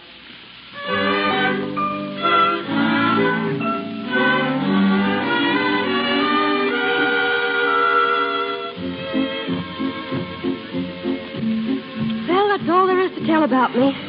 I make $20 a week. It was $35 a few years ago, but I don't mind. I haven't many friends, and I don't mind that either. Now, do you want to dance? I'd rather just sit and talk if you don't mind. Sure. Isn't it funny? We've known each other almost a week now, and this is the first time we've let down our hair and talked seriously. What about you? Me? All I know about you is your name so far. Well, there's very little else. My life story is very dull, and I wouldn't bore you with it. Are you going to keep your promise about finding a job? Why are you so interested in a job for me? Well, it's the right way to live now, isn't it? Instead of going along from day to day, just trusting that something will come along to keep you going. That's true, I suppose. And we're going to see each other again, aren't we? So often that you'll become annoyed with me. Do you think so? No, not really. Do you want to hear a secret? About you? No, about both of us. If I were ever to become annoyed with you, it would have happened years ago. What? That's when I first started thinking about you. How you'd look, the way you'd have, what you'd say when we were together. And do I live up to the picture? Perfectly, even to being without a job. But that's the way I wanted you to be, so that when I met you, actually, I could help you. Well, there's not much I can say after that. If I simply told you I loved you, it would sound rather flat, wouldn't it? I don't think so. Shall I try it, just to see how it sounds? Will you mean it? How could I help but mean it? Then try it. I love you so much.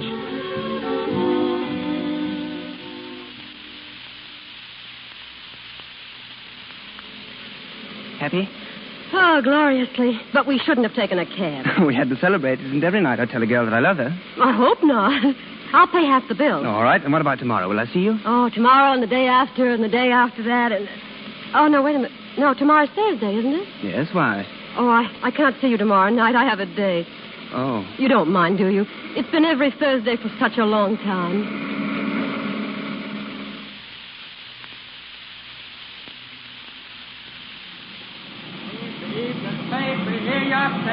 What do you read? Some more popcorn, Lily? No. What's the matter? Sick? No. You know something? There's no reason why we shouldn't force the city to put a water bottle beside this bench. A man can't eat popcorn all night without drinking something. I said a man can't eat popcorn all night without drinking something. Oh, yes. Hey, look at me. What's the matter with you tonight? Pete, I want you to shake hands with Lizzie Glutz. Lizzie Glutz? Yeah, Lizzie Glutz. The girl we talked about. The girl you said I wasn't, remember? The girl who was going to meet some man who'd sweep her right off the ground, and he'd be broke, and neither of them would care, and all at once they'd be living in their own little world. Oh, so it happened, huh? Yep, just like I said it would. You see, you were wrong. Yeah. Who is he? Just a nobody, but you'd like him. Would I? Oh, Pete, it's the swellest feeling. All at once, you're face to face. See, you don't know how it happened, but there you are. And from then on, it's just one roller coaster ride after another.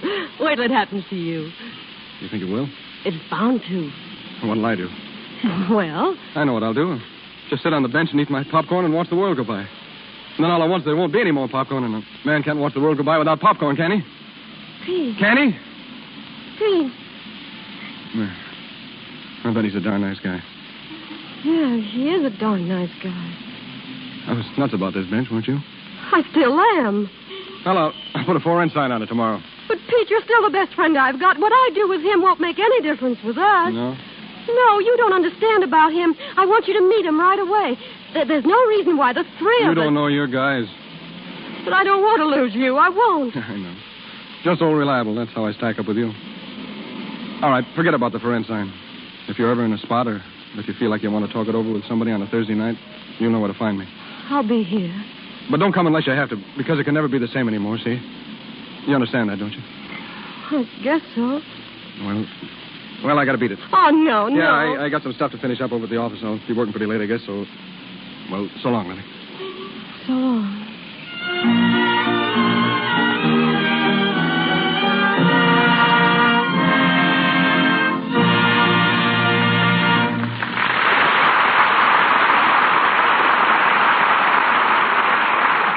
In just a moment, we will continue with the Lux Radio Theater presentation of The Gilded Lily, starring Claudette Colbert and Fred McMurray.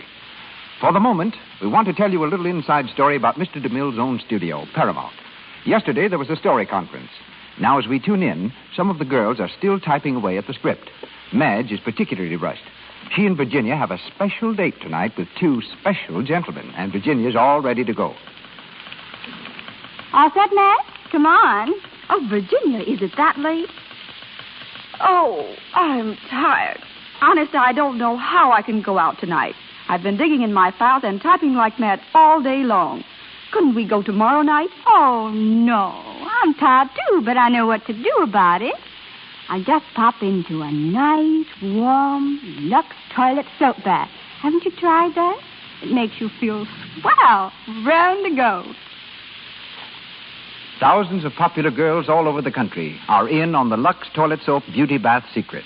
Famous screen stars like Betty Davis and Carol Lombard find it a wonderful pick-me-up after a hard studio day. And most important of all, you can depend on Lux Toilet Soap's active lather to protect daintiness, keep your skin sweet. You'll love the delicate, expensive fragrance of this fine white soap. Once again, Mr. DeMille. We continue with The Gilded Lily, starring Claudette Colbert and Fred McMurray with David Niven.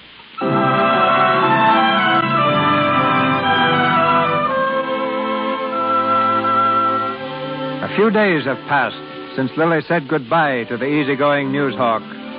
We're in a richly furnished apartment of a Park Avenue hotel, where two men stand facing each other across a table. The older man is the Duke of Loamshire, visiting America incognito. The younger is his son, known to us as Charles Grey, known in England as Lord Granville. The Duke of Loamshire breaks a long silence. So, it's actually that serious, Charles. Yes, Father. Well, and now what? Well, first I'll have to cable Helen and ask her to break the engagement. That's going to be rather difficult. I know. And this Lily? Well, I'll simply tell her that fate takes care of idiots and supplies them well with money, and I'll take her back to England and we'll be married. And that's that. Well, Gray, why did you lie about yourself to this girl? Tell her that you were a nobody, that you had no money. I didn't. She told me that about myself. And after that, I was afraid to tell her the truth because... Because you wanted to be what she thought you were. Yes. Oh, that's human, I suppose.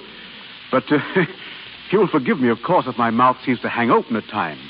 Why, back home you were so enthused about social things. Parties, clubs, and all that. And here, all at once, you plunge yourself into a terrible, serious romance with this shop girl. She's not a shop girl. She works in an office. Oh, forgive me. But I still can't understand it. But don't you see, I asked that we make this trip to America secretly just to get away from all that social nonsense. For how long? Oh, I'm sincere about this, Father. Oh, of course you are. You're sincere about everything, for the moment. But that's your way of objecting to Lily. I don't object to her, Gray. If you're set on marrying Lily, I'll accept her. And so will Mother. But there are various ways of handling a delicate situation, and you're diving into it headlong. Lies, cables. Oh, it's all so crude, my boy. What should I do? Go back to England. See Helen. Give her an opportunity to call off the engagement decently. And talk to your mother, as a son should talk to her. And then, with your house in order, come back here and ask Lily to marry you. You'll have the right to ask her after that. I wonder what Lily would say if I told her the truth. Well, my boy, it would be easy enough to find out. Oh, no, not yet. I just tell her I'm going away and that I've got a job. And heaven knows that's no lie.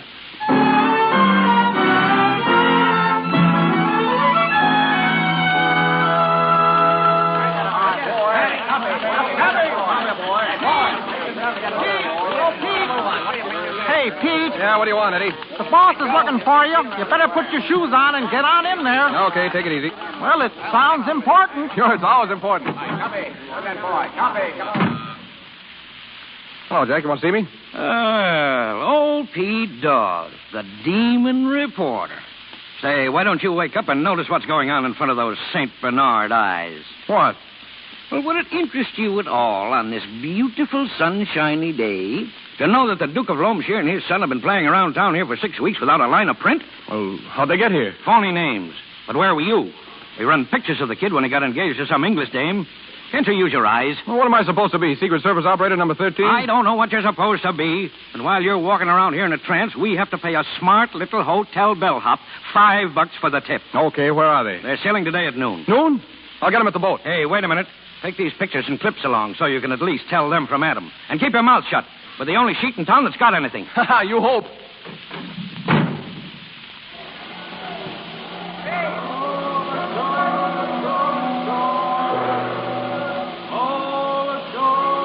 Hey, Pete, what are we supposed to do? You ought to tell a guy. I'm getting a story. You're here to get some pictures, see? Yeah, but who? Well, what's the difference? I'll point them out and you snap them. Try to get them with their mouths open, Eddie. It's funnier that way. With their mouths open? But gee, Pete, Don't be artistic. Hey, there they are, up there on the deck. Come on, Eddie. Hello, gents. I beg your pardon? Say, what's the idea of visiting our little city without letting the papers in on it? Papers?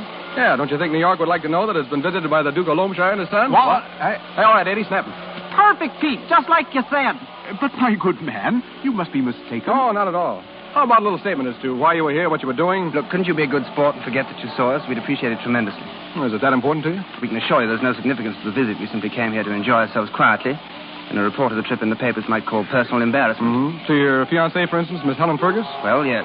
You're still engaged, aren't you? Yes, of course. We'd be glad to make it worth your while. Oh, don't bother. If it's that important, well, as far as I'm concerned, I've never seen you. You promise that? Sure. Come on, Eddie. Thank you. Don't mention it. Hey, what do you mean? Promising those guys you didn't see him? What of it? You saw him, didn't you? Sure, I got there. Oh.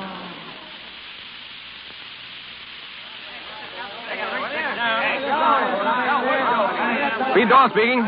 Oh, hello, Mac. Yeah. I thought it was Swan myself. Say, did you see that picture of Granville with his mouth open? Is that a laugh? Hey! Well, hey, I'll call you back, Mac. What are you doing here, Lily? I've got to see you alone now. Okay, we'll find an empty office. Well? Pete, this picture in the papers. Did you do it? Sure, why? Did you see these people? Talk to them? Of course. Why all the excitement? Why? Because Lord Granville, this man engaged to a girl in England, that's Charles Gray. Charles Gray? Yes, Charles Gray. The nobody I was telling you about. Charles Gray, Granville. So that's it. That's why I got the runaround. He said he was going out of town for a couple of weeks to get a job. Pete, what did he say? What did he talk about? Oh, he just... Well, go ahead. I'm asking for it. Well, he said he'd just been fooling around in America on the quiet and that he was going back to marry that English dame. His father tried to bribe me to keep the whole thing quiet. Oh, that's swell, isn't it? Well, Lizzie Gus did all right by herself, didn't she? He was broke, a nobody. He said he loved me. Now, what did he think I was? Oh, don't get all worked up about him. If he ever comes back here, I'll break his neck. He won't come back. All right, what are you going to do about it? What can you do? I'd like to do to him what he's done to me. Make him something to laugh at. Yeah, why not? Oh, no. When you're the sap, you're the sap. Anything you do makes you even more the sap. Well, there's a story for your paper. Lord Granville walks out on poor working girl. Can't you see the headlines? Yeah, I can see the headlines.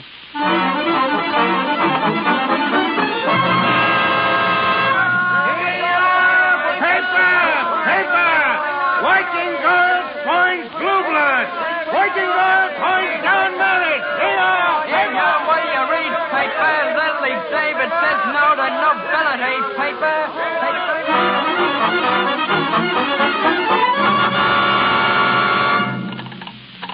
Hello? Hello? Listen, I want to speak to Pete Dawes. It's Miss David calling. Lily David. What? He is so in. You tell that big gorilla if he doesn't speak to me. Hello? Hello? Oh.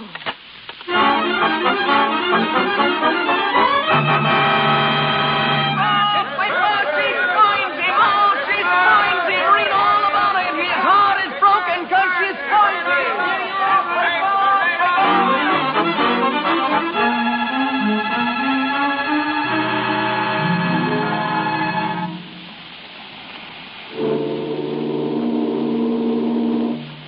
Poor little Arthur's girl discarded the love of Lord Charles in unshaken belief that romance would eventually be hers. Lord Charles is now returning home, his heart heavy with grief at the thought... Oh, stop it, Father. Well, there you are. The latest radio bulletin. The captain has kept it out of the ship's paper, but it's all over England. I can't understand this. What's her idea? What's she after? A girl of her type? You'll hear from her later, asking for money to stop further publicity. Well, I'll have to admit, she had me fooled completely. Now, we'll have to be very careful. Of course, the harm has already been done with Helen. Oh, it's a shame she was drawn into this mess. Well, that's over. But if there are going to be reporters at Southampton waiting for you, asking for statements... I'll give them a statement. No, you won't. Well, if I'd known I was going to drag you and Mother into cheap scandal... My boy, all we have to do is be sure that nothing is done to encourage it. If there was only some way of stopping her without resorting to the courts. Well, that won't be difficult, now that I know her language.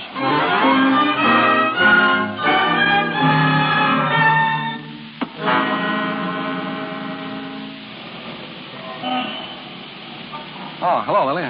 Oh, maybe I find you here. Did you? I've been waiting an hour and a half. Sit down. Yeah, thanks. The popcorn? Aren't you going to take off your shoes? I don't know. I may not be staying very long.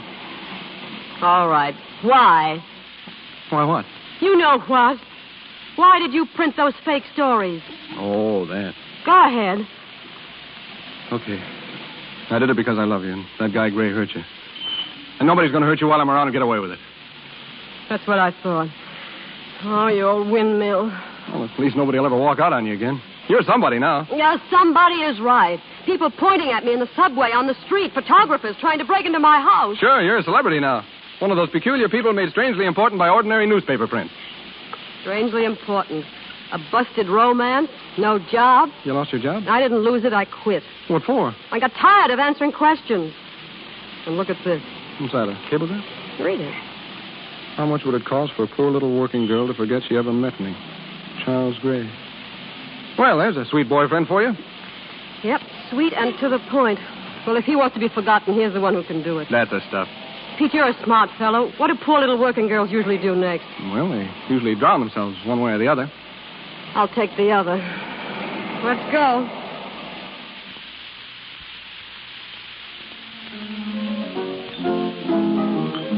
Nice joint, huh? Not classy, but it's comfortable.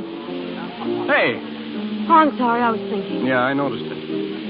You know, there's one thing about Gray, Pete. He gave me the swellest moments I ever had in my life. How much will it cost for a poor little working girl to forget? Oh, all right. I'm quiet. If you ever pull another crack about that guy... Hello, Pete. Oh, hello, Nate. Where you been? I expected to see you when we had that Pip murder here last month. I'm handling ship news now, Nate. Byline and everything. Don't you read it? Nah. Where's your girlfriend? Oh, Nate, I want you to meet Lily David. Lily, this is Nate Sarkinopoulos, the smartest cafe man in the business. Hello. How are you? Hi. Lily David, huh? Yeah, I read about you. Kicking Lord Huses back to England. That's what I say. Send all these foreigners back where they're supposed to be. Nate, how's business? Terrible. Too many nightclubs. You haven't got something to drag them in, you starve. What I need is a first-class A-1 attraction. A name. Yeah, that'd help, Nate. Sure, but where do you find them when they don't ask for $1 million? Hey, wait a minute. Listen, Nate. I've got just the thing you're looking for. Not too expensive, but a big attraction. Should jam the place for months. Yeah? Who is she? Lily David. What? Now, wait a minute. I'm getting out of here. Sit down. Nate, this is it. Well, maybe you're right. Listen, if you think I'm going to turn myself into a nightclub Shut queen... up. I tell you it's a cinch, Nate. Publicity, that's all it takes. Well... You'll spread her name over every billboard in town. You've read about her, you've talked about her, you've wondered about her. Now see her at the Gingham Cafe. Well, it sounds good to me. Well, it doesn't sound so good to me. We've got a singing teacher for her. We'll teach her to fake a song. Oh, is that so? I can see it all now, Nate. Enlarge the place. Redecorate the whole business. Wait, that's expensive, Pete. Oh, what's the difference? Listen, well, I want to know... She'll make it all back in a couple of weeks. I tell you, she'll pack them in like sardines. Oh, Pete, for I have to get an orchestra. That's an idea. A 20-piece orchestra. Wait No, a we'll make it minute. 25 pieces and drown out her voice. Oh, wait a minute. I can hear it now. 25 pieces swinging like mad.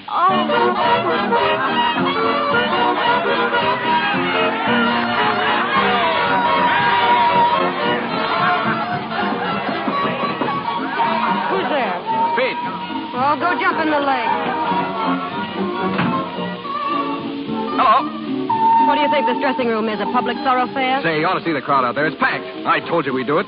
They're waiting to see you, Lily David, the little office girl who thought you was Lizzie Glutt. Waiting to see me. Ha! Well, you don't have to get hysterical about it. Oh, Pete, can't you see how silly this is? Let's pretend we're sane again and call the whole thing off. No, why do that? Why? Look at me. I'm supposed to go out there and try to sing, try to dance. Dance. In an outfit like this, I can't even walk. Oh, you'll come all right. Just sing your song and do your dance. That's all. All they want to do is all they want is a chance to see you. Yeah, I'd like to see you go out there in this and let them look you over. I feel like a fancy porch swing. Lily. Oh, shut up. Well, Lily, look, I brought you something.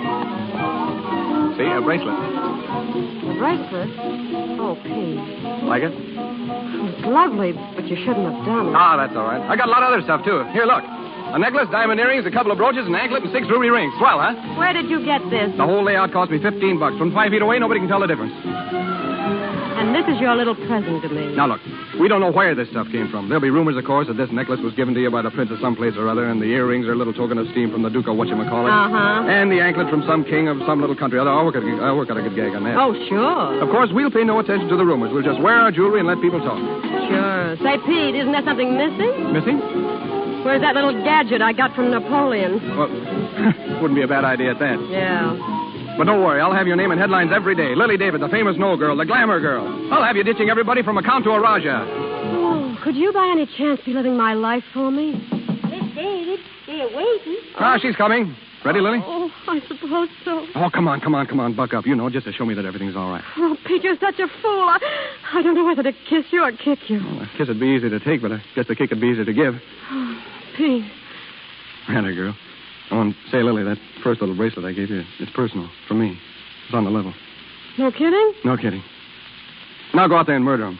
Murder them? Do you realize you're talking to the corpse? Go ahead, Lily. Lots of luck. Ladies and gentlemen, Lily David, the world-famous no-girl. Go on, let your music get on it.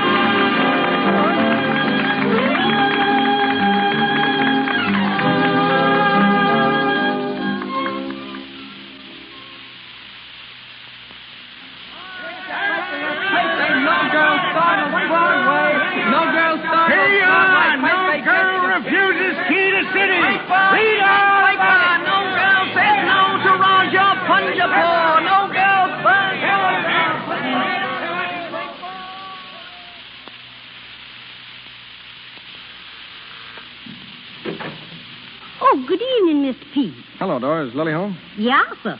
But she going out soon. Who's that, Dora? Oh, hello. Hello. Get my coat, will you, Dora? Yeah, sir. Going out, huh? Yes, why? Do you realize I've hardly seen you in 3 weeks? Gosh, I know it was my idea to have you step out now and then. It was your idea, all right. I must be seen in the right places with the right people, correct? Yeah, but look, I didn't mean all the time. Gosh, a fella gets kind of lonesome sitting around talking to himself. What are you doing tonight? A date? The old guy with the 43 creameries. I suppose you forgot you've introduced me to him. Oh, can't you call it off? Just this once. You know, tell him you're sick. You had your throat cut or something. Why? Well... All right. Tonight, you and I? Ah, swell. We'll go out and get some popcorn, huh? Oh, Dora. Yeah, sir? Never mind the coat. And you'll find Mr. Decker's phone number in the little book. Tell him I'm staying home tonight. That a girl. With a headache. It's a nice crack. All right, what do we talk about? The weather? Oh, listen, Lily, I got to talk to you seriously tonight. Excuse me. Yeah. Hello? Oh, hello, Mr. Randall. It's the millionaire from Yonkers. I'll hang up on him. How are you, Mr. Randall? Oh, just fine. What? Oh, Mr. Randall. Hey, what's he saying? No, I can't. No, I said I can't. You can't what? No, some other time, Mr. Randall. Oh, of course I do. Hey, give me that phone. Pete. Hello. Listen, you. Hang up that phone and don't call back again. Miss David isn't in. Huh? This is her father. The papa's getting burned up. No, the way those mugs talk, you think they owned you. How do you think I feel about it? Do you think I asked for this? No time for myself, working most of the night, reporters hounding me all the time, people expecting me to do something crazy every time I step outside. Gosh, why haven't you thought of having me pushed over Niagara Falls in a kiddie car? Yeah. Well, let's drop the whole thing. It was my idea, and I'm admitting it's wrong. We could go away to the mountains, maybe, where you could get some rest, and then maybe we could... Oh, Lily, I know I'm just a mug, no class, not even a crease in my pants, but... Well, do you know what I'm trying to say? I think so. Well, how do you feel about it? Oh, Pete, I'd marry you in a minute if it would make either of us any happier. But something happened to me once, and I'm not going to be satisfied until I find out why. Now, you're going to let that guy bother you for the rest of your life? Pete, I can tell you this because I know you'll understand. I feel like a kid must feel when someone he loves slaps him in the face. He's hurt, he's angry, but he still loves. Yeah, same old Lily. I have to see him. Sure you do. I wonder what would happen if I took one of those London nightclub offers. Then if he really wanted to see me... You do that and he'll be camping on the doorstep. Say, how many times do I have to tell you you developed into a mighty swell dish? Pete, I'm going to London. And what's going to happen? You'll see Gray, find out in 10 minutes he's still a lug, and come tearing back home. At least I'd know. Right. I'm just blabbing. Sure, you go ahead, and I'll sort of stay here to keep things rolling. What? You're coming along. Me? Yes, you. What do you expect to do while I'm bodging around in a strange country? Stay here and write fan letters? Oh, Lily. I say you're coming with me. All right, I will. But get this. I don't like that guy, and I never will. And if he tries to pull any more of his fancy tricks, I'll pop him right in the nose. Oh, Pete, you've got the soul of a poet.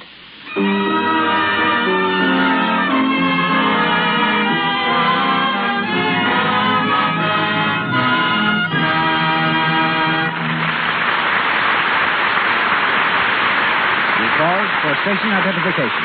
This is the Columbia Broadcasting System. KNX, Los Angeles, the voice of Hollywood.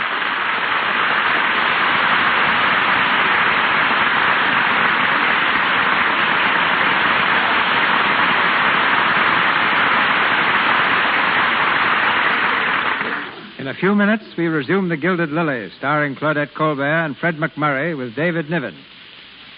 We left Miss Colbert rapidly gaining fame in our play as a dancer. And it's a dancer whom we hear from now. Miss Janet Riesenfeld, daughter of the distinguished conductor, Dr. Hugo Riesenfeld.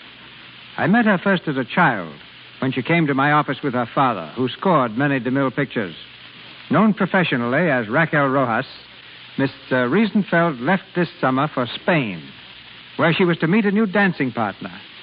She found him in the army and herself in the midst of the fierce siege of Madrid. Ladies and gentlemen, Miss Janet Riesenfeld.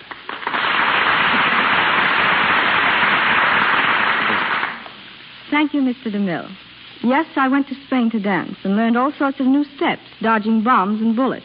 With fighting going on, Janet, how were you able to enter Madrid? I met a newspaper correspondent who had a passport, but no knowledge of Spanish. So I got through posing as his assistant. Once there, I stayed, thinking the rebellion would be over in a few days.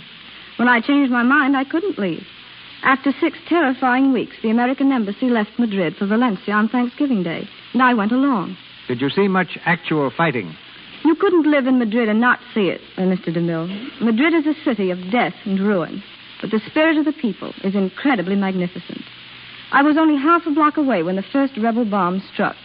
From then on, the gunfire and cannonading was ceaseless. I spent my time in Madrid dancing at benefits for soldiers, searching for food and avoiding shells. We managed to get by on a scant supply of rice, lentils, and bread. When one is in the midst of a siege, without light, warmth, or sufficient food, and with death raining down in bombs and shrapnel, one doesn't exactly look for the luxuries of life. But nonetheless, I was able to secure a few of the minor comforts during my stay in Madrid. One of these you will be especially interested in, Mr. DeMille. It was Lux toilet soap. Although I would have rather had a nice juicy steak, at least I was able to keep a whole skin and keep it clean. I bought Lux soap in sections of the city where no other foreign product was displayed.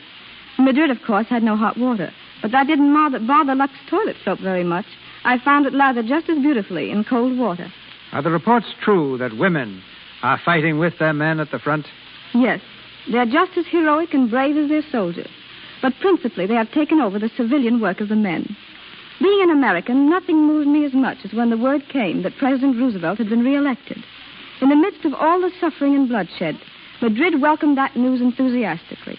President Roosevelt's picture appeared everywhere, and I soon realized that next to their own, our flag is closest to the hearts of the Madrileños.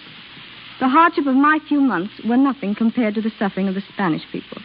More than anything else, the experience has made me grateful that I'm an American. Thanks and good night. Good night, Miss Riesenfeld.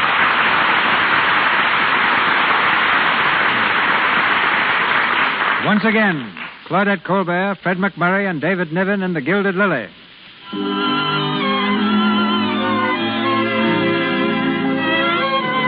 A figure of international reputation, Lily went to London, where she quickly became the toast of Mayfair. She's been seeing Lord Granville regularly for almost a month, and Pete is convinced that his own case is quite hopeless. It's 11 o'clock in the morning as he knocks at the door of Lily's hotel suite. Come in. Oh, Pete. Hello. You almost missed me. I was just going out. Was Granville? I was going to leave word downstairs that I'd be back tonight. You didn't mention it yesterday. It was just a little trip into the country for a rest. This is Sunday, you know, and I don't work tonight. Yeah. Say, Lily, I just dropped in to tell you I'm sailing today. Sailing? Why? Well, I can't express it exactly. But you've been going right along so swell, and I seem to be in the way more and more. That's not true. Oh, it is true. I'm just something you needed when everything was new to you. Can't you see that, well, that you've reached a point where I can't help you anymore, where the best thing for both of us is for me to bow out in a hurry? Pete, I can't stay here without you. What about Gray? Don't you intend to keep on seeing him? Yes, but... You know what's going to happen. I know. Seems to be a nice guy, and he's crazy about you. And all I want you to be married to him. That's what's in your heart, isn't it? Honestly? Yes. Well, it's all great with me. I'm glad to see you get what you wanted. And now that my job's finished, I'm going home. Well, if you've decided on going back, I can't stop you. Pete, have I hurt you? No. I'm the one that should be asking that. You'll never be sore, will you, Lily, about the crazy way I shoved you into this racket? Oh, of course not. You know now that it's made certain things possible. Things that couldn't have happened any other way. I guess it did. Oh, Pete, couldn't you please stay? I'll get my old job back and everything will be jay. And every Thursday night I'll show up at the bench and eat a bag of popcorn for both of us. Just for a gag, sort of. But you're leaving so suddenly. And look, if things don't go so well with you. Oh, but they will. I know they will. Goodbye, Lily. Pete. So long.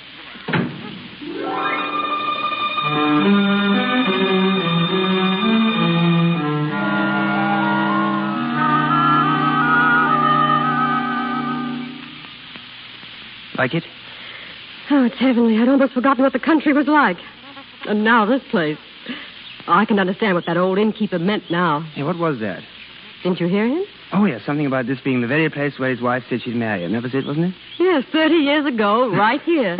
He's a queer old bird. He must be very funny, really. Oh, I'd love to have seen them. Hugo and Lizzie Glutz. Glutz? Who told you that was her name? It had to be. I'll bet she sat right here where I'm sitting. And Hugo stood up, of course, because he had on his Sunday pants. It's rather pathetic, isn't it? Look, there he is now with his broom and the drudgery that he hates. And that little girl aging into a bitter old woman. I don't feel that way about them. You have everything that matters when you're just Hugo and Lizzie Glutz. Two happy nobodies. You wouldn't be able to stand that sort of existence for long. It's what I've wanted all my life. Great. What possible pleasure is there in parading ourselves before crowds as though we're trying to let the whole world see that we're actually in love? Well, is it so terrible that I'm proud of you? Lily, do you realize what's happened to you? You're known all over the world. Men everywhere have talked about you and wanted you. Now all those people that laughed at me when they thought I'd lost you. Now they're going to see that you belong to me, that you always did belong to me. Gray. Yes, what is it, Lily? Oh, nothing. Nothing.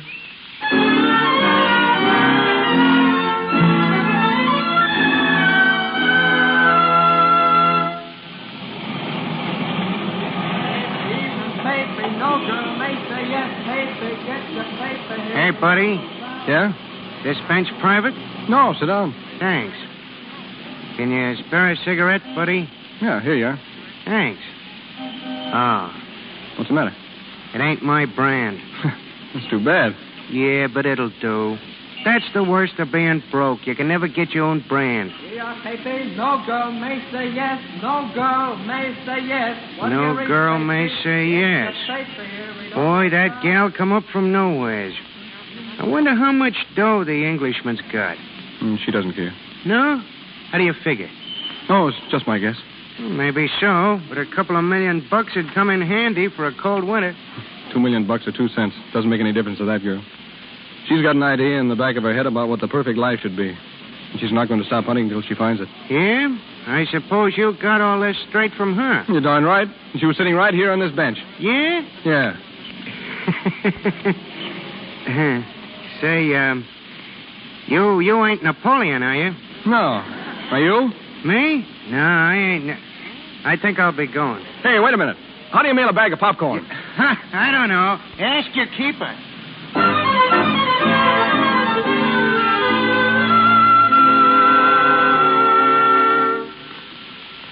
Popcorn, all the way from America. Look like Mr. Pete's on another tear. No, he knows what he's doing. Here, a card with it, honey. Listen. I just remembered how tough it is to get popcorn in London. Have you and Gray found a bench yet? Now, what do you mean by that, Miss Lily? Oh, funny face. Can't you see him, Dora? Draped all over that bench, his shoes off, that popcorn bag in his hand. You know, Pete never would touch peanuts. No, he says peanut eaters don't know how to relax. Well, excuse me, Miss Lily, but it wouldn't hurt you none to sort of, well, rest up. Don't I know it? Oh, now, honey, couldn't you stay in this afternoon? Lord Granville probably has something planned. But working 6 nights a week at the club and never in a single day? Well, if Mr. Pete was here, he'd sure put a stop to it, he would. Never mind, Dora. Yes'm. I'll answer it. Yes'm. Hello. Hello, Gray. Right on the hour. That's right. Well, no kiss? What's the matter, Lily? I'm tired, that's all. Gray, you haven't anything arranged for this afternoon, have you? Oh, nothing much. Just tea at the Clydes. You'll have to know them sooner or later. I have to know them. How many more hundreds of people must I meet before... Before what? Oh, nothing. I had no idea my friends were annoying to you. Gray, listen, we'll have to decide something right now. I came to England because I loved you, and because I thought that you still loved me. But something's wrong. Something... Have you ever forgiven me for what happened in America? I told you I was as much to blame as you. Then why can't we be satisfied with each other? Why do you insist that we spend day and night putting ourselves on display? Is that the only thrill you get out of being with me? Oh, I've been selfish, I know, but why don't you take a week from the nightclub? It could be arranged. And you remember that little inn, Hugo's? We could spend the week there. A week at the inn? Then what? Well, back to London as though we had never been away, is that it? Well, Lily, you make it sound so...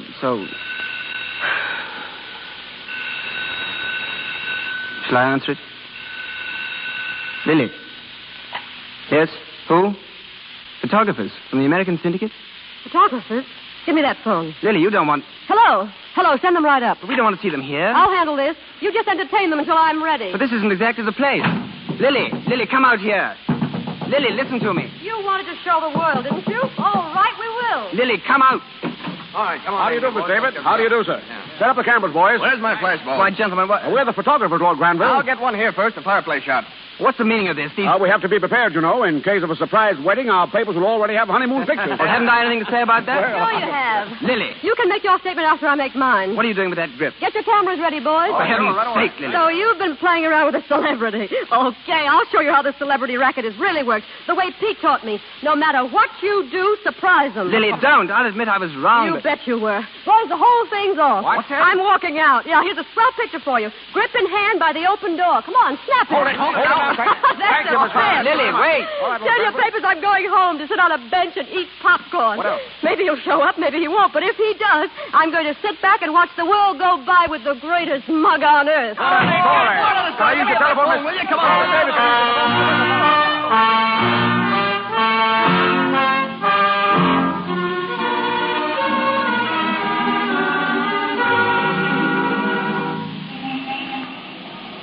Are you sure you didn't see a man here? He'd be waiting right at this bench.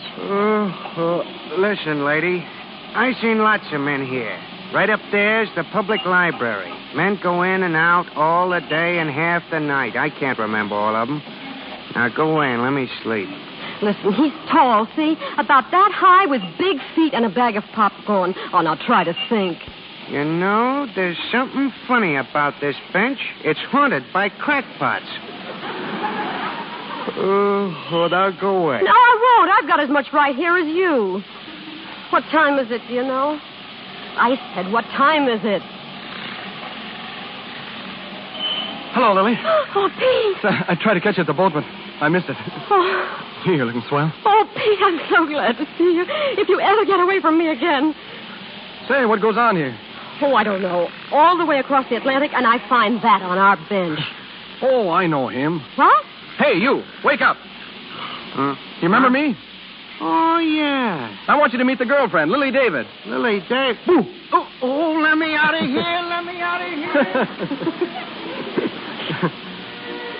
Well, I got some popcorn. Oh, I see. You want to sit down? All right. Have some, Lily? Thanks. You know, this is what I call living. Yes, sir, just sitting tight and watching the world go by. Is that all? Oh, what else is there? Can't you guess?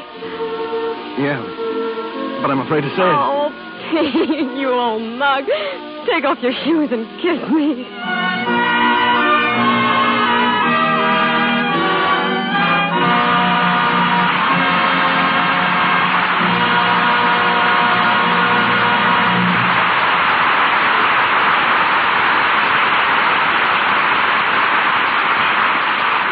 From Claudette Colbert and Fred McMurray, we'll hear again a little later. Our hero tonight was a newspaper man. So I thought I'd ask one of the most famous reporters in the world, Mr. Linton Wells, to be our guest. His record reads like a page of Richard Harding Davis fiction. During 20 years in foreign fields, he's been war correspondent in Mexico, China, Asia Minor, Siberia, Morocco, Syria, Nicaragua, and more recently, Ethiopia. He was a lieutenant in the Chinese Army and a major in the Mexican Army, a colonel in the Nicaraguan Air Forces, and holds decorations from 12 foreign governments. He's in Hollywood now, completing his autobiography, Blood on the Moon, and recuperating from wounds and illness acquired in Ethiopia while correspondent for the New York Herald Tribune. Ladies and gentlemen, Linton Wells. Thank you, Mr. DeMille. You know, the last time I encountered you and Claudette Colbert was in Cairo, Egypt. Indirectly, of course. There in the shadow of the pyramids, I went to the movies and saw your production of Cleopatra. Tell me the worst. What did the Egyptians think of the way I handled their history? Well, I heard a couple of dark-skinned natives wishing Cleopatra were running Egypt again, Colbert fashion. You know, Egypt's certainly movie-conscious. In Cairo, all society turns out one night each week and goes to the cinema. It's a ceremonial occasion with a display of evening dress and jewelry rivaling an opening of the Metropolitan Opera. Well, you've seen pictures in about every corner in the world, Linton. How do other countries like Hollywood? Well, the stars, Charlie Chaplin, being human in any language, is most universally beloved. I've seen his antics roared at by the nose-pierced savages of the Belgian Congo, by Chinese and the Indians of the Peruvian Andes. Next in line, there's Mickey Mouse, just as popular in Brazil, Manchukuo, and Finland as he is here. All the world loves American musicals. And believe me, there's nothing so strange as hearing a native singing a hot-cha tune in the depths of fever-ridden jungle. But I've heard it. In French East Africa, you go to the movies in the open air and are bitten to death by mosquitoes or drenched by a sudden torrent of rain. A huge native who ran a projection machine there wore a charm given him by the local medicine man as a guarantee to prevent the film from breaking.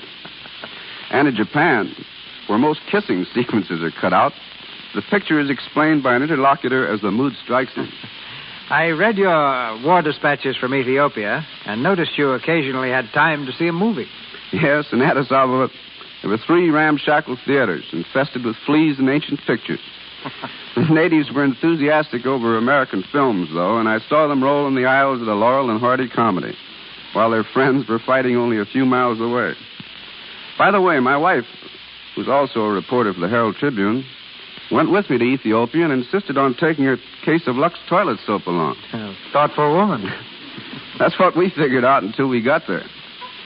You can believe this or not, Mr. DeMille, but after bringing that soap from New York to Egypt, from Egypt to French Somaliland, and then 500 miles inland by rail at 14 cents a pound, after worrying about carriers and customs collectors, I saw 5 different shops in Addis Ababa selling Lux toilet soap and charging much less for it than I paid for transportation costs alone.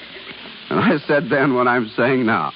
Good night. Good night, Linton Wells.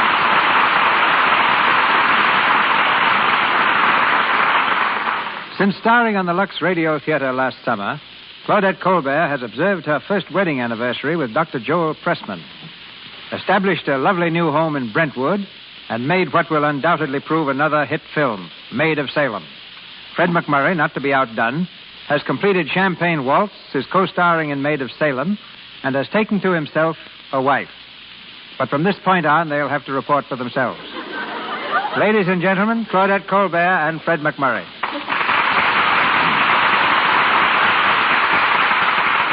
Mr. DeMille, after nearly an hour on the air, I'm afraid I'm all talked out. However, I do want to thank you again for the top productions you give us every Monday night. And before I go, just a word of praise for the product responsible for this program. I could say many fine things about it, but the best indication of what I think of Lux toilet soap is the fact that I've used nothing else for years. All right, Fred, your turn. Thanks, Claudette. I had hopes of being neatly left out of this, Mr. DeMille. You and Claudette know me well enough to realize that I'm not one to get up in front of the microphone and make clever speeches. Well, then don't say anything. Oh, thanks. That suits me fine. Just a minute. Don't go either. I've heard a lot of music coming from the sets of your 2 pictures, Maid of Salem and Champagne Waltz. Since you'd rather not talk, suppose you sing. I thought you were a friend of mine. Well, since I'm on the spot, I'll try a chorus of a tune from the picture Champagne Waltz. The name of it is called When Is a Kiss Not a Kiss?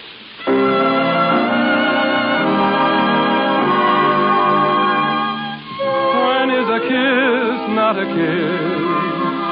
Whenever I'm not kissing you, when my 2 arms are missing you, nothing means a thing I do when it's not concerning you.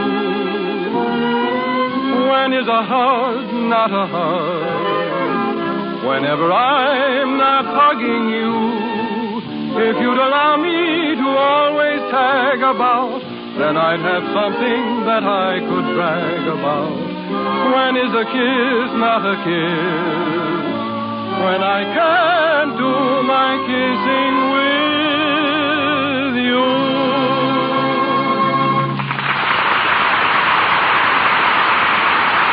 Thank you, Fred. Thank you. That was splendid. Good night. Good night to both of you. Thank you, Miss Colbert and Mr. McMurray. This is your announcer, ladies and gentlemen, Melville Ruick. The Lux Radio Theater program for next Monday night will be told shortly by Mr. DeMille.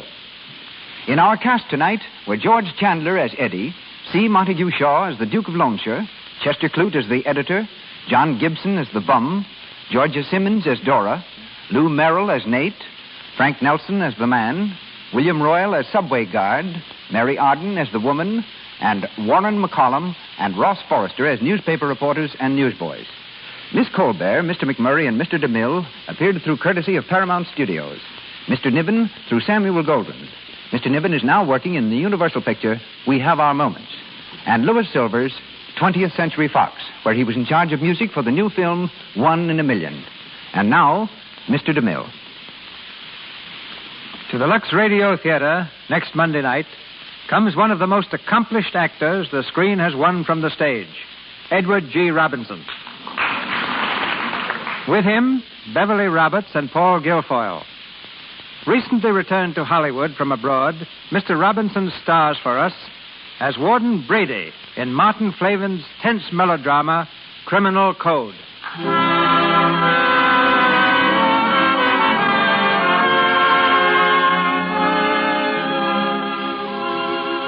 Our sponsors, the makers of Lux Toilet Soap, join me in inviting you to be with us again next Monday night when the Lux Radio Theater presents Edward G. Robinson, Paul Guilfoyle, and Beverly Roberts in Criminal Code. This is Cecil B. DeMille saying good night to you from Hollywood. The Warrior of the Woodland, Ranger Bill, is coming up next.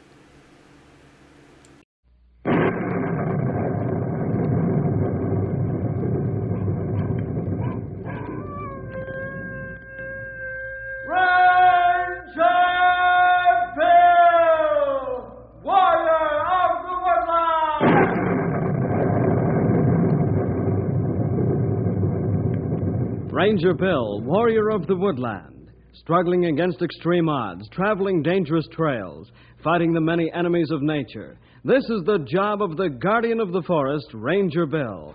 Pouring rain, freezing cold, blistering heat, snow, floods, bears, rattlesnakes, mountain lions. Yes, all this in exchange for the satisfaction and pride of a job well done.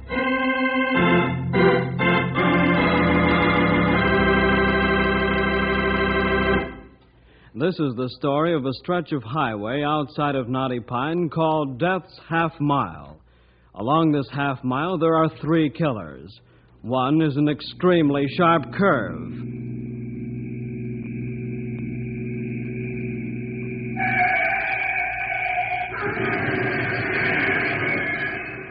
The second killer is a narrow bridge just around the sharp curve.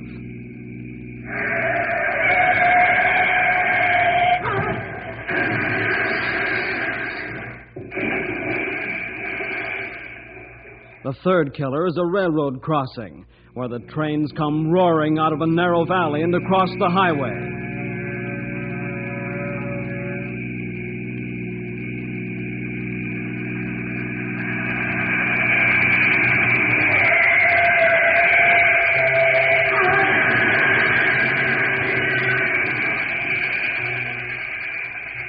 This is the place where, on the average, there are 3 accidents a week.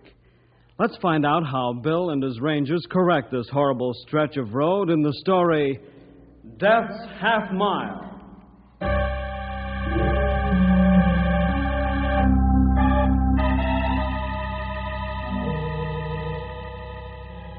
On one side of the highway, called Death's Half Mile, mountains drop to the edge of the road, except where a narrow valley opens up. Along this valley runs a small river and a railroad track. On the other side of the road, the ground is fairly level, and there's a ranch. Bruno Allen and his family live there close to the highway in a comfortable home. It's about midnight, and Bruno and his son Eric are sleeping.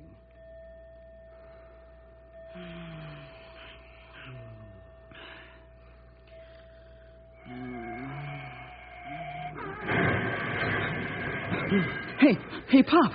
Wake up. I heard it, son. You get the first aid kit and I'll call the police. Okay, Pop. Put my jeans and shoes on in a hurry. Good boy. I wonder if this will ever stop. Let's go, son. I'll meet you out front.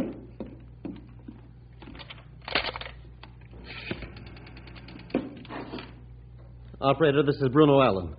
Please notify the state police that there's been another accident on Death's Half Mile. My son and I are getting out there to give first aid.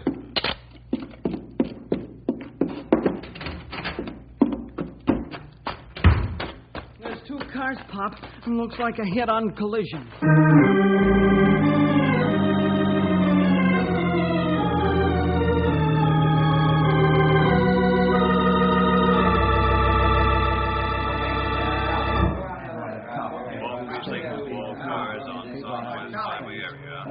How's it look, Sarge?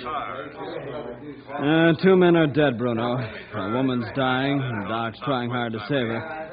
The children seem all right. You saved a couple of them with your first aid, Bruno. I sure wish something should be done to stop this butchery. 3 accidents a week, Sarge. I know. Is that a Ranger car coming in? Yeah, I radioed Bill to come out. Hey, Smitty, tell the other ambulance to back in. The doc's signaling for it. Okay, Sarge. Hey, driver, bring your ambulance in here. Hello, Perry. Bruno. Hi, Bill. How are you, Bill? Hey, this is a nasty one, Sarge. How'd it happen? I don't know, Tanner. Bruno called us. Bruno, you and Eric ought to get a medal for the lives you've saved. We just assumed we didn't have to do this, Stumpy. I know what you mean, Sonny. I can see your point quite clear. Eric means what he says, fellas, and he speaks for both of us. Bill, will you and Stumpy and Grey Wolf stop over at the house for coffee? I'd like to talk to you. It's plenty late. Maybe you want sleep. I can't sleep for a long while after one of these, Grey Wolf. We'll stop by, Bruno. I want to check out the details with Perry, and then we'll be off. Let's go, Sarge. All right, Bill. Well, that's the last ambulance. Let's go back to the house, fellas. Nothing more we can do here. Yep, I reckon you're right there, young feller. The doing should be done before these accidents happen.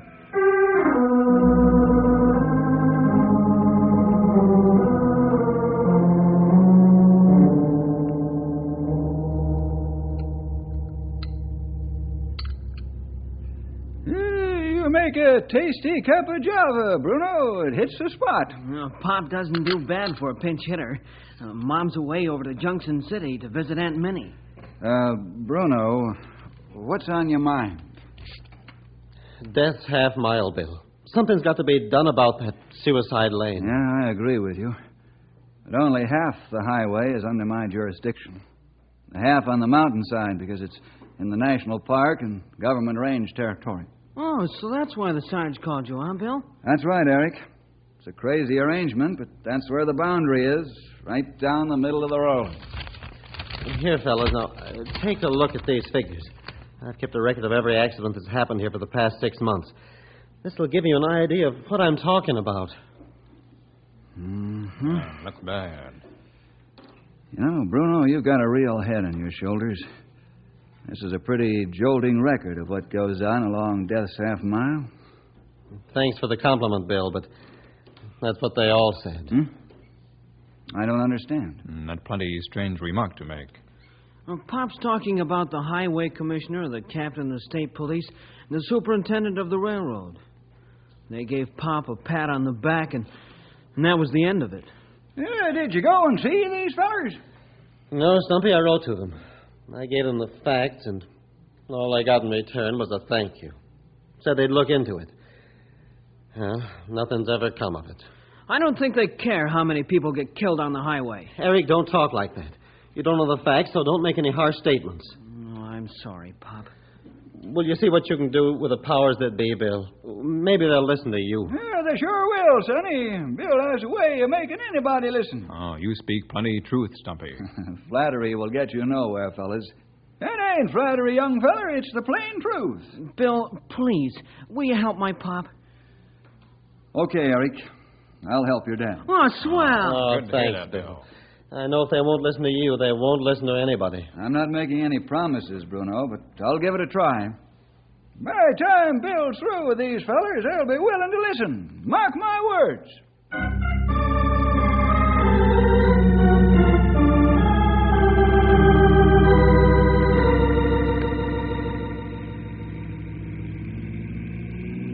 Seeing that accident kind of makes a fella think about how dangerous an automobile is, don't it, fellers? You say plenty that time, Stumpy. Car like loaded gun. You can imagine what Bruno and Eric go through each time there is an accident. They're the first ones there. It's bad to hear hurt people cry for help and find bodies laying on highway. How you plan to help Bruno, Bill? First thing I'm going to do, Grey Wolf, is go back out in the morning and take a real hard look at Death's Half Mile.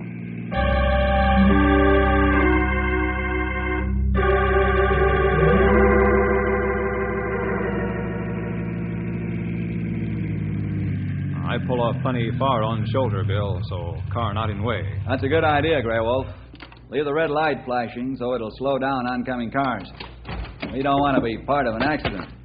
You can say that again, young feller. There's curve ahead. Very bad turn. Yeah, sure is. It's like a hairpin almost. There's only one sign. All it says is curve ahead. More warning signs needed for this curve, and speed limit sign, too. That's right, Grey Wolf. You've hit the nail on the head.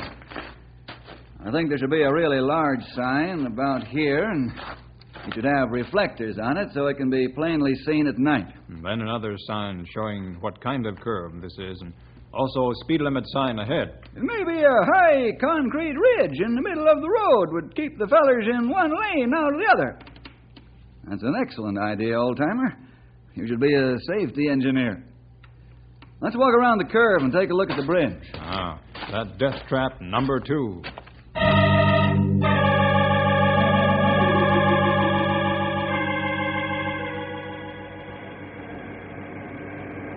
That bridge ain't wide enough for a bad elephant to get through.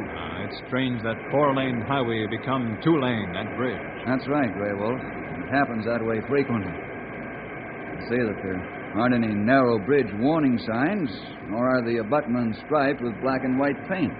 Maybe reflectors help show bridge structure, too. Yeah, I believe they would. Boy, a feller don't have much of a chance. You come around that curve and right at this skinny bridge. If one don't get you, the other one will. Let's take a look at death trap number 3.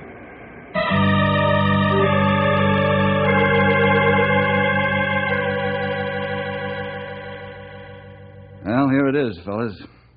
A perfect setup for an accident. A train come roaring out of valley and sound is muffled by narrow valley walls. Yep, it's on you like a fuming dragon before you know where it come from. Here come one now, Bill. That'll be the Fireball Express. Grey Wolf, get on the other side and stop any cars. I hurry. Hey, look at that monster come roaring, would you?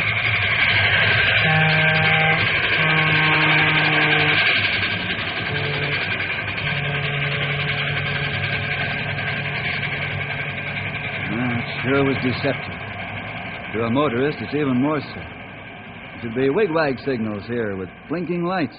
Yeah, if you said it, Sonny.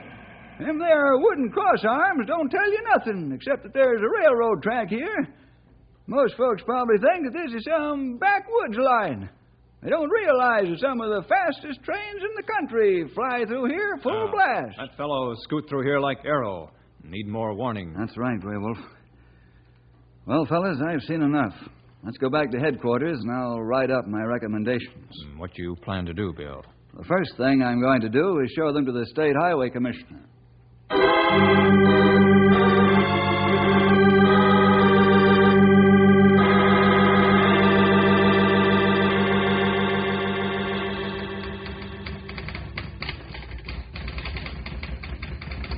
You finished writing recommendations, Bill?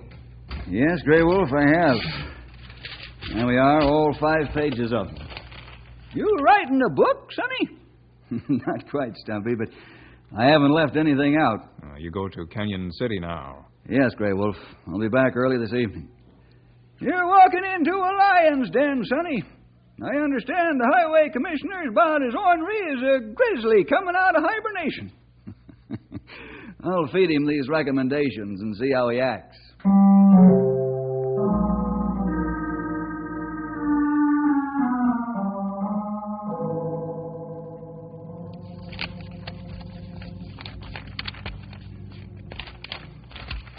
Bill, this is a very impressive write-up. I say that seriously. Originally, I thought that Bruno Allen was stretching a point or two, but... Words can only describe half the truth, Commissioner. Yes, I'm beginning to realize that. Now that you've stepped into the picture, I know this is serious. And you don't spend your time on nonsense. I don't mean to be caustic, Commissioner, but this flower throwing isn't solving the problem or answering the questions you've read in my write-up. Yeah, I know that, Bill. I really wasn't trying to avoid the issue. All the compliments are true and deserving. However, I was paving the way for the bad news. Bad news? Yes. There isn't enough money in my budget to follow your recommendations. Not even to put in the signs I've asked for? I'm afraid not. But why? I don't understand. Bill, see those drawings on the wall? Yeah. They're the 3 superhighways the state's building, aren't they? Yes, Bill, they are. They've taken every red cent we can scrape together. I see. I thought the highways were financed with bond issues. Well, they are, but the bond money keeps coming in dribbles and, well, it's all soaked up like rain on dry ground. You can't set aside enough money to take care of Death's Half Mile? The construction men have to be paid, so do our material bills. I'm sorry, Bill, but there's not a thing I can do for you now.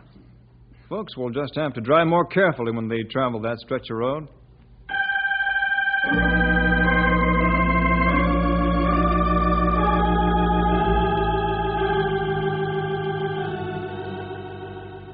That's the whole story, Mr. Scanlon.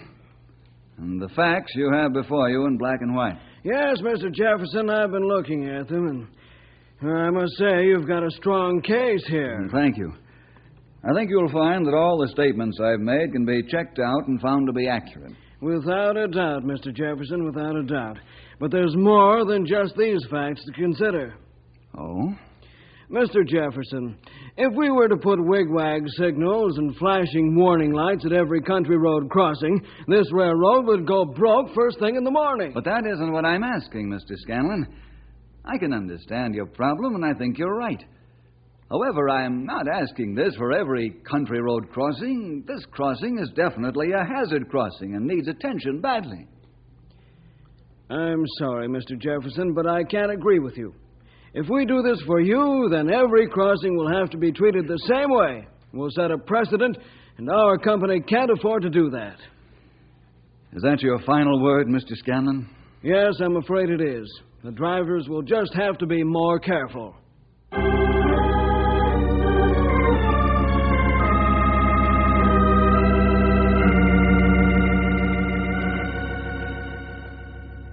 Honestly, Bill, I appreciate what you're trying to do, but I can't see how more frequent patrolling will stop the slaughter on that stretch of road. It won't stop it, Captain Paulson, but I know it'll reduce it.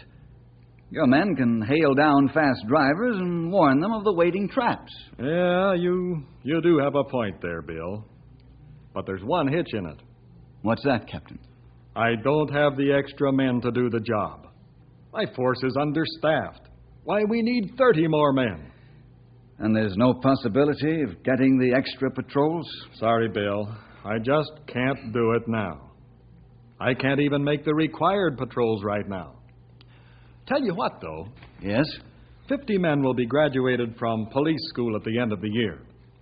And I'll put the extra men on patrol duty around Death's Half Mile. Well, that'll be fine, but it doesn't solve the problem right now, Captain. I know that, Bill. But there's nothing I can do about it.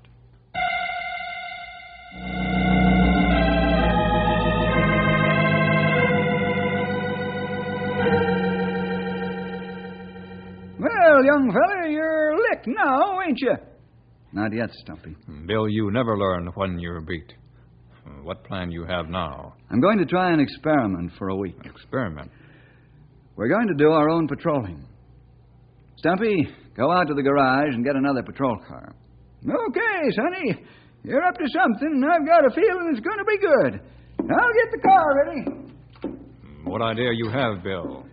We're going to see if we can't cut down the accident rate on Death's Half Mile for 1 week, Grey Wolf. You pick up more rangers for a job. Not for the daylight hours, Grey Wolf. I'll put 2 men at each end of Death's Half Mile for the night watch. It won't be so lonesome that way, and one can sleep while the other stands guard and changes off. Let's go.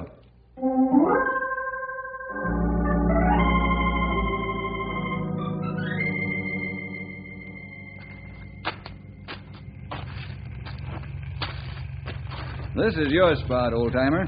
That's fine. This is a right nice place to stand guard. How are we going to work this, Sonny? I want you to stop every car. Warn them about the dangers ahead and tell them to reduce speed and then let them go on. Say, that's easy as falling off a log. Okay, Stumpy. All hands will stand 8-hour watches, including myself. I'll take the first night watch. Tom will probably relieve Grey Wolf. I'll bring 2 more of the boys out to keep us company at night. Okay, Bill. Sounds good to me. It sounds good to me, too, Bill. I think we'll cut down the accident toll to nothing for the next week. Let's go to our station, Grey Wolf. See you later, Stumpy. Yell loud if you get lonesome, and I yell back. It'll be easier to talk to myself and yell for a while.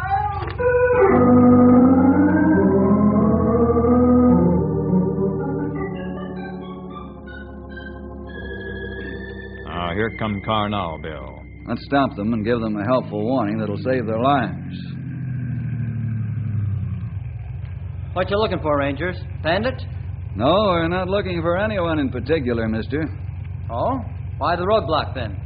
To save your life and the lives of the people in your car. The next half mile of highway is called Death's Half Mile. It is? How come? There's a railroad crossing over tracks that carry fast trains. Then there's a narrow bridge and a nasty curve. Go ahead now, but drive slowly and carefully. Thanks for the warning, Ranger. I don't want to be caught napping. You're welcome, mister. Now go ahead. You have plenty of good feeling inside, Bill. That fellow will appreciate our warning. That's right, Grey Wolf. Nobody wants to have an auto accident. That is, nobody in his right mind. Here come 3 cars now. You take care of them, Grey Wolf. I'm going to walk over and talk to Stumpy. I'm beginning to get another idea.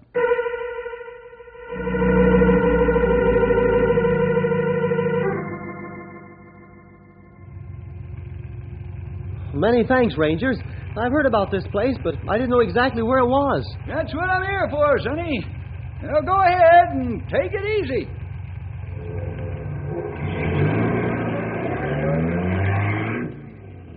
How are things going, old friend? Yeah, right smart, Sonny. All the drivers are thankful I stopped him and told them what's ahead. That's fine, Stumpy. I'm going over and have a talk with Bruno and Eric now. What's up? What do you mean, what's up? I can tell by the pleased with yourself look you have on your face that your brain cells are turning over full speed. Well, I was just thinking. Yeah, that's when things start happening. Half of this terrible piece of road is ours, Stumpy. Why can't we put a sign up at each end on our half of the highway? See, now, you're cooking with gas, honey. Make it big enough so even an owl can read it in the daytime.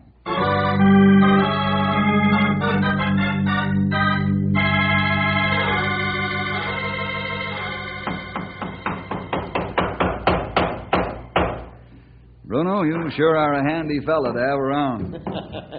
So are you, Bill. Eric and I have been getting some wonderful sleep since you got your men out on the highway.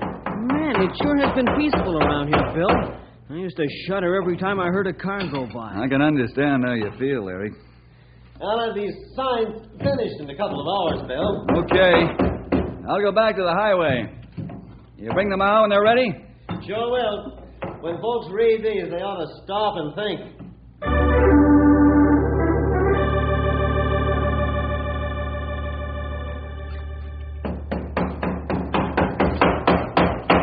Those are right smart signs, Bill. They ought to do the trick. I don't think they'll correct the difficulties here, but they may make drivers stop and think. And then slow down, huh, Bill? I hope so, Harry. There you are, fellas. Both signs are up. Ah, plenty of good job. Boy, that hits right between the eyes. Are you next? This is Death's Half Mile. Drive carefully. That ought to stop 'em. I think you've licked the problem, Sonny. I'm not through yet. What you mean, Bill? There are 3 gentlemen that have to be shown this problem firsthand. What time does the Fireball Express roar through here, Harry? 5 minutes after 10 every morning, Bill. And man, does she go. I have a date with the Fireball Express right here at this crossing at 10:05 in the morning.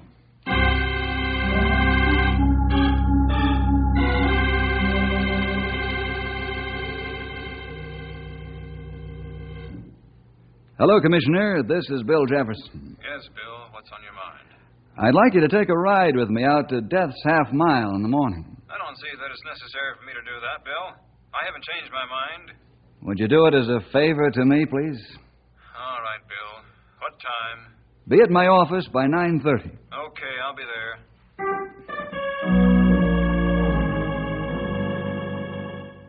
I'm not asking you to change your mind, Mr. Scanlon. I'm just asking you to take a ride with me. I know you're up to something, but I guess the only way to find out what it is will be to go on that drive with you. Well, what time? Be at my office at 9:30. I'll be there.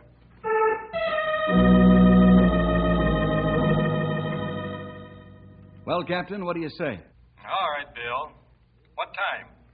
Be at my office at 9:30. I'll be there.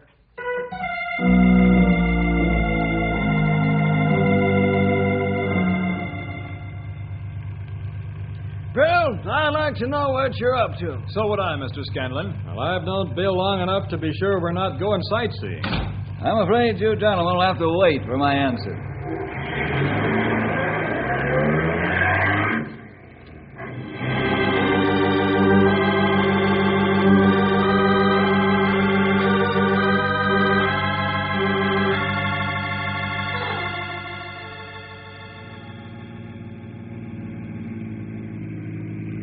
We're approaching Death's Half Mile, gentlemen. Oh, a sign. Oh, I wonder who put that up there. Kind of gory, isn't it? I put the sign up, and there's one just like it at the other end. Aren't you going to slow down, Bill?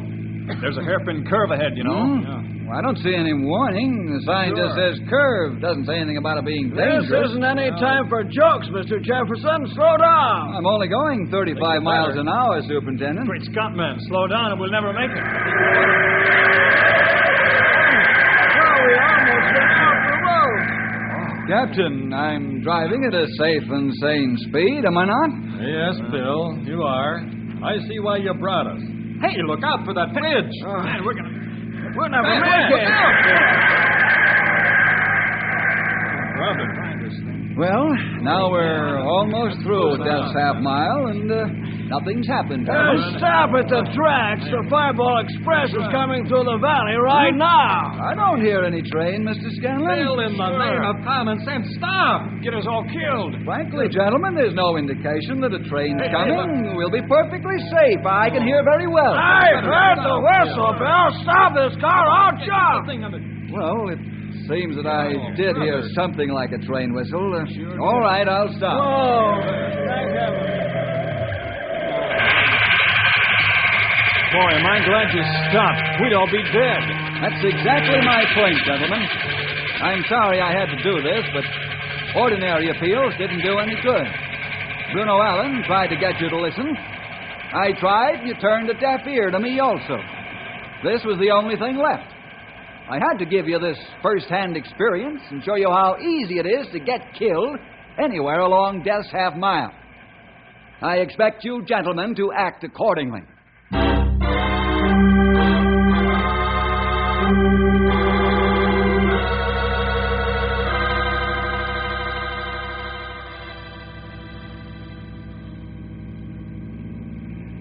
Bruno. Eric, what do you think of Death's Half Mile now? Bill, I can't believe it. There are adequate and proper signs. There's a bumper hump in the middle of the curve, and it's painted yellow. Yeah, and the bridge has been widened to 4 lanes. You said it, Sonny. There's one of the best ding-dongs at the railroad crossing you ever seen. Also flashing red lights and wigwag signals. State Police Patrol more now than ever. Bill, you and your men have done automobile drivers a real service. Well, don't forget, Bruno, you and Eric have done your job well, too. Now we can put another sign up. This is the world's safest half mile.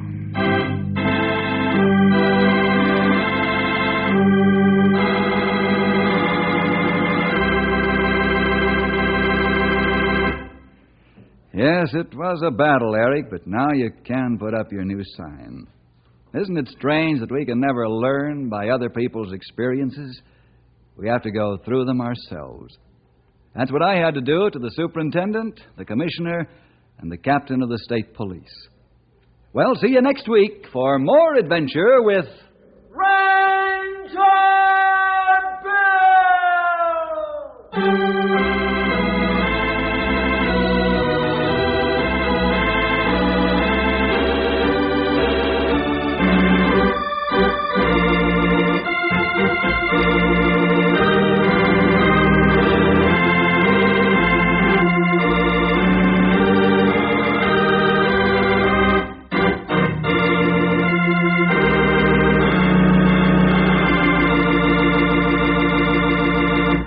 Howdy, this is Stumpy Jenkins, Ranger Bill's old sidekick, as I guess you all know. Just adding a little extra word of thanks for getting yourself in on the program today. Always glad to have you along. And I hope you invite your friends, too, for we sure got lots of adventures to tell you about. And we don't want you to miss any of them. So you make sure to be there by your radio every week. Don't lose out on our next story.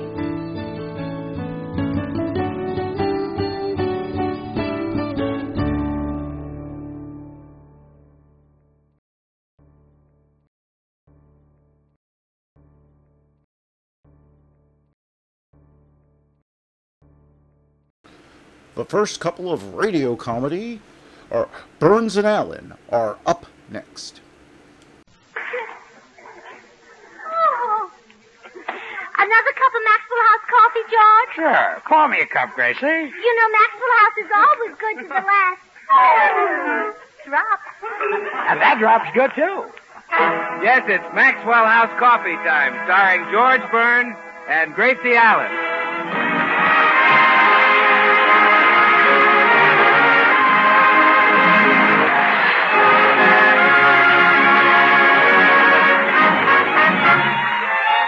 With yours truly, Bill Goodwin, the music of Meredith Wilson and his orchestra, our happy postman, and our special guest, Jack Carson. For your Thursday night comedy enjoyment, it's George and Gracie. And for your everyday coffee drinking enjoyment, it's Maxwell House. The coffee that gives you so much more for so little more, that is bought and enjoyed by more people than any other brand of coffee in the world. Yes, Maxwell House. Expertly blended and radiant roasted for rich, mellow, extra flavor. Maxwell House, the coffee that's always good to the last drop.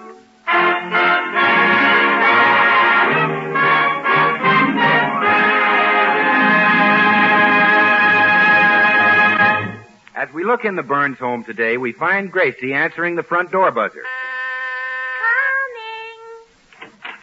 Good morning, Mrs. Burns. Here's your mail. Thank you, Mr. Postman. This is Halloween. Are you going around and knock on doors and frighten people? Oh, no, I haven't time for that. I'm going to make my husband George a movie star. I see. That way you can frighten a much larger audience. Oh, no, you don't understand, Mr. Postman. George is going to replace Clark Gable as the lead in The Hucksters. Are you still trying to prod your poor husband into that picture? Well, I certainly am. You see, The Hucksters is supposed to give you the lowdown on radio. Isn't George the perfect choice? Yes. I guess he's about as low down on radio as you can get. Well, it might interest you to know that I asked 1,000 people if they preferred Clark Gable or George Burns, and it came out even. Only 500 said they wanted Gable. Really? Yes. The other 500 said, who's George Burns? I still think you should forget it. Oh, not when I know I'm right. You just wait. Someday I'll say to you, Mr. Postman, George Burns has replaced Clark Gable. And on that same day, a red-skinned gentleman with horns and a tail will say to me, Mr. Postman, it's frozen over.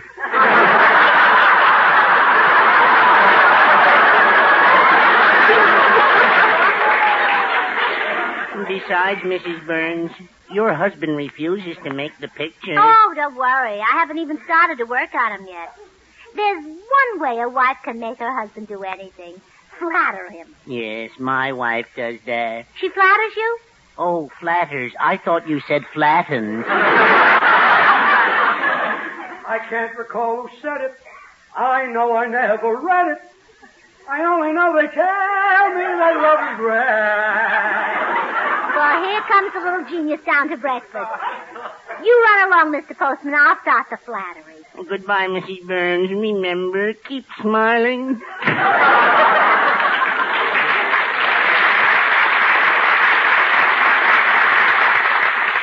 With a girl in your arms, it's wonderful, wonderful in every way. So they say. Oh, what a beautiful voice. And no wonder. It comes out of such a beautiful container. That's me, huh? Yes. Sit down to breakfast, dear. Okay. Pass me the toast. Here. Oh, George, you're so strong. You just rip that toast apart with your bare hands. Yeah, I usually wear gloves. Oh, I love to watch you eat. You have the rhythm and coordination of a great athlete. I have, huh? Oh, yes. You put egg in your mouth with one hand while you wipe it off your tie with the other. Must be a pleasure to watch. Oh, you are, darling. Being married to you is a perpetual joy. With you in the house, no sorrow, no sadness can touch me.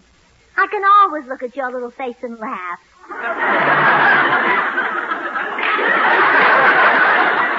Thanks, kid. I love you so much that you make my whole life a poem. I do? How true. The poetry just comes rolling out. Oh, fine. You're divine. That's enough. You're the stuff. Oh, no. My goodness. We do love each other, don't we? Well, sure. And people who love each other should do things for each other, shouldn't they? Right. George? No, I won't replace Gable and the Hucksters. Oh, you knew what I was leading up to, huh? All along. Well, you picked the most inconvenient times to be intelligent. Gracie, I'm sick and tired of that crazy idea of yours. Now, once and for all, let it drop. But, George, the lead in a picture about radio is just meant for you. You're radio's glamour boy. Oh, honey, don't call me radio's glamour boy, even though it's true. It's embarrassing. Oh, people think Como and Sinatra have glamour, but you've had yours so much longer. Gracie. Good things improve with age, and that's you, George. You're like a little round barrel of vintage wine. Gracie. You're like a fine, ripe old cheese.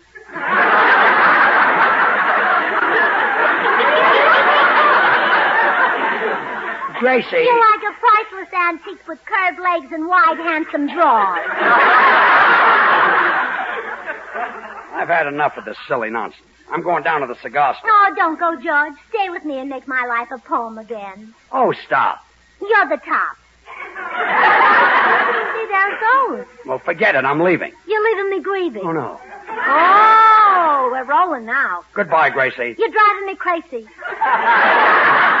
That's too bad. I've been had.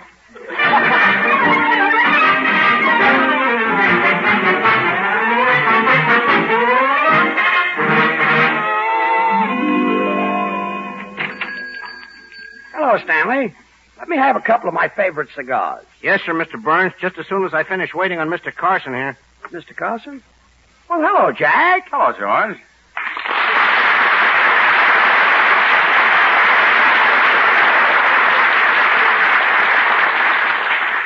let me buy you a cigar, George. No. I'll buy you one. 2 Perfecto Royale, Stanley. Here's your quarter. Thank you. Well, I'm going to enjoy this.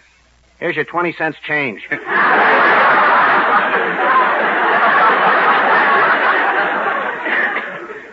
me buy you a cigar, George.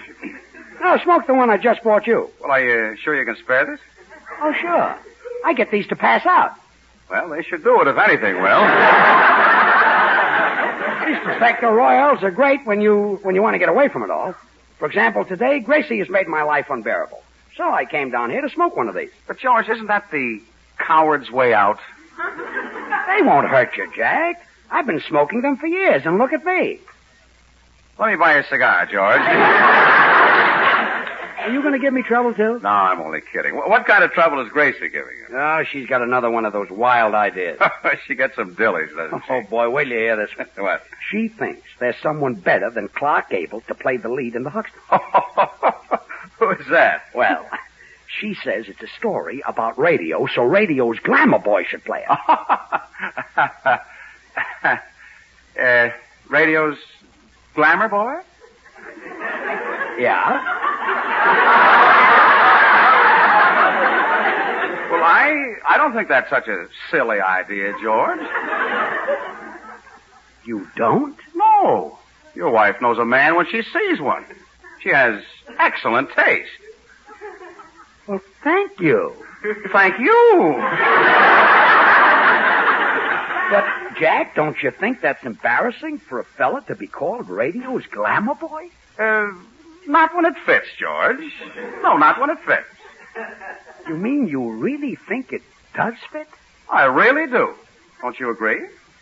Well, now that you press me, yes. Thank you. Thank you. I mean, after all, what has Gable got that radio's glamour boy hasn't got? Is Gable handsomer? No. Is Gable more talented? No. Is Gable younger? No. Thank you. Thank you. Well, Jack, you and Gracie ought to get together. You certainly see eye to eye. Well, we certainly do. Well, I've got to get down to the office. I'll see you later. So long, Jack. So long, George. Gee, imagine Gracie choosing me to take Gable's part. But this could start a whole new slogan. Gable's out and Carson's got it.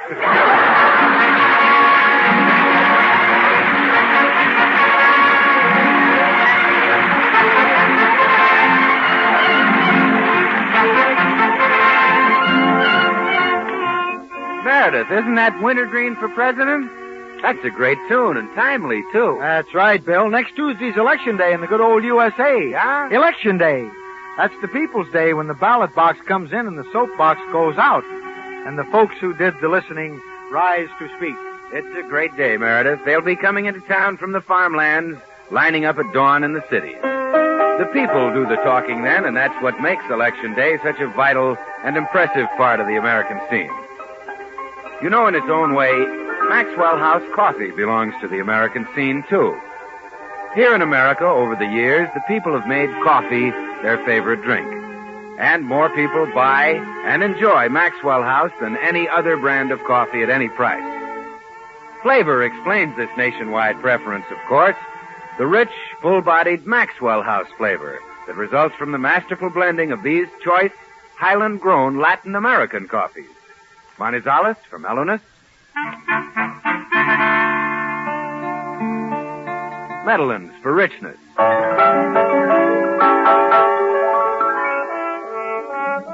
Other fine coffees for vigor. And Bucaramangas for full body. All adding up to great coffee at its flavor peak. So why not know the very best in coffee drinking pleasure? You can for just a fraction of a penny more per cup than you'd pay for the cheapest coffee sold. Simply say, Maxwell House. Always good to the last drop.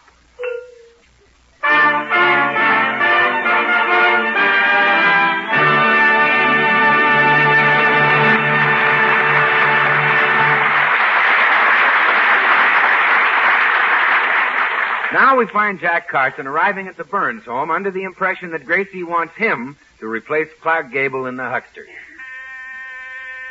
I think I'll show Gracie just how close to Clark Gable I really am. I'll do my famous Gable imitation for her. Yes? Well, Jack Carson, hello. Hello, baby.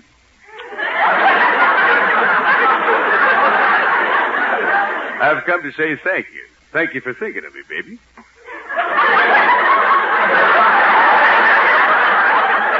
Oh, you poor boy, you've caught a cold. No, Gracie, I'm doing an imitation. Now listen. Hello, baby. Who do you think I'm imitating, baby? Now I get it. Oh, that's a remarkable imitation. Thank you. You sound exactly like Charles Boyer. Boyer? No. Perhaps I can get it better across with this speech. Scarlett, I'm going to take those mules back to the Confederate Army. No, don't tell me. Dennis Day.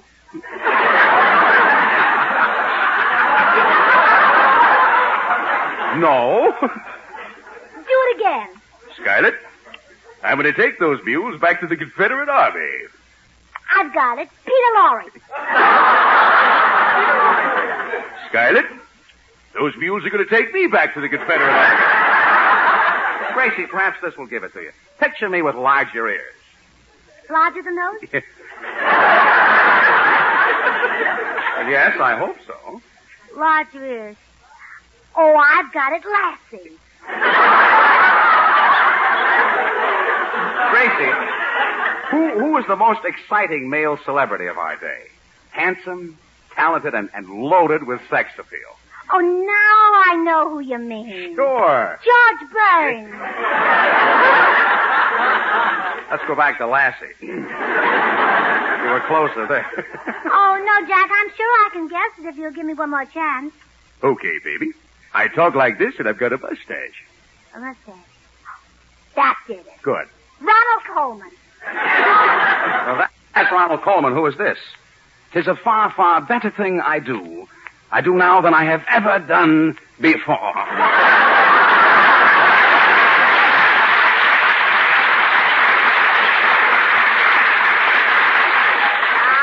That one's easy. Clark Gable.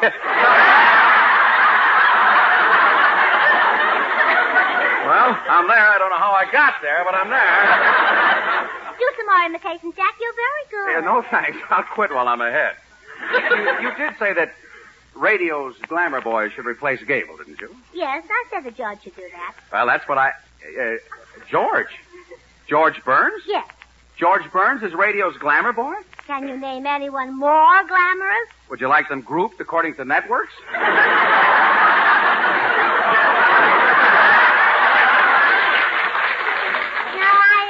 I don't think you agree with me about George. Well, Gracie, this has been a bitter blow to me. I thought you wanted me to play the lead in the Hucksters. Oh, Jack, let's be sensible. You're a wonderful comedian, but this calls for a dramatic actor. Can you make people laugh? And you can, I know, but can you make them cry? Well, haven't you seen any of my pictures? Well, yes, but I mean make them cry on purpose. Gracie, believe me, I'm the one for that part, not George. I'm the better actor. Oh, I'm sorry you think so, Jack. It looks like we'll have to embarrass you publicly. Embarrass me publicly? We'll have an acting contest between Carson and Burns. You'll meet George face to face. Face to face with George? Well, I hope I have hiccups. It'd be a shame to waste a cure like that.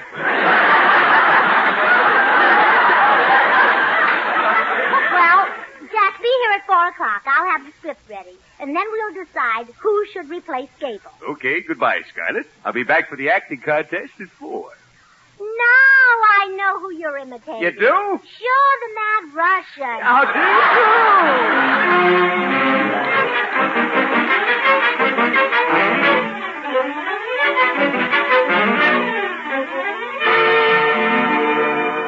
So Carson thought he was radio's glamour boy? That's right, dear. Only an egotistical, conceited jackass could think that.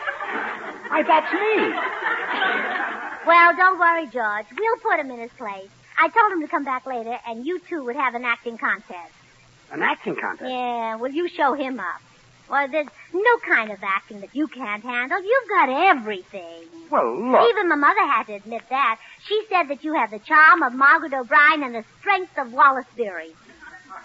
Well, that's... Or did she say that you have the charm of Wallace Beery and the strength of Margaret O'Brien? Never mind what she said. There'll be no acting contest with Carson. But, George... Granted, I'm a pretty fair actor, but Carson's good, too. You're better.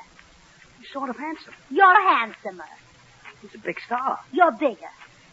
Of course, he's full of hooey. You're fuller.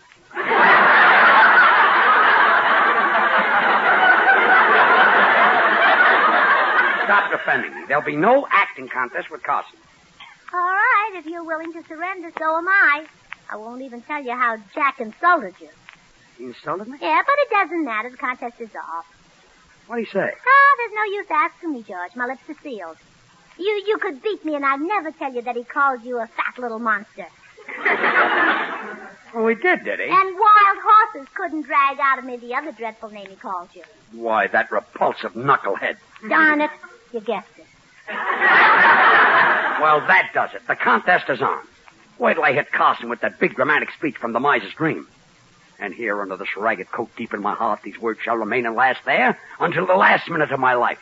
That honesty is the best policy. Oh, back to Vorpal, Back to Vorpal. To the tower. There, to back.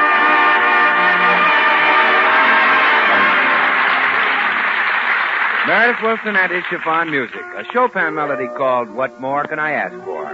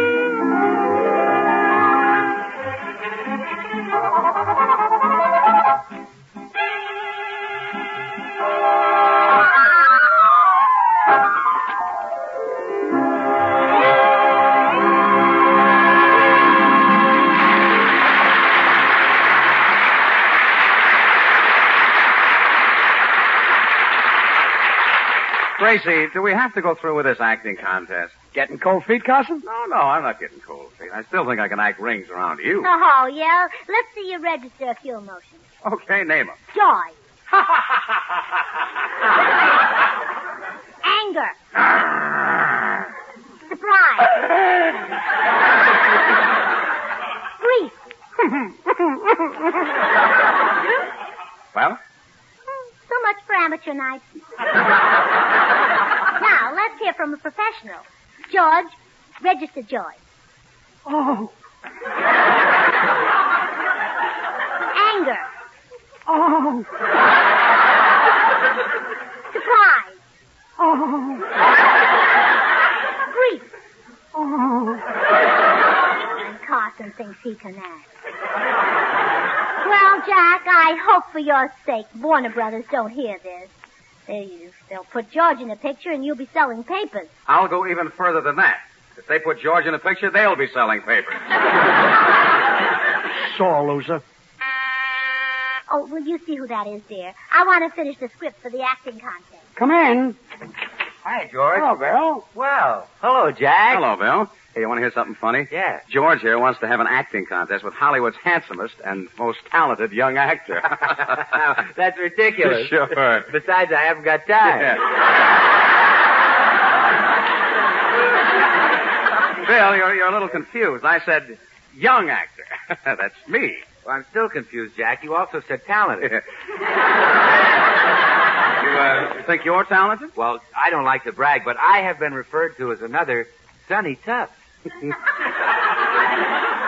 your age, it should be Daddy Tufts. Bill, have you seen me on the screen? Yes, Jack. I caught your love scene in that mystery picture, Two Guys from Milwaukee. What do you mean, mystery picture? You got the girl.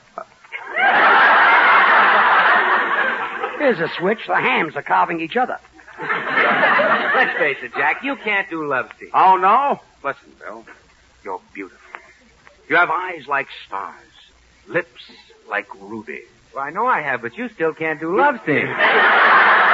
Jack, those corny lines, lips like ruby. Well, what would you say? Well, I'd say lips like Maxwell House coffee. There it comes. Lips like Maxwell House coffee. Everyone's lips like Maxwell House coffee. I know it. It's so delicious, Jack. In fact, Maxwell House is the very best in coffee drinking pleasure. Yet it costs but a fraction of a penny more per cup than the cheapest coffee sold. And of course, you'd never say eyes like stars. Oh, no, I would say... I know. Eyes like Maxwell House coffee.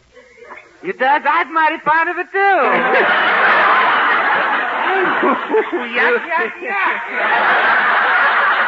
You see, the careful selection and blending of choice Latin American coffees plus radiant roasting give Maxwell House that famous flavor. In fact, it's so wonderful that it's bought by more people than any other brand of coffee at any price. So, insist on Maxwell House, Jack. Always good to the last drop. You know, Bill? Yes? You're really very clever. They should give you a big publicity campaign. You know that slogan you see everywhere? The year of the yearling? Yeah? Well, you're even bigger than that. Really? You should be billed as the scent of the century.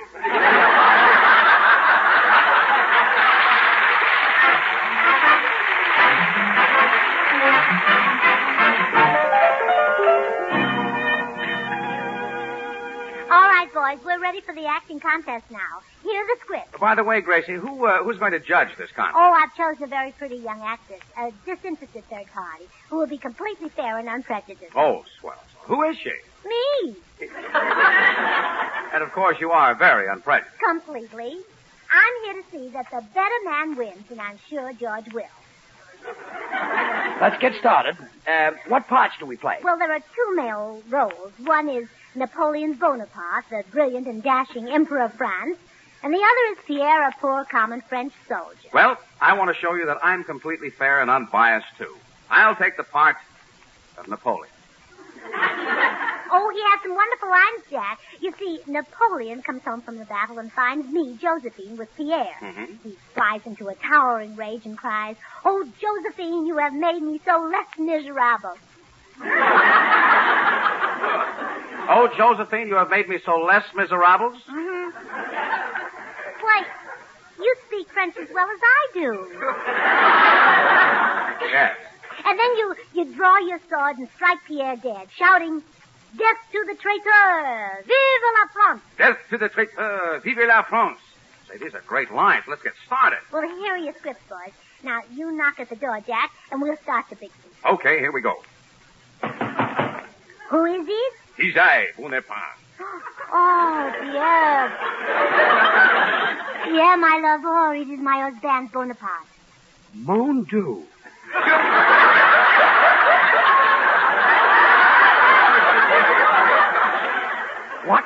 What will he say? He will say, "Oh, Josephine, you have made me so less miserable." That's what he will say. Mon Dieu. Who is it? He's I, Bonaparte.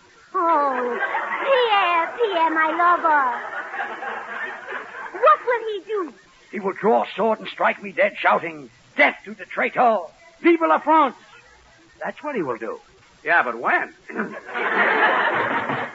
Who is it? He's I, Bone.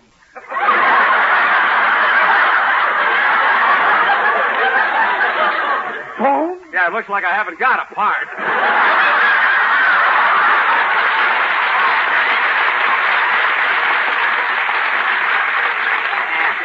This is all loser.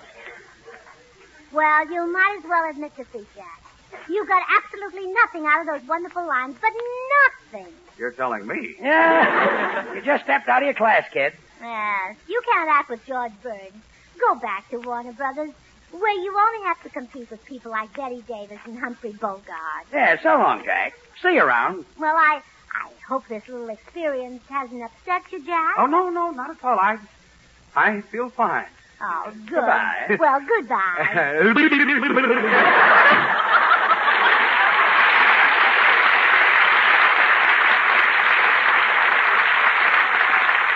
Well, George, at least we cured Jack of giving imitations. When he left, he was really himself. That he was.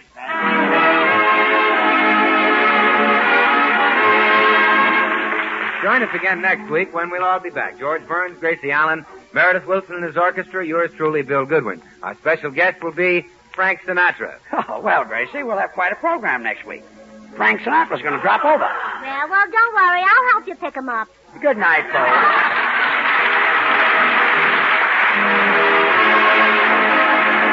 Jack Carson appeared through the courtesy of the Campbell Soup Company.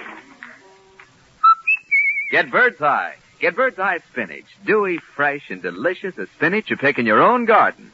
No work. It's whistle clean, all washed and trimmed for you. And it's thrifty, too, because there's no waste.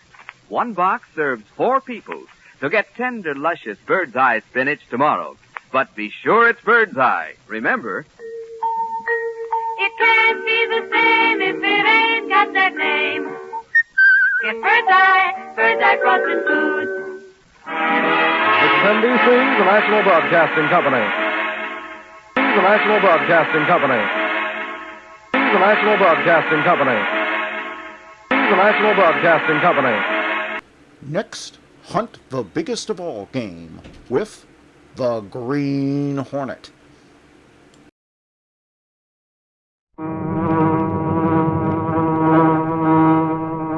He hunts the biggest of all game, public enemies that even the G-men cannot reach, the Green Hornet.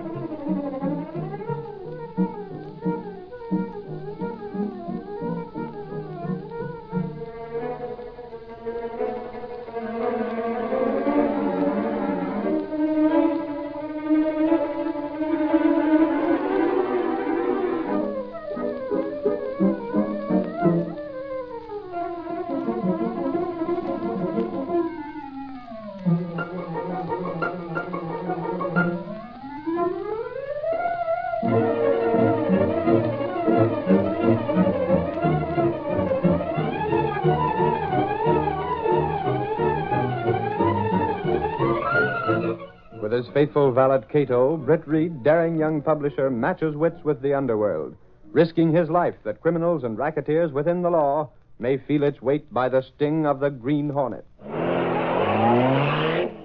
Ride with Britt Reed as he races toward another thrilling adventure. The Green Hornet strikes again. Got to hurry. It's a shakedown. I know it's a shakedown. And the Green Hornet's going to smash it.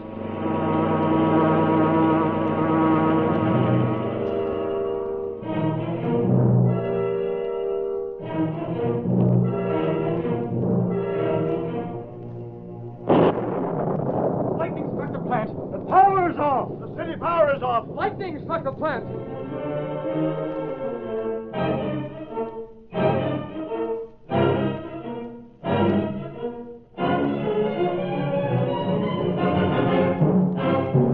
They'll think lightning struck the shakedown. Now, take it easy, Casey. There ain't nothing to be scared of when you hear the thunder. It's the lightning what does the damage. Close that window, Axford. The rain's coming in. That I will, Casey. By golly, isn't this a storm, though? Oh, rather. Sentinel still has to be published, storm or no storm. What about that rewrite Mr. Reed wants? Oh, golly. Ain't it a shame now? I never seen such luck. Shame. What is, the rewrite on the Bargo story? Here I spend the whole morning working up me appetite. And now when it's time to go and eat, this rain comes like this. Axford, the rewrite. And me with an empty stomach and no rubbers or umbrella. Listen, you big lug. Huh? Oh, you were saying something about the Bargo story. Yes, Sonny boy, I was. We publish a newspaper, the Daily Sentinel, remember? Oh, sure. Mr. Reed is anxious to see a certain story wherein there are statements made by a man named Bargo. That windbag. Lowry says he's full of hot air. All them things he's had to say about the electric company are nothing but propaganda. Mm-hmm. I know, Axford. Hey, Casey, got an aspirin tablet? Lowry, Mr. Reed's waiting for that. I know. Mr. Reed wants a story Bargo sent in. Well, here it is. I've done the best I can with it, and it's got me down. There's the aspirin. Oh, thanks. Wait till I get a glass of water. Get a load of the blast he's written against the Light and Power Company. You'll like that. If that guy keeps on, he's going to really arouse some interest in his screwball scheme to get the city to take over the light and power. Lowry, he couldn't do that, could he? You'd be surprised at what a lot of drool like his can do when the people go to cast their votes. Anyone with half a brain would know that most of the statements he makes are pure fiction. Golly, I didn't realize that. Lowry said that anyone with half a brain would know it, Axford. Oh, sure. Lowry would know it. But now you and me, Casey, we ain't handicapped with only half a brain. Well, that's for you, Lowry. Oh, by golly, that's the time I told you off, Lowry. The mastermind. I've got to see the boss about this story. Is he in? Yes, Lowry, but he's busy. In. That's all I want to know. Thanks. Mr. Reed. Oh, yes, Lowry. Come in. I can't do anything with the stuff Bargo sent in. If we take out the phony statements, there won't be anything left to print. He's using your paper as a medium of propaganda. You've investigated, Lowry? Sure, and so's Jenks and Hawks. The Power and Light Company's on the level. They're not charging exorbitant rates, and the city cannot give the same service at less cost. I don't know why Bargo is trying to use his political influence to bring about a change in the setup. There have been quite a number of power failures recently, Lowry. All right, but let a pack of politicians run the electric company and see what happens. Look here, boss. My personal opinion is that Bargo and his gang of wolves could tell a lot about some of those power failures if they wanted to. What? I mean it. Off the record, I think he's caused some of them, just to give him something to squawk about. That's a pretty serious charge. That's why I'm not making it public. Now, leave your story with me. I'll look it over. If I find that Bargo is trying to use the Daily Sentinel for the sort of thing you say... I'm dead sure of it, boss. All you gotta do is check back on his record. He's been in on graft for a long time. Too long. He feels that if the city takes over the electric company, he'll be lined up for a nice, fat executive job. Imagine a guy like Bargo trying to hold down Porter's job. I know Porter quite well. Isn't he in the Civic Club? Yes. Okay, and he's made a lifetime study of his game. He's worked up from the bottom, the lineman to president. Now imagine Bargo having conceit enough to think he could step right in and do a better job. Why, the big... I'll investigate. Okay, boss. If there's anything I can get, let me know. I will. Hold on, Casey. What's the matter with you, Axford? Don't use the phone when it's lightning like this. Oh, don't be a sap. I'll be seeing you soon, Casey. Okay, Lowry, Holy crow. Hey, that hit close. The light has gone off. Good grief. Power gone off? Golly, yes, Reed. I told Casey not to touch the Don't phone. you try and blame me for the power going off. Give me that phone. No, If Reed, the presses don't. have stopped, we'll be in a bad way. Hello? Hello? Is the power off all over the building? It is. Thanks. Get the power plant on the phone, Miss Case. See how long the power will be off. We can't run the paper off without Outside power, that, can we? You might try writing it in longhand, Axford. Well, another failure. By golly, it's just like what Bargo says. Maybe he planned it that way. Huh? Take your chatter outside. What's the matter, Miss Case? No answer? I guess the lines are all tied up with inquiries. Yeah, it looks as if the power's off in the whole downtown area. Boy, won't Bargo have a lot to say about this.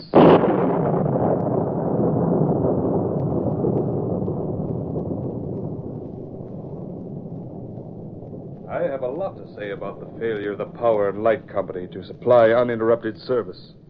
The equipment is obsolete and outmoded. An hour of failure such as occurred in the downtown area today is inexcusable. It could very easily cause a panic. Now, just a minute, Mr. Bargo. All I want from you is a statement. What would you have done to have prevented such a thing if you were in charge of the electric company? There should be efficient lightning arresters.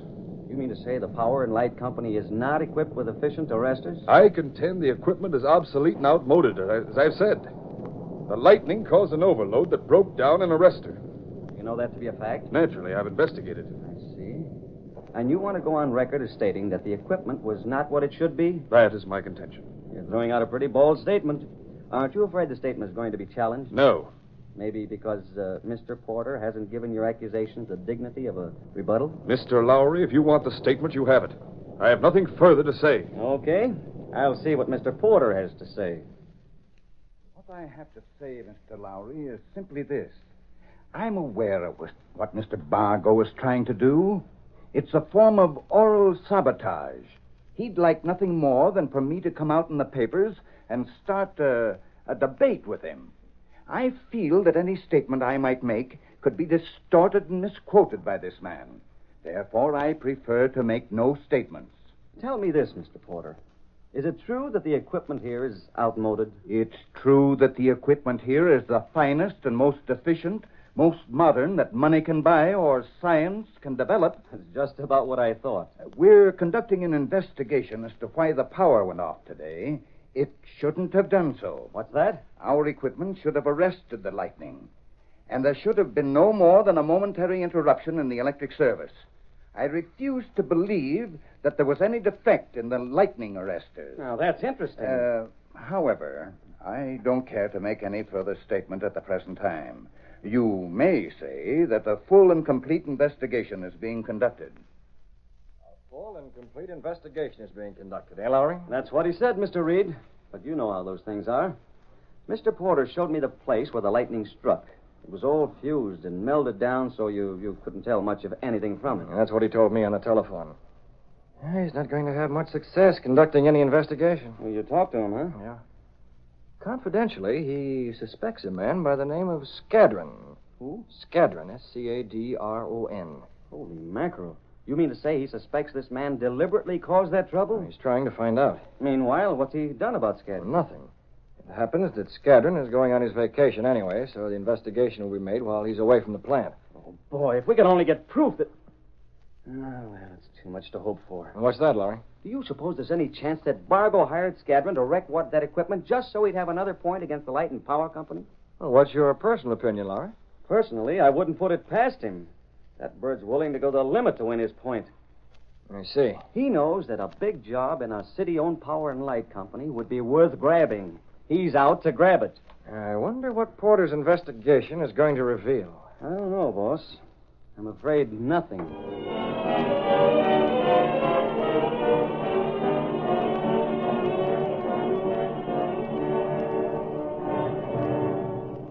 After Ed Lowry left Britt Reed alone in his office, the young publisher sat for some time wrapped in deep thought. Then he prepared an envelope which he put into his pocket to mail personally. An envelope that held a strange device that was destined to bring about a fast-moving sequence of events.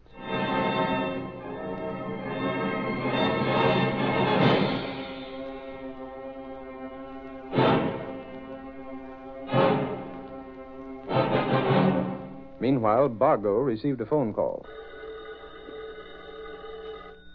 He made sure his office door was locked, then took up the receiver.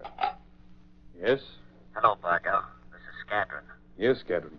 I've been waiting to hear from you. Yeah, I didn't dare call you after the accident yesterday.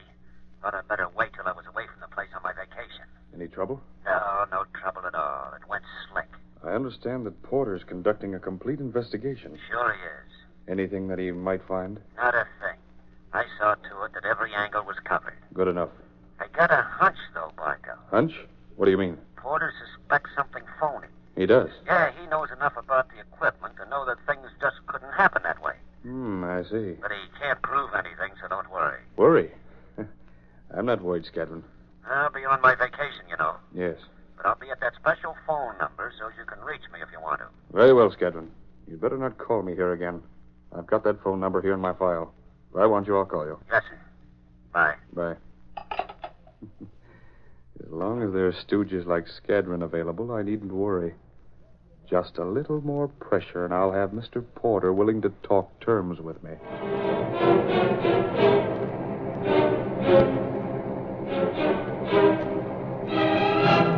The next day, Britt Reed came to his office as usual. His reporters had been gathering facts and data, statements and theories in connection with the recent failure of the Light and Power Company and the subsequent investigation. Lowry said, So there we are, boss. Up a tree. A big one. We're stymied, Lowry. Even if Bargo and Skadron planned this job, what are they after? I don't get it. Well, it looks simple to me. Bargo's in a fine position to make demands on Porter. Demands? Well, he can come pretty close to putting Porter out of business with a city-owned power plant, as he threatened. I get it. Porter feeds the kitty or else. A shakedown. Exactly. Only Bargo would be less crude. He'd call it a contribution to his campaign fund. Reed, something's Nate. Whatever do you think? About what? It's Porter. He just got a ominous letter. You lug. You don't mean ominous. You mean anonymous. Do I? I thought it was ominous. Well, ominous means threatening, actually. Golly, that's what it was. Well, what did it say? It didn't say nothing. You mean a blank sheet of paper? You don't call that a threat. No writing at all. This here note didn't need one. All it had was a seal stamped on the paper. A seal? Hey, what kind of a seal? Holy crow. What kind do you think? The seal of the Green Hornet. And if that ain't an ominous note, you don't know the Green Hornet.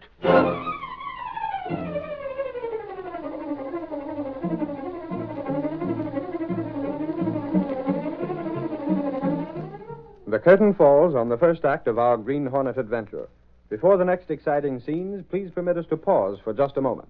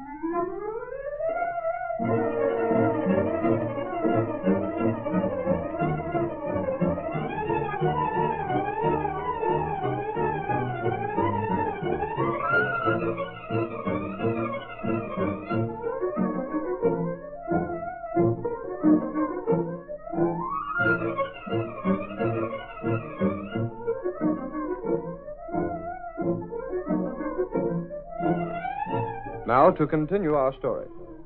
Britt Reed had started his plan to trap the shakedown racketeers by mailing a Green Hornet seal to Porter, president of the Light Company. Now, in his office, he took the next step.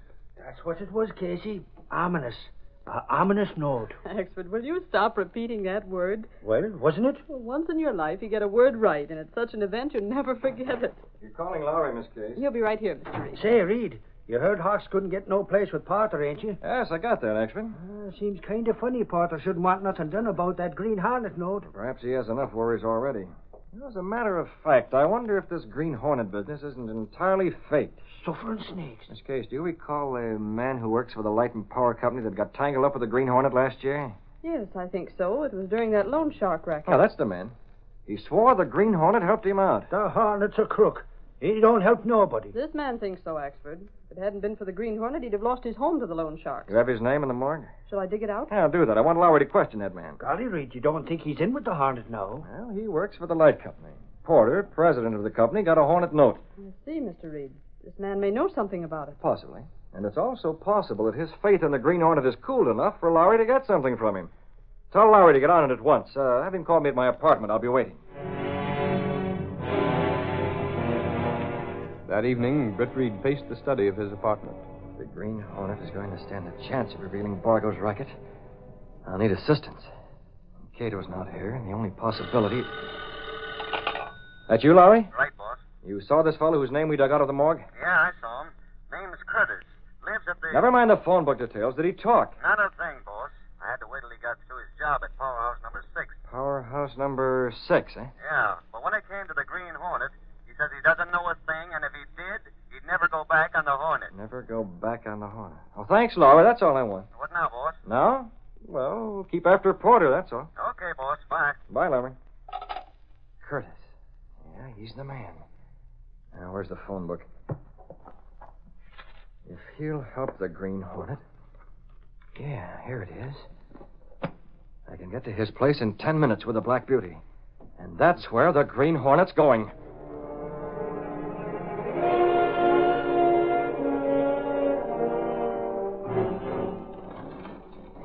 Brett Reed stepped through a secret panel in the rear of his clothes press, then along a narrow passageway within the wall of the apartment house, which led directly to the supposedly abandoned building which housed the sleek, streamlined car of the Green Hornet. Here's the Green Hornet mask and the gun fully loaded. Now the rest is up to the Green Hornet and to Curtis.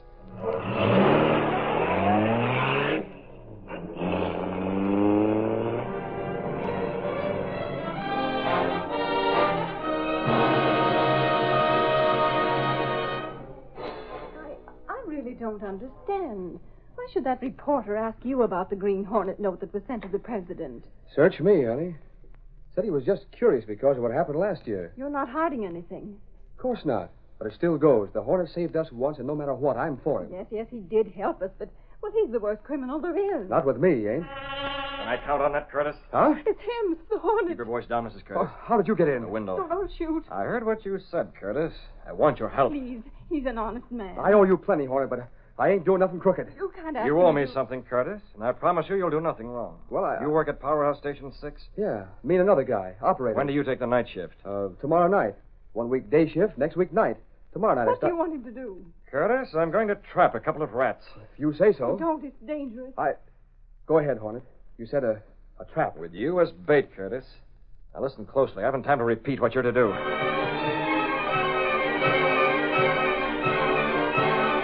Curtis agreed to do as the Green Hornet requested. The following day, he called the Daily Sentinel and spoke to Lowry. Hello, Lowry talking. Curtis? What Curtis? Oh, yeah. What's that? A guy named Skadron? Yeah? Yeah, I get it. Will I be there with bells on? Wow, when the boss hears about this, that guy Curtis does know something. Hey, Casey, where's it? Oh, there you are, boss. You got something, Lowry? Have I? The Green Hornet. What? You mean Has he been caught? Not yet, but he's heading for it. That guy Curtis did know something. Yeah, but you said last night. That's past history. Curtis just called me. He'd been scared to talk before. What did he say? He mentioned the Green Hornet and Skadron. Don't tell me the Hornet is in this, too. Up to his ears, he must be. Well, let's have it. What did Curtis know? We'll get that later, boss. He didn't tell you over the phone? No, scared to talk. Oh, gosh, Mr. Reed, if he's scared to talk, then... Hold it, Casey. He'll talk, but not over the phone. Well, you arranged a meeting. Tonight at 11 o'clock at the place where he works. He said he'd have plenty. Great. Lowry, you're going out there. You don't have to tell me that, boss. Get Porter. He'll want to be in on it, too. Axford might come in handy, Mr. Reed. Axford? Well, if Curtis has been threatened... No, that's true. You take Axford. Get a couple of men from police headquarters. Hey, why let them in? We're running a newspaper, not a detective bureau. Miss Pace got the idea, Lowry.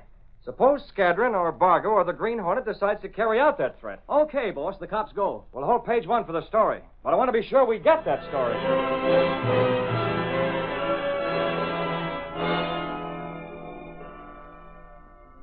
It's 9 o'clock, Mr. Bargo. Shall I let the rest of these papers go until tomorrow morning? Yeah. What's that, Miss Williams?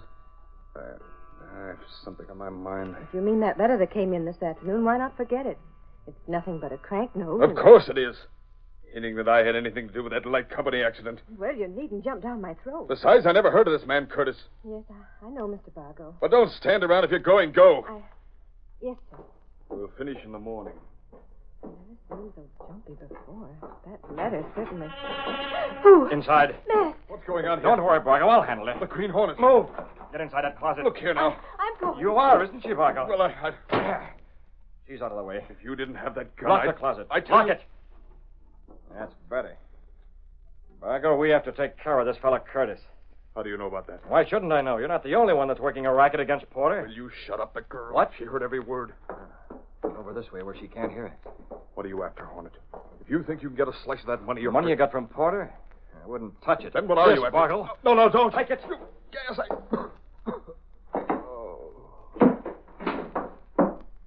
He's out. By the time he comes to, the police will be here to escort him to jail. And that girl will be a good witness, too. Now, let's see. Where's his private file? To get Skadron's phone number. He's supposed to be on vacation, but must be here or my plans for tonight will fail. Must be here. Yeah. Skadron. And the number. The main thing is this phone call to get Skadron out to Station 6, where he's going to meet the Green Hornet.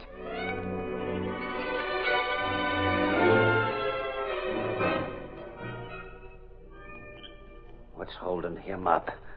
Should have been here, but there he comes. Got his lights out like he said. And it's about time. Where you been? Bargo said I'd be meeting you here. What the? What's the matter, Scadron? You're wearing a mask. You're the Green Hornet. Sure I am. But Bargo didn't say it was you was coming. No names were mentioned at all on the phone. You know that? Yeah, that's right. No time for talk, Scadron. Where we going? Ever hear of a man named Curtis? Curtis. Yeah, a guy by that name works for the light company. We're taking care of him. Is that the guy Bargo meant? You mean he knows I done that job at the main power plant? He's here now, inside. That's all I want to know. I'll beat him up plenty. You brought a gun? Yeah. Let me see it. Sure. Don't worry, it's loaded. Say, it's a long way from your car to this powerhouse, ain't it? Yeah, and it's better that way. We have to make a fast getaway. You go ahead and open the door. I'll make sure there's no one around. Okay, but make it snappy. I want to get this over with. While Scadron moved ahead, Britt Reed quickly removed the cartridges from the gun and substituted blanks.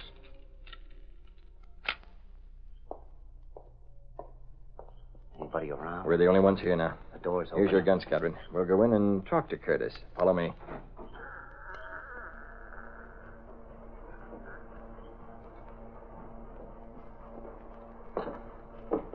There they are. Curtis and another man. I don't like it, Hornet. I figured Curtis was going to be alone. I'll take care of the other man. You think you can handle Curtis? Sure. He may prove tough. Not him. Better keep your gun out where he can see it. Hey, I ain't going to plug nobody. All that guy needs is a good scare. Scare easier if he sees you with a gun. Yeah. Okay, Hornet, he'll see it. Now, wait a few minutes until they're looking the other way. What's the matter with now? Now, they're too close together. I want to be able to get at that other fellow without interference. We'll wait a few minutes.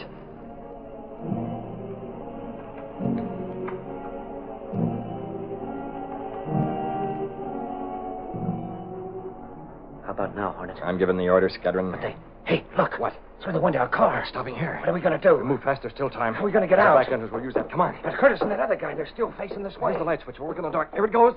Hey, Curtis, the light. What happened? Hello, the power's still on. Don't move, either of you.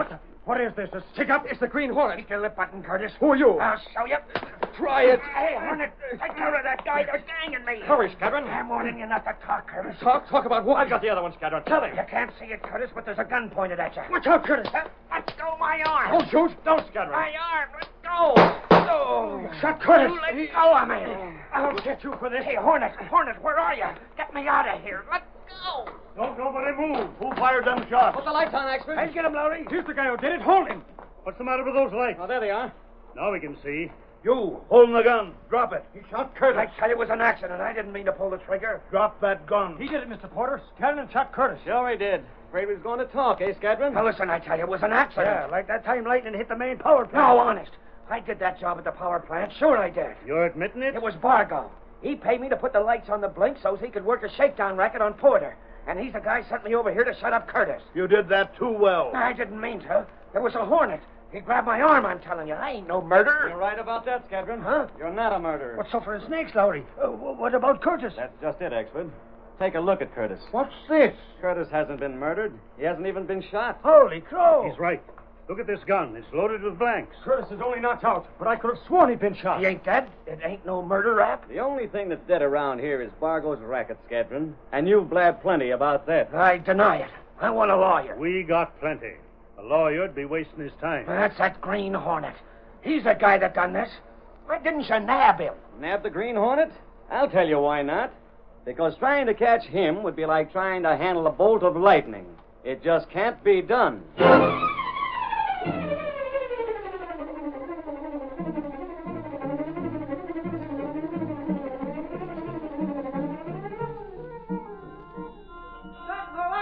Papers! Shakedown racket smashed! Politician charged with crime! Green Hornet involved! Read all about it! Green Hornet to the Sentinel X Street Papers!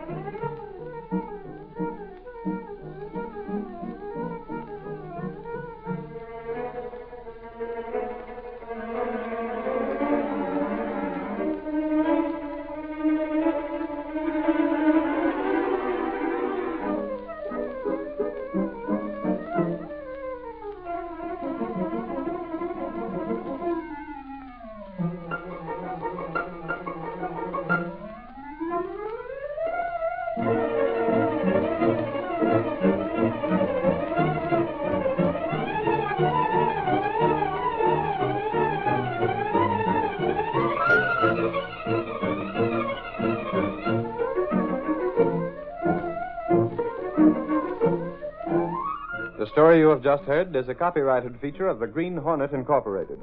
The situations and characters depicted in this drama are fictitious. Any similarity to actual persons or events of the past or present is coincidental.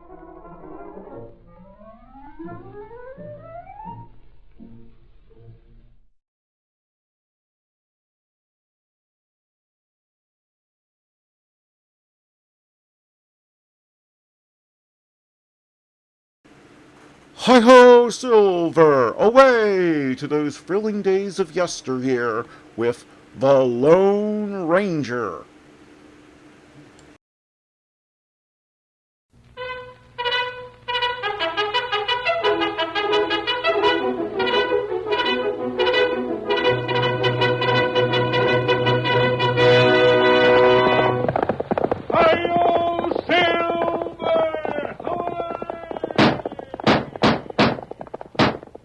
Fiery horse with the speed of light, a cloud of dust, and a hearty Hi-Yo Silver, the Lone Ranger.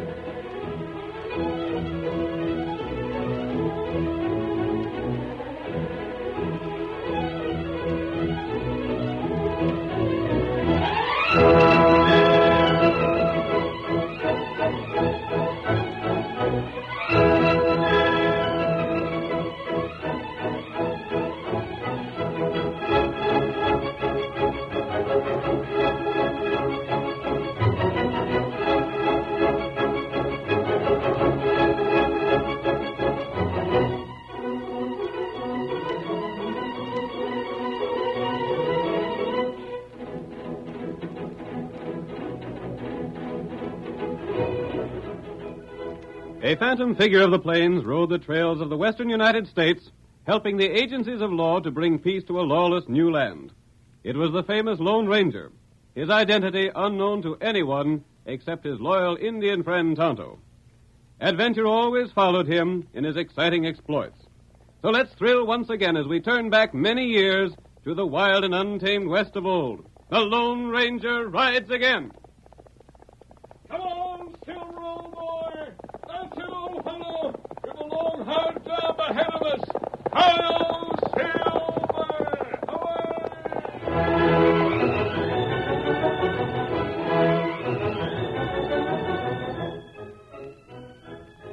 Eagle Pass was a narrow cut between two sheer walls of solid rock.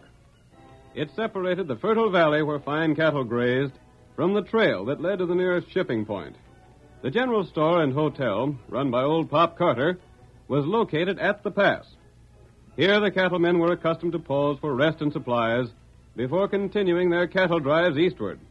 In the first scene of our Lone Ranger drama, we find Clem Peabody guiding his large herd toward the pass. Hey there, Pop. Doggone if you ain't a sight for sore eyes. Hi, Clem. Maybe you won't be so glad to see me when you hear what I got to tell you. Whoa there. Whoa, steady, boy. I'll draw up and pass the word while I wait for the critters to catch up to me. I got the finest stock ever. Just look at them longhorns. Yeah. What's the matter? You look like you'd aged 10 years since last time I come through here. Reckon I have, Clem. Things ain't been good with me. What's the matter? Big Bill Lawson's outfit. Them cow thieves working around here? Not exactly. But you'll have trouble with them. I got men to wipe them out. Don't get that sort of idea, Clem. Take a look ahead. There's bars across the pass. You see? What's them for? Toll. Toll? Yep. You see, my land went across the pass, as you know. Sure, but what about it? I always had a pretty fair income from a store there. and I was glad to leave things stand like they was. But then Big Bill and his breeds and polecats come along. Where they at now? Right inside my place. They took it over. You mean they took I mean they bought it from me. I had my choice of selling or die. Well, of all So things. I sold it to them. And they let me stay here to sort of tell you and all other ranchers that'll be passing this way how things stand. Ah, Clem, it's a bad state of affairs. What's Lawson want? Cash. You said something about toll. Yep. 2 bits for every head that goes through the pass. 2 bits? Well, I got over 2,000 head of cattle. And then it'll cost you plenty to get them through the pass. I won't pay it. It's robbery. Well, I'm afraid you ain't no choice, Clem. I'll turn back. Well, go back and you won't get no cows to market. You know as well as I do that you can't go round no other way. Doggone it, it'll mount up to near $500. Well, if you prefer, you can sign 1/4 of your cattle over to Big Bill. 1/4 of my cattle. That's even worse robbery. Yeah. You see, he don't want to take the cattle. He'd sooner have the cash. But if I give him 500 cows, I'll never come out even. I know it. So's Big Bill. He's figuring nobody'll leave cattle with him. I'm damned if I will. Is that him over yonder? Yeah, that's him. I'll go see him. Get up there. $500 or 500 head of cattle. I should say not. Hey there, Lawson. I want to talk with you. I figured you would. What's your name? Clem Peabody from the Bar Express. What's this I hear about you robbing men that aim to get to market? I ain't robbing nobody, Peabody. I own this land now. If you want to cross, you pay 2 bits a head for cows. That's all there is to it. I've heard of you and your outlaws and your rustling. Now, hold on there, Peabody. I don't like to listen to that kind of talk. In the first place, there ain't a lawman in the country looking for me or any man that's with me. There ain't a lawman wouldn't like to have some proof of the things you've done. That may be right. But lacking proof, they can't do much, can they? So now you scheme a legal way to rob folks. Well, there ain't no cash with me. That's all right, Peabody. Cash or cattle. It don't matter. 1 cow to you for every 3 I take through. Them's the terms. It's robbery. I don't aim to make it too hard for you, gents. You can give me your note and pay it when you come back here on your way home. You're mighty trusting, ain't you? Of course, you could go the long way around through the hills and travel 100 miles to cross the canyon. If you went through the pass and took the other route back, I'd just send men to your ranch to collect on the note. So I don't take no chance in trusting you, see? $500. If you got 2,000 head, that's just right. Why, you ornery, low-down... I don't like harsh words, Peabody. Now pay up, sign a note, or turn your cattle back. One of the 3. What if I head right on through? I'd order my boys to open fire on your critters for trespassing on my land. Reckon I know my legal rights. Reckon you're a dirty polecat. I have to give you my note. Ain't no choice. And wait till I tell the boys at the Longhorn Cafe about your scheme. Just you wait. I ain't done yet.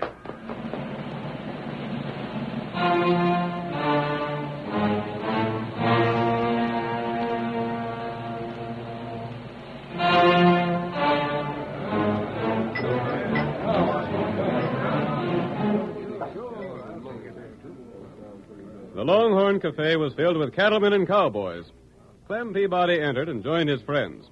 They gathered around him while he told of the Lawson gang in control of Eagle Pass. Yeah, the darndest thing you ever heard tell of. But, Clem, I don't see how Lawson could get away with that sort of thing. He's a-doing it. Did you talk to the sheriff? I talked to the sheriff, talked to the banker, and talked to the United States Marshal. They all said he was within his rights. Charging toll. Yep, he can charge whatever he doggone pleases. Fact is, if he don't want to let the cattle through, he can stop it altogether. That's doggone funny law, if you ask me. Well, what's a man to do about it?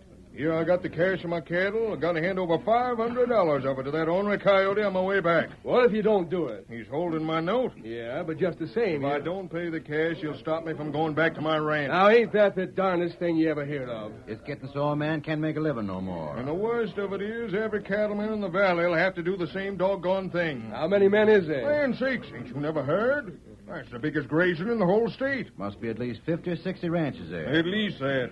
Runs on for miles in every direction. How many head do you figure will come through there this year? Shucks, if they ain't over 150,000 head, I miss my guess. What you need, Clem's drink? I need a couple of them. Barkeep, fetch up that bottle and set it down.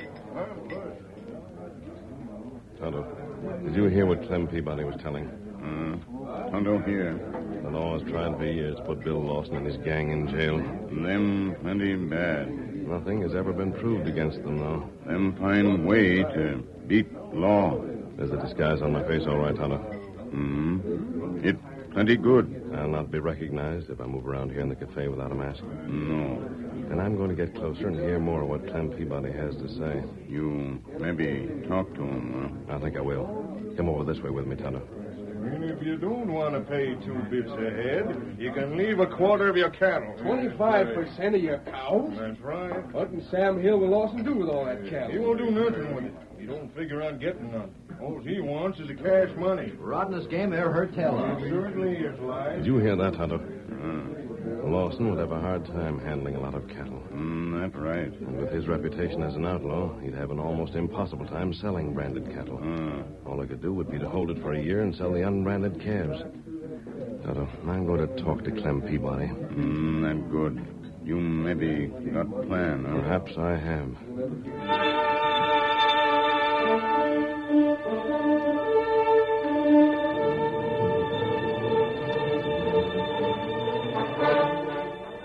At Eagle Pass, Bill Lawson and his men had converted the general store into a lounging room with tables for cards. Old Pop Carter, its former owner, sat alone behind the counter, which had been made into a bar. A man entered, slapping dust from his clothes, and Lawson looked up, saying, Well, Butch, took you long enough to get back from town. Yeah, I was sort of held up there. Things didn't work out just the way we figured they would. What do you mean they didn't work out? Just what I say. I kept an eye on Clem Peabody, just like you told me to. Well, what'd he do? Sold the critters and got the cash for him. Yeah, then what? Hey, give me a drink there, Pop. I'm thirsty from the ride. Never mind that. Where's Clem Peabody? Heading back this way with 500 head of cattle. 500 head of cattle for what? For you, I reckon. But you said he'd sold his cattle. So he did. Then he talked to a stranger, and the 2 of them left the cafe and still kept on talking. Who's the stranger? I don't know. Never seen him before. Then what? He stayed over till the next morning, so I had to stay along, too, to keep an eye on him like you said to do. Yeah? Well, next morning he goes to the agent he'd sold the cows to and bought back 500 head. For cash money? Sure. And he rounded up his waddies, and they started driving 500 head of cattle back this way. They're heading this way now. How far back? They'll be here in an hour or so, I reckon. I didn't want to get too far ahead of them. I wanted to make sure they was heading back this way. Wonder what the Sam Hill is bringing back 500 head of cattle for. What'd he do with the rest of his cash money? Left it in the bank there. Banked it? You mean to say he's coming back without no cash? That's just what he's doing. But I got his note. I got his note for $500. Yeah, I know you have. He owes me $500. Or 500 head of cattle. Maybe he figures on paying you in cattle. He's crazy if he does. That cattle's worth a sight more than $500. Crazy like a fox. Shut up! Maybe it ain't worth that much to him. What'd he pay for it to buy it back, do you know? Nope. Couldn't find out. There's Clem Peabody heading this way now. You can see him off in the distance. Yeah, let me take a look. You see, Bill? There he is. Ain't that him? Looks like him. That's him, all right. I don't want them cattle. I didn't figure anybody'd pay us off in cattle. I want the cash. Looks like you're going to get the cattle instead, Bill. What'll we do with the critters? There ain't no grazing here for 'em. I'll tell you what I figure. In fact, I was told that by an Injun named Tonto. Ever hear him, Pop? Well, I might have, and again, I might not. Never mind that. What'd he tell you? You see, Bill, this Injun, he come up to me and he says the only way they could drive us out in here was to get you to do something illegal. Yeah? Such as selling branded cattle. They can't get me if I buy it legal, can they? Well, as to that, they might be able to. Might be hard for a man with your background to prove you got it legal, savvy? Anyhow, we're wised up to what Clem Peabody is scheming. That's something. Let 'em bring the cattle. I'll accept it. They don't get me on no law angles. I'm too smart for 'em. Injun named Tonto with a white horse. What are you gaping and laughing about, you old fool? Oh, nothing. As you say, Bill, you're too smart to get trapped easy.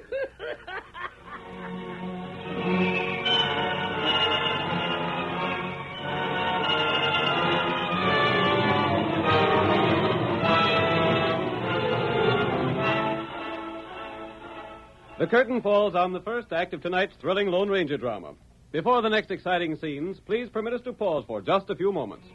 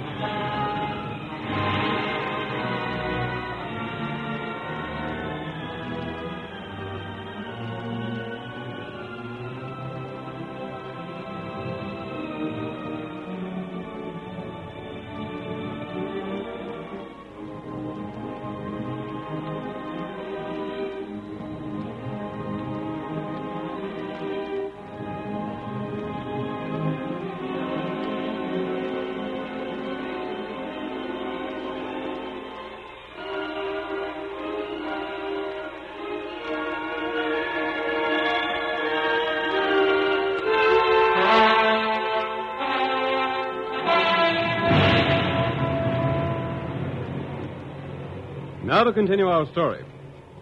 Bill Lawson purchased the control of Eagle Pass and demanded that he receive either cash or cattle for each herd driven through the cut. Clem Peabody, following the advice of the Lone Ranger, paid his toll in cattle. Our next scene opens in Clem Peabody's house. His wife is scolding him for giving Lawson 500 cows. Of all the plain and fancy food. Oh, Dolly, I knowed what I was doing. Like fun you did.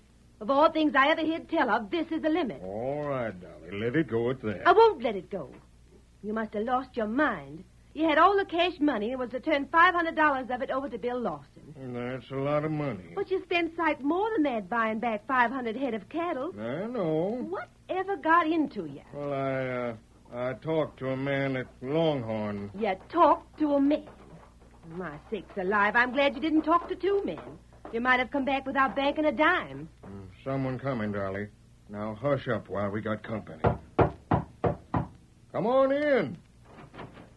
Jim, I want to speak with you. Hey, Brent. Ginger, it's good to see you. Leave the door open. It's kind of stuffy in here. You're a long ways from your own spread. Clem, I heard things about Eagle Pass. And there's plenty to hear about. I just got back. I know that. You had to choose between $500 and 500 head of cattle. That's right. And the doggone idiot gave away the cattle. So I heard. That's why I come here. Clem, you ain't touching the head, are you? Nope. Ain't been eating local weed? Nope. Every one of your waddies was plumb disgusted with you for what you done. I better not say so where I can hear him. Clem, I'm an old friend.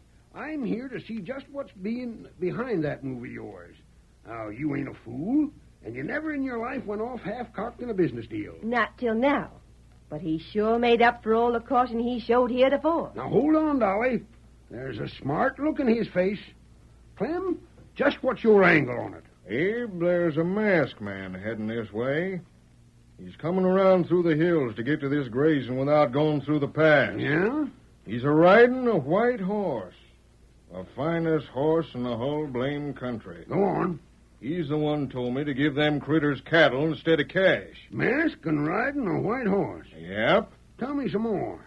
He's going to have a talk with all you ranchers before you drive your cows through the pass. Yeah? And try and persuade you to do what I done. By all that's righteous. If he thinks he can do that, he's more a fool than Clem is. Ain't so sure he won't persuade the boys to give away cows, Dolly. If there was any point to it... Hey, there's someone riding down here now. Look out that door. A white horse, Clem. Get your gun. He must be one of the outlaws. Clem, he's called his horse Silver. You mean to say the man that told you what to do is the Lone Ranger? Just so. And there he comes to get the rest of you cowmen to help. Well, if the Lone Ranger says for me to give them crooks cattle, I'll give them cattle. You'll do what Clem done? Yes, and so will all the other men. Dolly, mean to say you never heard of the Lone Ranger? Oh, there, Silver, old boy. Here I am, mister. He got through the hills in record time. Come with me, Clem. We've got to call on the other ranchers before they drive their cattle to the pass. Now, here's one you can talk to right now, mister. This is Abe Brent. Tell him your scheme, and he'll help to spread the word around. Good. Come on and ride with me. Clem, get your horse cinched up. Did you hear that? I heard it, and we're a-riding.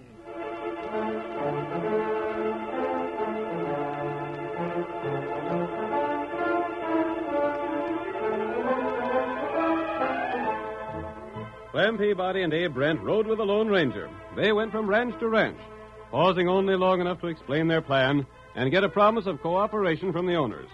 They covered the valley from end to end as they enlisted the ranchers in their cause. When their work was done, the Lone Ranger left the valley by way of the hills, avoiding Lawson's men. At Eagle Pass, Lawson himself was pacing the floor of the general store in a rage. Pop Carter, grinning, watched him from behind the counter. We gotta do something about it. What's the matter with you men? Can't none of you think of something? Who'd ever think the thing would work out this way? Every doggone critter that's gone through here with a herd is chosen to leave cattle instead of cash. We got the whole place cluttered up with cattle. Boss, all I can suggest is that you stop accepting cattle. Make 'em pay in cash. But blast it, how can I? They don't have the cash when they head for the east, and they can't get the cash if they don't sell the cattle. And they won't go through with cattle unless I take the doggone cows in payment of the toll. We can't go on like this much longer, boss. Them cows have got to be fed. Why don't you take a chance and drive 'em into town and sell 'em? Wouldn't that be smart now? Wouldn't it be smart? Every lawman in the country wanting to frame me for something, and I go to try and sell cattle with 50 assorted brands registered in other men's names. You can show bills of sale, though. You can prove the cattle's yours. Where's that Injun that was around here? Right here beside me, Lawson. Hey, you. Come over here. Me come. What you want? You've been hanging around here for the past week. Me help you. I wonder if you've been helping.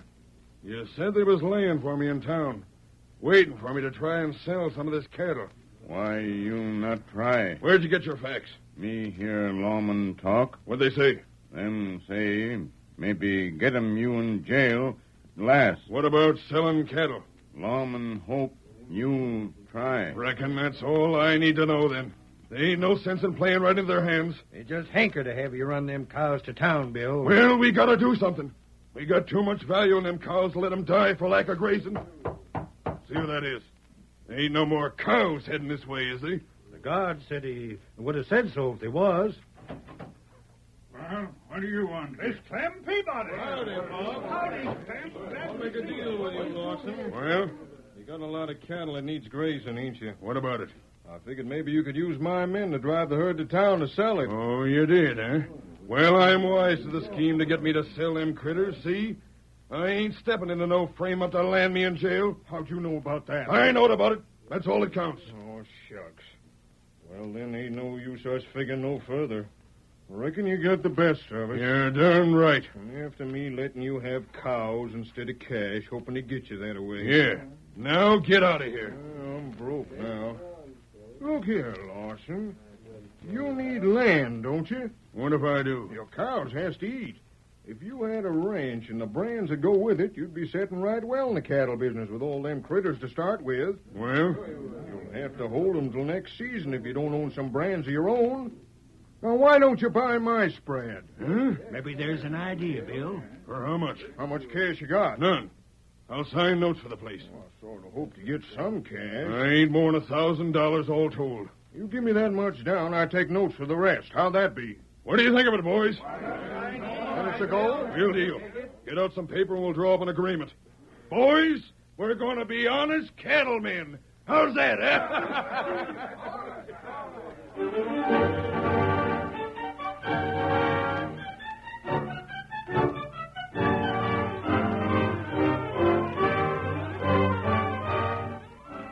An agreement was drawn up between Lawson and Clem, and the $1,000 paid over to the rancher. Unnoticed by anyone, Tonto left the store and rode to the cliff, where he sent up a smoke signal. Lawson's men began the roundup of their cattle. Their horses circled the herd, forcing the scattered animals into a compact group. Then the herd was started on its journey into the valley. Clem and Lawson rode side by side. Quite a ways to go to reach the ranch, Lawson. How far? It'll take quite a while to get there. We got to cross a dozen other ranches. Yeah? Yeah, you see the valley here starts off along, but it ain't so wide. Each of the ranch owners owns the land from one side to the other. There's a square deed just ahead. What are all them men lined up there? Looks like they've been fixing up the fences. Looks like they've been fixing up their shooting irons. What are they eyeing us like that for? Hi there, Leif. Hi, Clem. Whoa, boy, steady there. Steady. Leif, I sold my ranch to Bill Lawson. He's moving his cattle to it. Yeah? Well, he has to cross my land to get there. All right, then. Let me through. Not so fast, Lawson. I'm charging toll to get across my ranch. What's that? Yep. What's the matter, Bill? They aim to charge us to cross this land. Hey, there's a masked man coming, and the lawman with him. Yeah. I figured maybe you wouldn't like paying toll as well as you like collecting it. So I arranged for the sheriff to be here. He'd sure admire to see you start some trouble. Any trouble here? Not yet, Sheriff. But late. Bill ain't got no cash. That's all right. I'll take it out in cattle. A quarter of what he's got.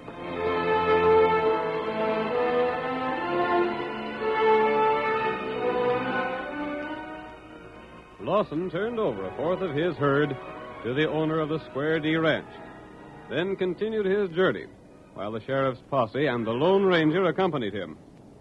At length they reached the boundary of the next ranch, where they were confronted by Sam Tuttle and his men, all heavily armed. Clem! What's all this? Hold out my place, Sam. Lawson is taking his critters there. Yeah?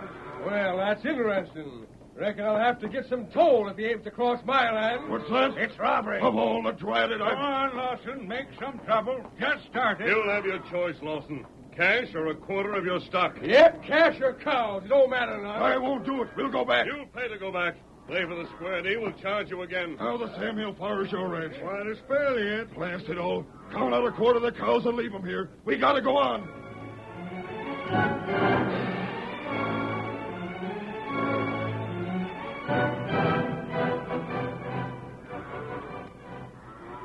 What's that ahead? Reckon, Bill, that's another ranch we gotta cross. And more toll to pay? Reckon so. Traveling comes high in these parts. Pay up or turn back. Turn back and them first two will collect again.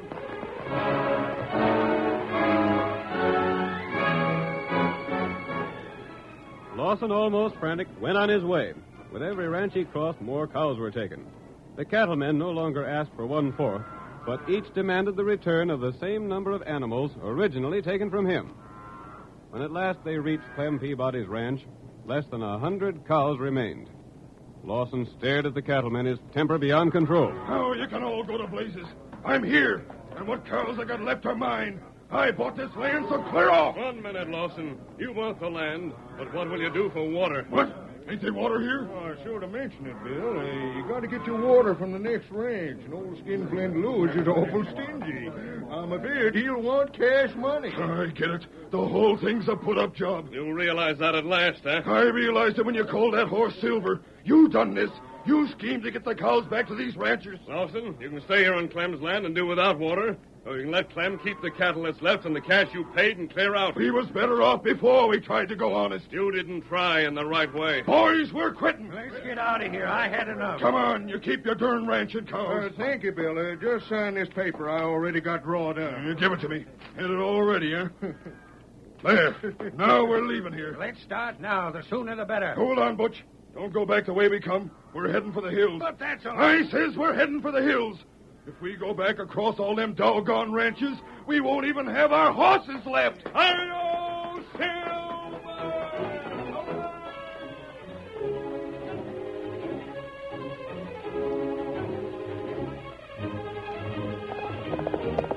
Come on there, Silver, old boy. Tuttle's ahead. We'll see what he's signaling us for. Hi-yo, Silver. Silver!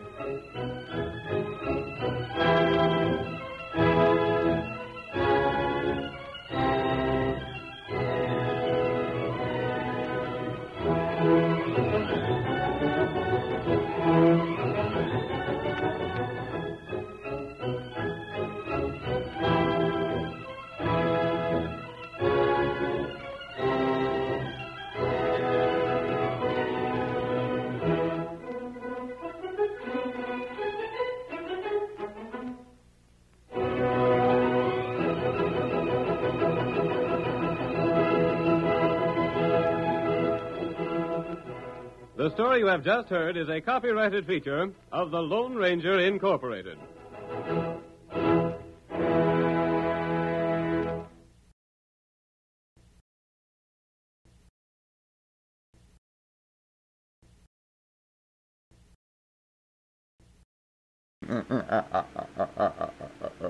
Who knows what is coming up next? The Shadow knows. Who knows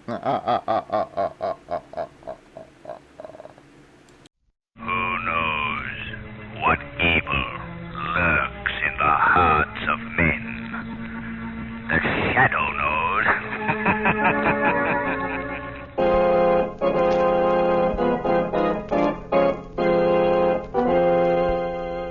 The Shadow, Lamont Cranston, a man of wealth, a student of science, and a master of other people's minds, devotes his life to righting wrongs, protecting the innocent, and punishing the guilty. Using advanced methods that may ultimately become available to all law enforcement agencies, Cranston is known to the underworld as the Shadow. Never seen, only heard. As haunting to superstitious minds as a ghost. As inevitable as a guilty conscience. The Shadow's true identity is known only to his constant friend and aide, Margot Lane. Today's story, Murders in Wax.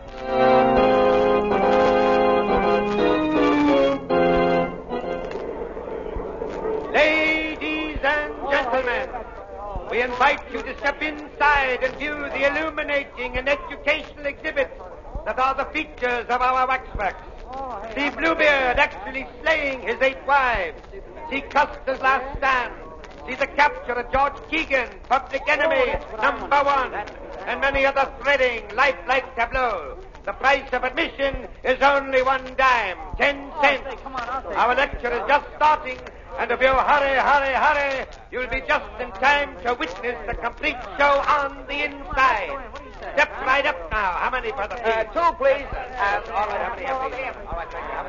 Ladies and gentlemen, if you'll just step over here to the next platform, I shall describe to you the details of the feature tableau of our exhibit. Say, they look like real people, don't they? Yeah, how do they make them? With wax. Gee. This tableau is a dramatic reenactment of the capture of George Keegan, the notorious gang chief of Prohibition Day. Oh, that's the fellow I was... He was arrested in the manner shown right here. No doubt you all recognize the figures of the brave men who personally led the police squad who made the capture. On the left, the wax figure of our own Mayor Lewis. Center, our District Attorney Armstrong. And right, Police Commissioner Weston. Were they really there when Keegan was caught? Sure he was. George Keegan's arrest put an end to the wave of crime and lawlessness that gripped our city for a decade. He is now imprisoned in the state penitentiary for the rest of his natural life. Gee, the girl in the tableau sure looks lifelike. Yeah. Well, ask him who she is. Okay. Hey, Cap, who's that girl? Just coming to that, brother. A little lady seated in the chair was Keegan's gun moll, Edna Kelly.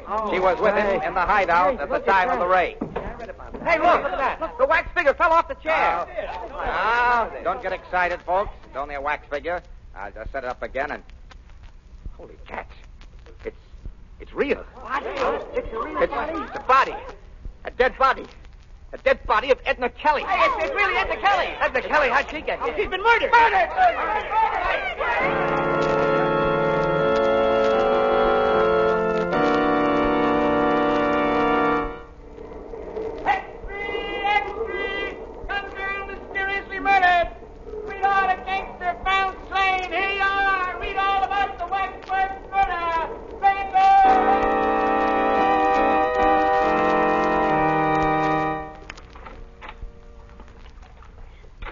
You do row beautifully, but if you don't pull a trifle harder on that right oar, we'll hit that rock. Sorry, there we are. A little rusty on navigation, Margaret. This is my first rowboat venture in the park this spring. I'm really enjoying it. I need a little fresh air and sunshine after that experience at the waxworks yesterday. That was pretty terrible. How'd you ever happen to go to that place, Margaret? Well, I was showing the town to my cousin Jane from upstate. We passed the Waxworks Museum, and she insisted on going in. She'd never seen a chamber of horrors. And she saw more horror than she bargained for. Yes, and so did I. I'll never forget it. Just what was that wax tableau like? It was set in a replica of a furnished room in the house where Keegan was captured. Yes? The figures of Mayor Lewis, District Attorney Armstrong, and Police Commissioner Weston were grouped about Keegan and Edna Kelly. Didn't anyone notice the figure of the Kelly girl was actually she until it fell from the chair? No. The wax figures were so lifelike that no one suspected. I see. Shall I row off the island? Oh, that'd be nice. Lamont, Whom do you think killed Edna Kelly? Well, she was a gunman's girl. They're always the obvious suspects, her lovers, enemies, or even members of his gang who might be more comfortable with her out of the way. But somehow I don't think it was either of these. Why, Lamont? Doesn't it strike you that the substitution of the girl's body to the waxwork in such a spectacular fashion may have some deeper significance than a mere bizarre effect? Oh, what do you mean? It must have been the girl's connection with the other people represented in that group that motivated the murder in bringing her body there. I don't quite understand. My deductions are correct. The taking of Edna Kelly's life is only the first of a series of vengeful murders. But, Lamont, if that's true, isn't there anything you can do to forestall her? Perhaps I only knew a little more. If I only knew where the killer plans to strike next. Surely the Shadow can find that out. With your help, Margot, perhaps he can.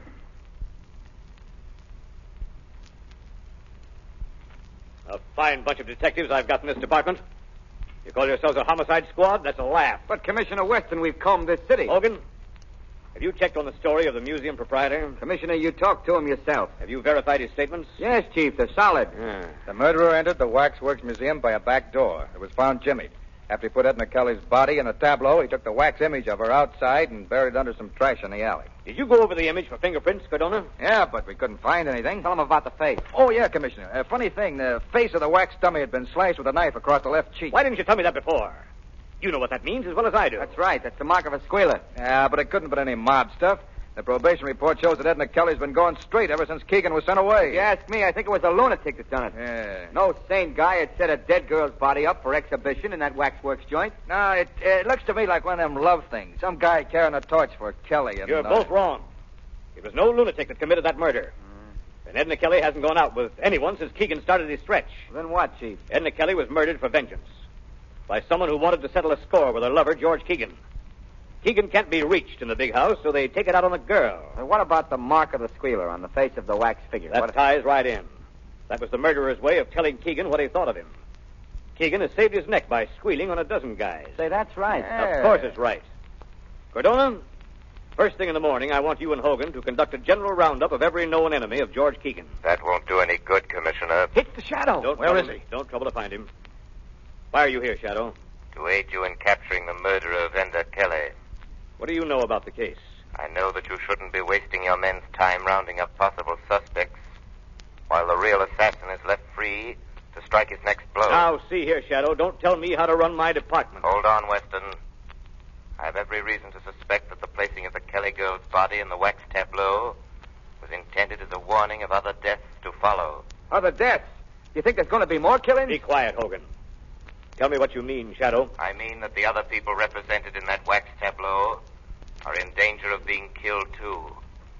And they're the mayor, the district attorney, and you yourself, Commissioner Weston. That sounds preposterous. Not at all. My advice is that you act quickly. One of you may be at this moment in imminent peril. Oh, come, Shadow. What possible motive could the murderer of the girl have for wishing to kill us as well? I think that you're... Excuse me. Hello? Mrs. Armstrong, the district attorney's wife, wants to talk to you. Put her on. Hello? Yes, Mrs. Armstrong.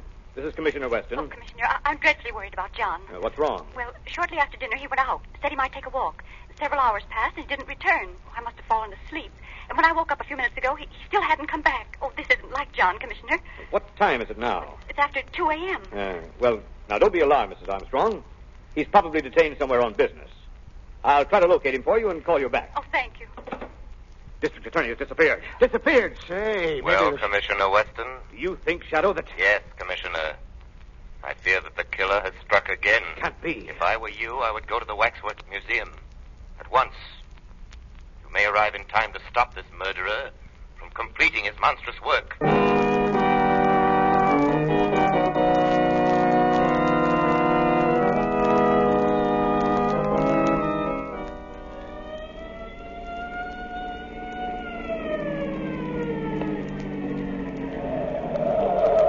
Here's the Wax Museum, Commissioner Weston. Sergeant, take some men around to guard the back door. Yes, sir. Cardona, has anyone any keys to this place? No, sir. We'll have to force the lock. All right, go to it. Okay. I'll help you. Take it in there. Take it in there. Come in. Okay, all right. All right, there she is. Now, where's the light switch? Never mind that. Use your flashlights. Okay. Hey. Kind of scary in here, ain't it? Yeah, it gives you the creeps. Hey, what's that? Where? That guy over there. He's got a knife. Don't shoot, you fool. That's one of the wax dummies. Oh. Now, where is this Keegan tableau? It's right over here on the left. Oh. So that's it. Well, I guess nothing's happened yet, Chief. Doesn't look like anything's been disturbed. That's the wax dummy of District Attorney Armstrong sitting down in a chair. Sitting down. Hey, it seems to me his dummy was standing up the last time he was here. What? Give me a lift up on the platform, quick. Yeah, you think it may be this? I don't know. Flash the light over here.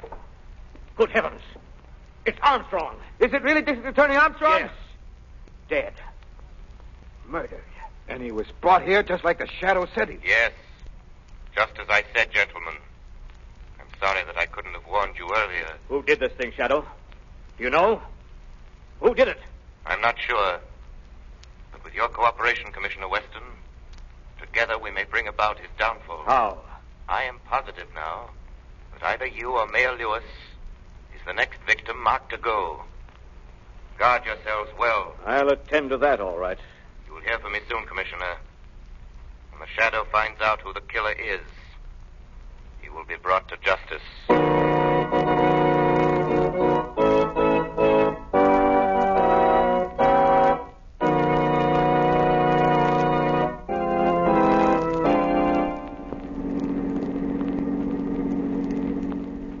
I think it's quite evident now, Margot, even to Commissioner Weston, that the killers aim to do away with everyone concerned in that tableau. Then, Lamont, you mean the mayor, the commissioner, and Keegan? They're the only ones left. Exactly. Let me see, I should take a right turn here. Lamont, do you believe these murders are the work of a madman? Not at all.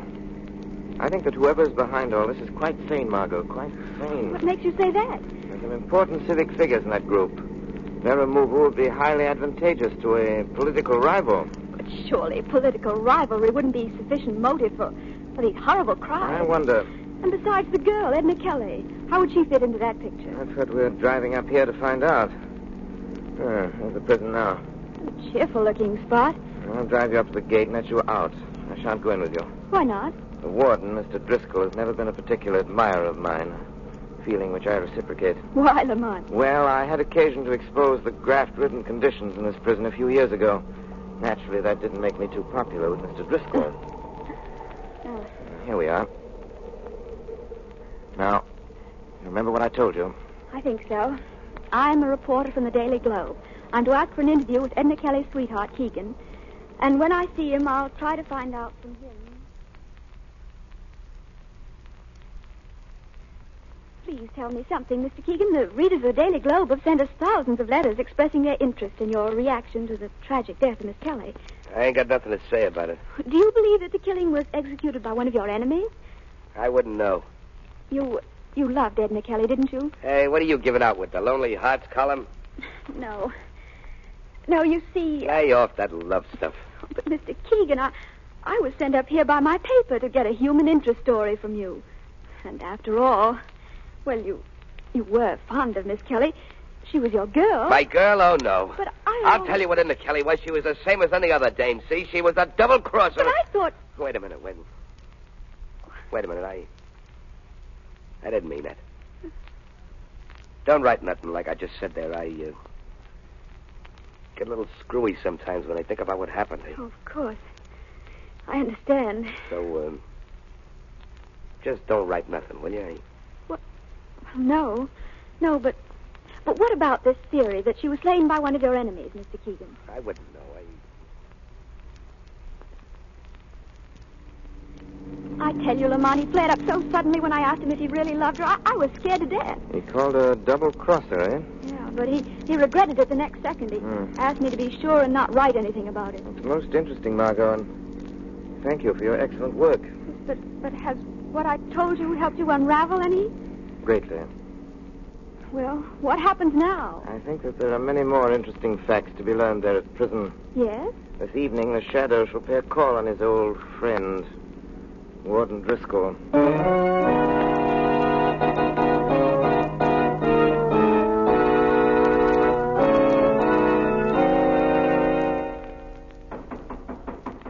Come in. Can I see you for a minute, Warden? What's the trouble, Carey? Well, it's about Keegan. Well, what about him? Well, I put him in solitary like you told me. Yes. That was this morning I done that. Hey, Carey, what are you trying to tell me? Well, he ain't had no food for the last 3 meals. So? So I was wondering if something should be done to make him eat. He just lays quiet on his bunk. I thought I told you that no one was to go near Keegan's cell without my orders. Well, I thought if he wasn't eating... Harry, if you just perform your duties as guard around here and let the warden do the thinking, everything will be satisfactory. Yeah, sure, Warden, sure. And leave Keegan alone. Yes, sir. I'm sorry. Good night, Warden. Close that door after you. Yes, sir. Fool. Hello? Yes? Oh, yes, Mac. Oh, did he get away all right? Good. Yeah? Uh-huh. Well, get him back here before daylight, no matter what happens. Yeah, okay. Tell him I hope he does a good job. Huh? Yeah. Yeah. Oh, goodbye. You seem to be quite amused, Warden Driscoll. Huh? Hey, what? Who's that?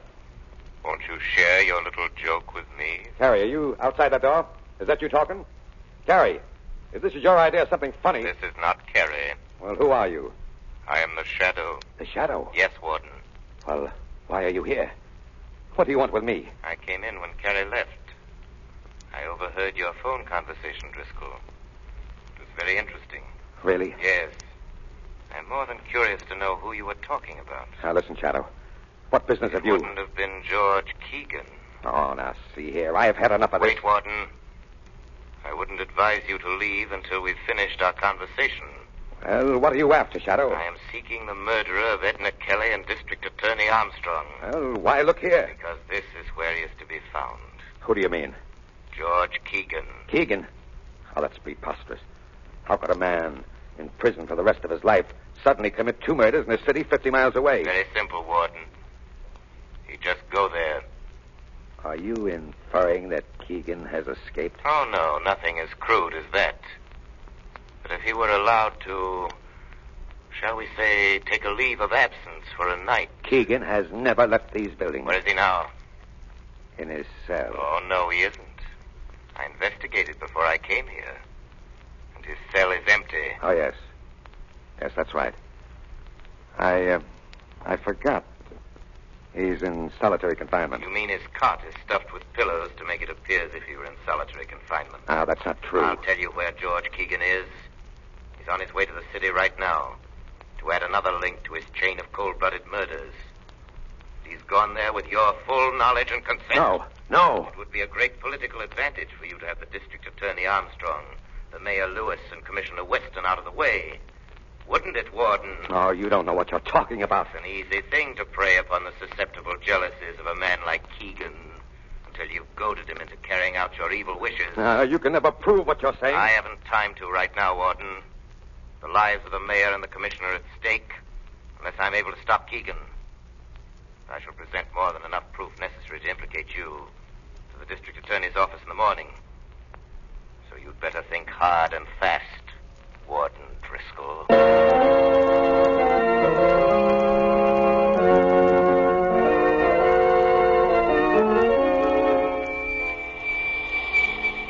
Margot Lane.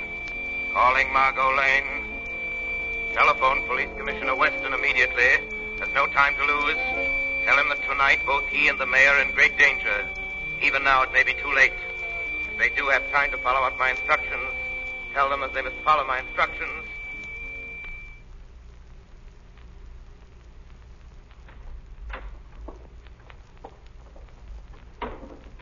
All right, Mr. Mayor. Stay sitting at that desk and keep your back to me. I got a gun here. Don't turn around. Just listen. I'm George Keegan. Remember me? You was one of the heroes that made the pinch when I was picked up. You must remember. Why, they even got a little statue of you and me down at the Wax Museum. Now do you know? You'd better know, Mr. Mayor, 'cause I'm sending you down personally to take that statue's place. Well, why don't you say something? Are you scared to talk? Where's all that fancy gab that you hand out at banquets and meetings? Come on, speak up. Come on, what's the matter with you? Speak up, will you? All right, then you get yours just the same.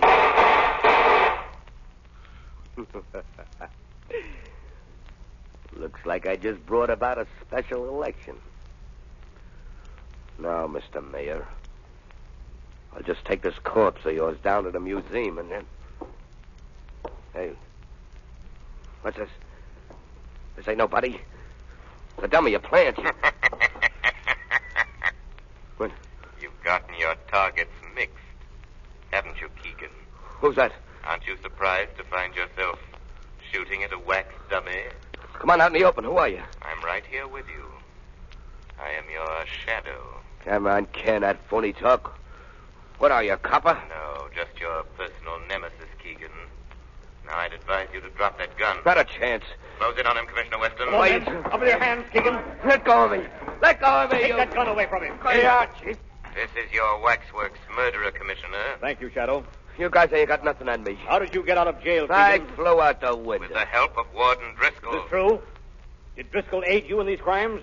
Driscoll wasn't in. Who's that? Ah, I see you've caught him. Good work, Commissioner. Hello, Warden Driscoll. What brings you here? This man, Keegan, escaped from my prison tonight.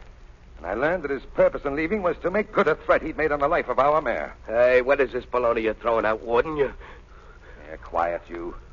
I've just learned that this isn't the first time he's got out either. A very good story, Warden. Only I think that George Keegan could tell us a different one. Shadow, you here? Yes. And I sort of expected you'd come too, Warden. What's this all about, Shadow? Perhaps Keegan can explain that to you, Commissioner. How about that? Listen, I ain't no squealer, see? But that warden ain't telling the truth, not one bit. That's all I gotta say. Hey, Commissioner, what is this all about? Am I being placed under suspicion here in the testimony of a shadow? Just a minute, Warden. What are you holding back, Keegan? I can answer that for you, Commissioner Weston. Keegan is shielding the warden as the real instigator of the Waxworks murders. That's a lie. He wanted you all out of the way, Commissioner, so he employed Keegan as his instrument of murder. Don't listen to him. Go on, Shadow. But first, he had to give Keegan sufficient incentive to perform these crimes, so he went to work on his emotions, his jealousy. How? He told Keegan that his girl Edna Kelly had been double-crossing him, right along. Keegan, this was a lie. Huh? What, do you mean she was on a level? Absolutely, Keegan. Why, Driscoll, you dirty... Hey, look out, he's got another gun. Don't, don't! Go on. Go on, roll in pain. Just like Edna done before she died. That's right. Try to talk. That's what she done, too. And I laughed at her. I laughed at her. Laughed at her, that's what I did. Take him away. Laughed at her. Driscoll is dead, Commissioner. Well, perhaps that's for the best. Oh, Shadow. Are you still there? Yes, Commissioner. I want to thank you heartily for this night's work. I seek no credit, Commissioner. However, I have a suggestion for you. What's that? If the Wax Museum decides to create a new tableau depicting this present event, it might be wise for you to arrange to be excluded from it. It gives people ideas.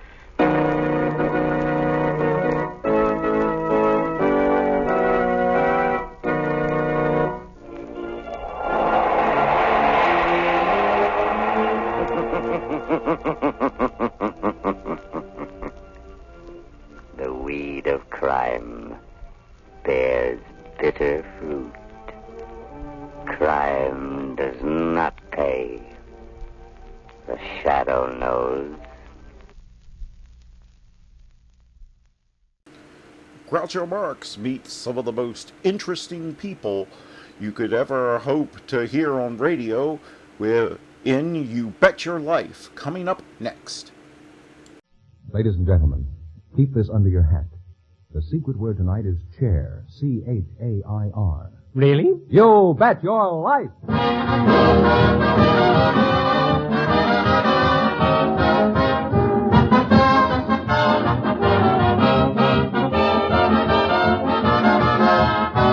Elgin American, creators of America's most beautiful compacts, smartest cigarette cases, finest dresser sets, presents Groucho Marx in the Elgin American show, You Bet Your Life. The comedy quiz series produced and transcribed from Hollywood. And here's that sterling Elgin American, the one, the only... Is he back again? Oh, that's me, Groucho Marx.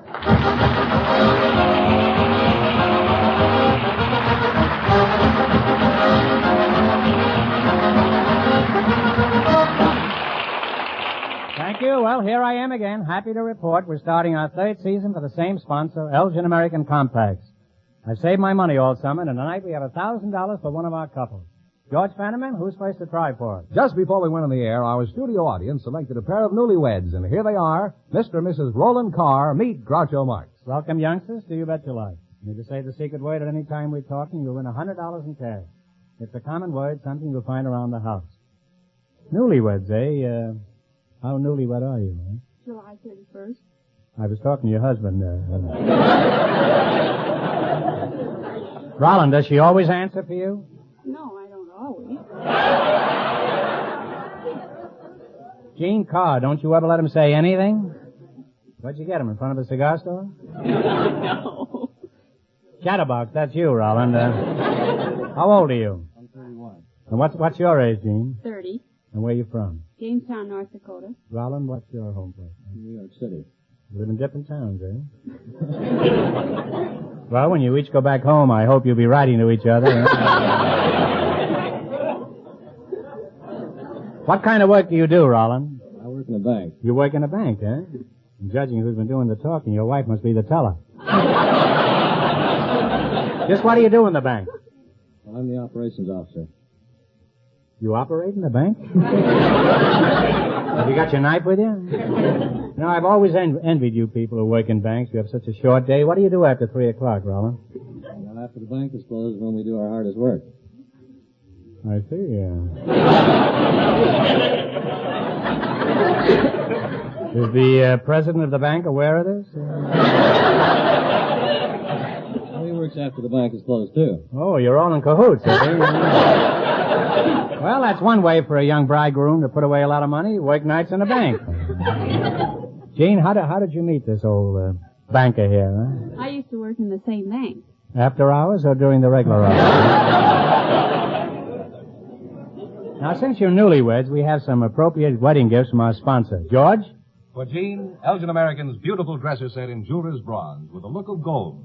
And isn't that engraved floral design lovely, Gene? Oh, that's lovely. Thank you very much. And Roland, we'd like you to have this slim, sleek, sterling silver cigarette case by Elgin American, handsomely engraved. It's very swell. Where did you two kids go on your honeymoon? We went to San Francisco and Lake Tahoe. Mm-hmm. That's an ideal honeymoon. Which one of you went to Frisco, huh?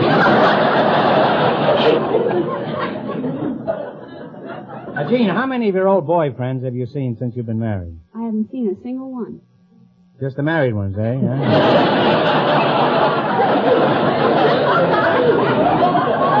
Remember that, Roland. You see how easy it is to trap your wife? Huh?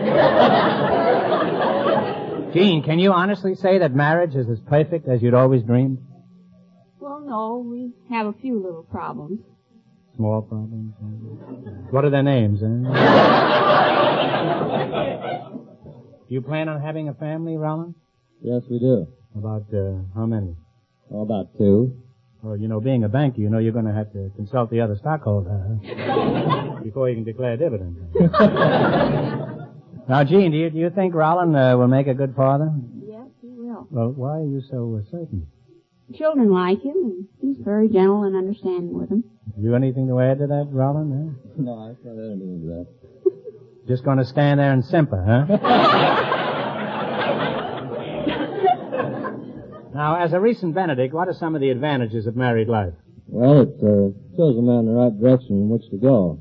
You mean she's already told you where to go?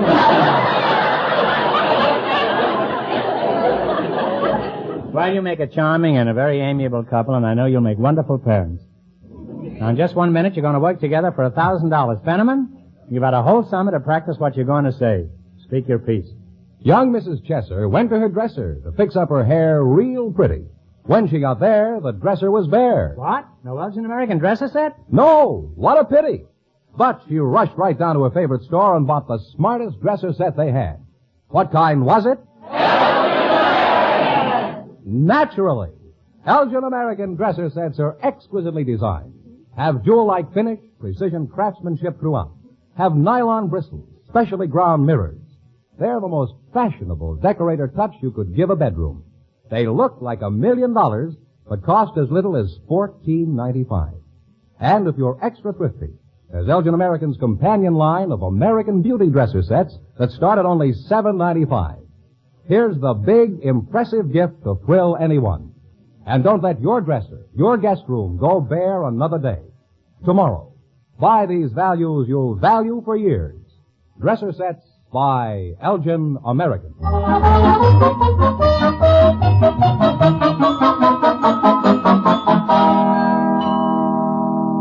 Now, let's see if you two will get a chance at the $1,000 question. You're going to play You Bet Your Life. Fenneman, bring them up to date on the rules. Each of our three couples has $20. They bet as much of that 20 as they want on each of 4 questions. The couple that earns the most money gets a chance at the $1,000 question at the end of the program.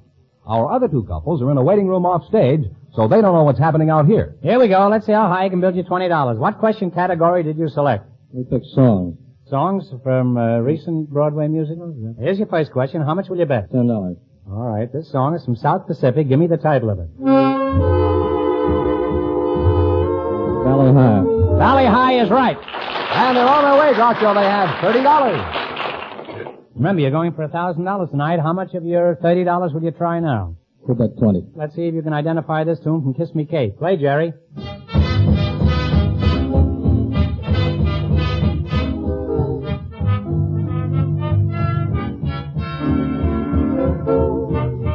I'm always true to you, darling. Always true to you, darling, in my fashion. They're really on their way. They have $50. That shows he's a groom. Now, here's your third question. How much of the 50 are you going to risk? We're about 35. Here's another song from South Pacific. What's the title of it? Some Enchanted Some Evening. Enchanted Evening.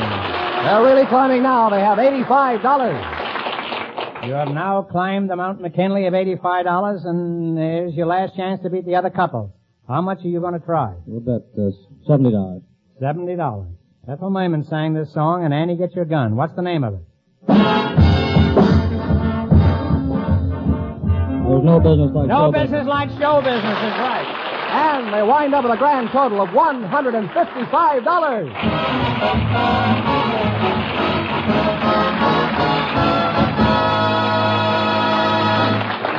Thanks and good luck from Elgin American Compact. Stick around now. You might still get the crack at the big question. Groucho, our next couple has been in a waiting room off stage. Perhaps they'll say the secret word. It's chair. We invited some wrestlers and some librarians for the show tonight. And just before we went on the air, our studio audience selected librarian Mary Horan and wrestler Terry McGinnis. And here they come. Folks, meet Groucho Marx. Welcome, folks, for Elgin American Compacts. And if you say the secret word at any time we're talking, I'll fork over $100 in cash. It's a common word, something you'll find around the house. The wrestler and the librarian, eh? Miss Mary Horan, at which library do you work? The Central Library, the Los Angeles Public Library. Mm-hmm. And how's business there? Quiet? Yes, very quiet.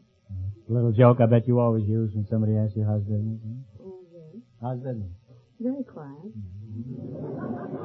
Very good. I thought maybe things were humming since you do a volume business. Bone Crusher, Terry McGinnis, huh? Are you married? Yes, sir. How'd you meet your wife? Did you go up to her to dance and say, may I have the next half, Nelson?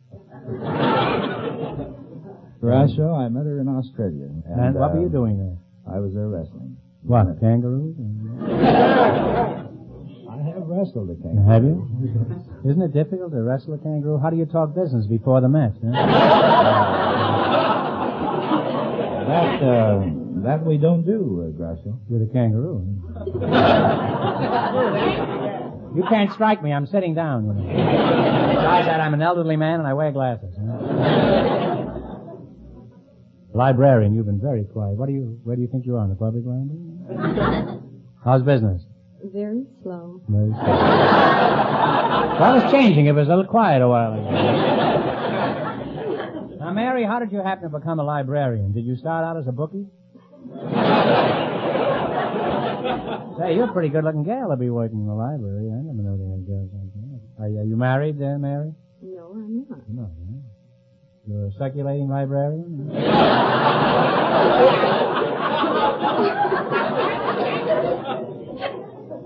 What kind of a man are you looking for, Mary? Oh, a nice, quiet, companionable sort of person who's well-read and likes good cultural things and good-looking and about 6 feet. You don't want a man. You want Dr. Elliott's 6-foot shelf, huh? Wrestler, McGinnis, haven't you got a ring name like Gorgeous Sam or the Blimp or Derriere Dan or something, huh? No. What do they call you in the ring? And remember, we're on the radio. They call me Irish Terry McGinnis. They call you Irish Terry McGinnis? What part of Romania do you hail from? The Irish part. Now, Miss Horan, let's get back to you. It's much safer. Now, there's a big article about me in the October Radio Mirror magazine. Suppose I breeze down to your library next Sunday afternoon. Would you help me find the magazine? No, I wouldn't. Well, that's not very cooperative. Why not? Well, the public library is not open on Sunday. Well, I'll be bound, huh? How's business? Very quiet. Very quiet. Well, you're holding your own, anyhow. Miss Horan, as a librarian, do you like to wrestle? I never have wrestled. Well, maybe that's why you're not married, huh?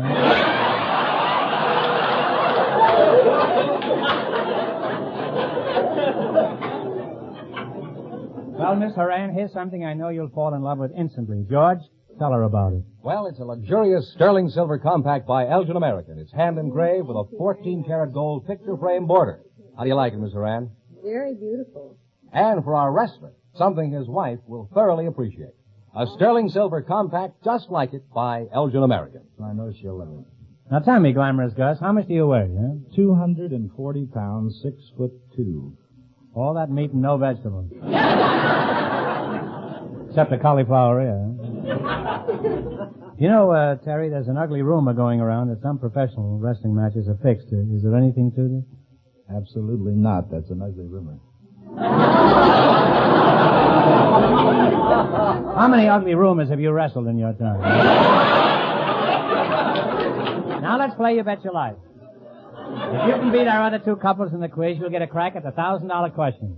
Fenneman, remind our listeners how much the first couple won. The newlyweds won $155. Here we go. Let's see how high I can build you $20. What question category did you select? Paper money. Nicknames for paper money. Here's your first question. How much will you bet? $5. $5. How much money is a grand? $1,000. $1,000 is right. They're on their way. They have $25. Remember, you're going for $1,000 tonight. Now, how much of your $25 will you try? 10. 10? All right. How much money is a fin? $5. $5 is correct. Now they have $35. You now have $35, and here's your third question. How much of the 35 will you attempt? 10. 10. Let's spend a little more. Let's spend 25. All right, 25. All right with you, Mary. How much money is a sawbuck? $10. $10 is correct. They're on their way. They have $60. All right, you've got $60. Here's your last chance to beat the other couples. How much of the 60 are you going to risk? $50. $50. Is that all right with you, Mary? All right. How much money is a case note? How much money is a what? A case note. C-A-S-E. $50? No, it's $100. No, I'm sorry. It's $1. They wind up with $10.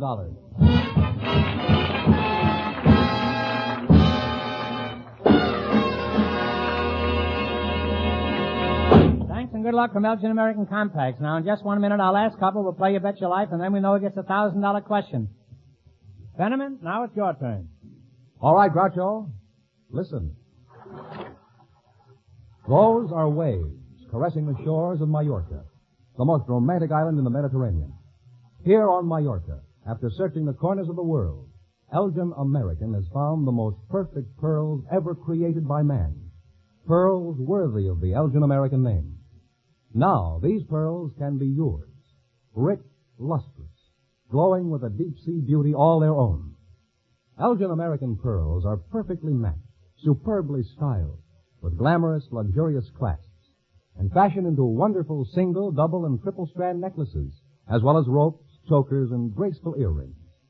Presented in their beautiful jewel and gift boxes, Elgin American pearls are truly the most magnificent gift you can give or receive. Yet, prices start at just $2. The finest simulated pearls at any price. Buy them tomorrow. Treasure their opalescent beauty forever. Wear them proudly. For these are Elgin American pearls.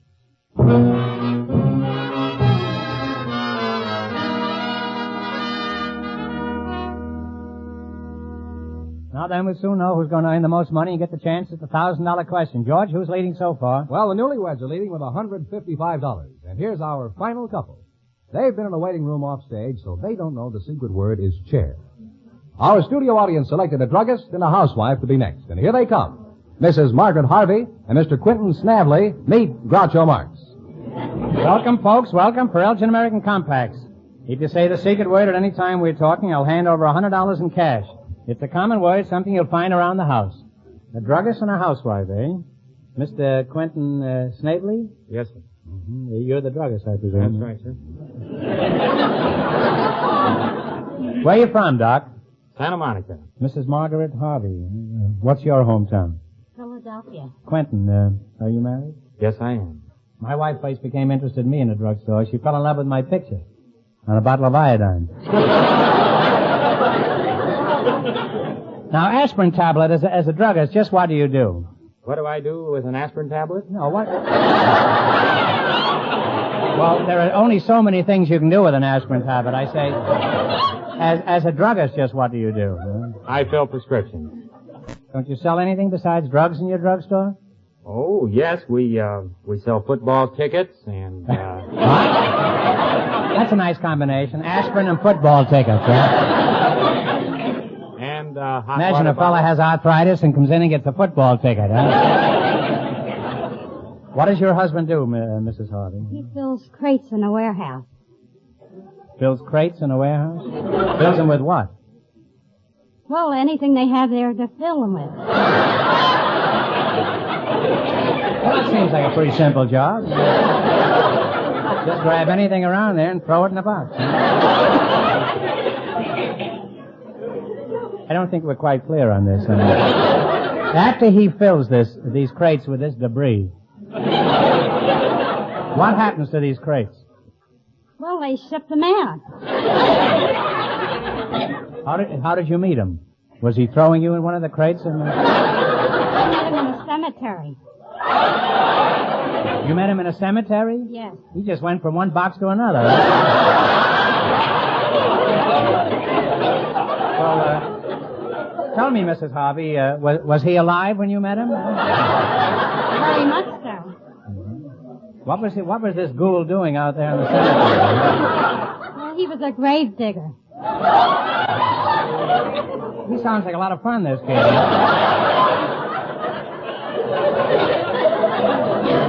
What were you doing in the cemetery, Mrs. Harvey? Well, I always made a shortcut through the cemetery. You made a shortcut and ran into him? I had a hobby of reading epitaphs.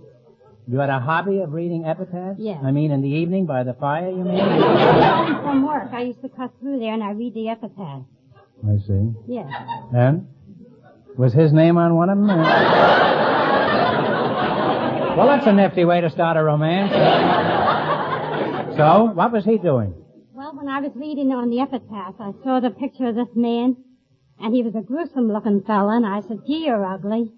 And at that, somebody said, so are you. And when I came to, there were 3 grave diggers standing around me. Are you sure you weren't watching Hamlet? These grave diggers were explaining what had happened. I see. They You said- knocked him dead, huh? Now, this one grave digger was in the grave eating his lunch. When he... That's what they call a box lunch.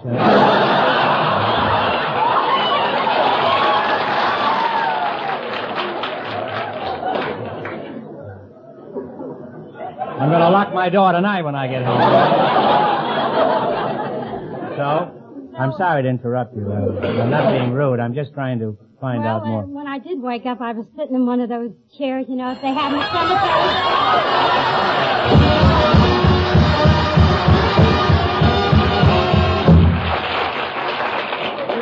Mrs. Harvey, you said chair, and that's the secret word, and that means you win $100 right now, and there it is. Congratulations. Now, where were we when the chair broke, huh? Well, he said he felt very sorry for what he had said to me. And then he threw a wreath on you, I suppose. Doc, tell me, how much does your average prescription cost? They start from 50 cents up, but the average prescription is about $2. Mm-hmm. And how much do the ingredients cost you? Trade secrets. 20 cents up. What do you mean up? Up to 22? You mean you have the nerve to charge $2 for something that only costs you 20 cents? Well, we have our overhead to figure in, our rent, and the knowledge and experience in filling those prescriptions. Well, that's a pretty big pill to swallow. You know, I've often wondered how important is the soda fountain to a drugstore. Does it bring in much business? Well, it brings in the trade, and they buy other things in the store. Well, that sounds logical. After you have a pumpernickel sandwich on liverwurst, and a banana split, they stagger over to the drug department and buy enough bicarbonate to cover the whole rent, I suppose. Well, I've got a prescription for both of you. Take now these gifts from our sponsor. Mrs. Harvey, pearls for you. Elgin American's beautiful pearls. They're the finest pearls made by man, and I'm sure you're going to enjoy them. They're beautiful. And druggist Snavely, the perfect gift for your wife. Elgin American's exclusive heart-shaped compact that's definitely different. It's jeweler's bronze that looks like gold. That's the best seller in our store, really. Ha ha, there's a man. Tell me, do you ever have emergencies in your drugstore other than your wife coming in and catching you shaking up a blonde for a bromo? I mean, shaking up a bromo for a blonde? Let's forget the whole thing, huh? Mrs. Harvey, what kind of first aid equipment do you keep around the house? Oh, I have iodine, corn plasters, bunion plasters. You have a lot of foot trouble, I take it, huh? That's from hot putting it through that cemetery. What else? Just iodine, corn plasters, foot plasters, Well, I have no arch supports? I have headache powders. Headache powder. Yes. I'd like to meet that husband of yours sometime. Are there any items missing from that list that she should have in her home, Mr. Snavely? Well, she didn't mention a tourniquet, and everyone should have one. Tourniquet, huh? You mean like a tennis tourniquet? What's a tourniquet, huh? Well, a tourniquet is a apparatus that you put around the arm. Flow of blood. It stops the blood? Is that good? I'm trying to get mine started, and he's stopping it.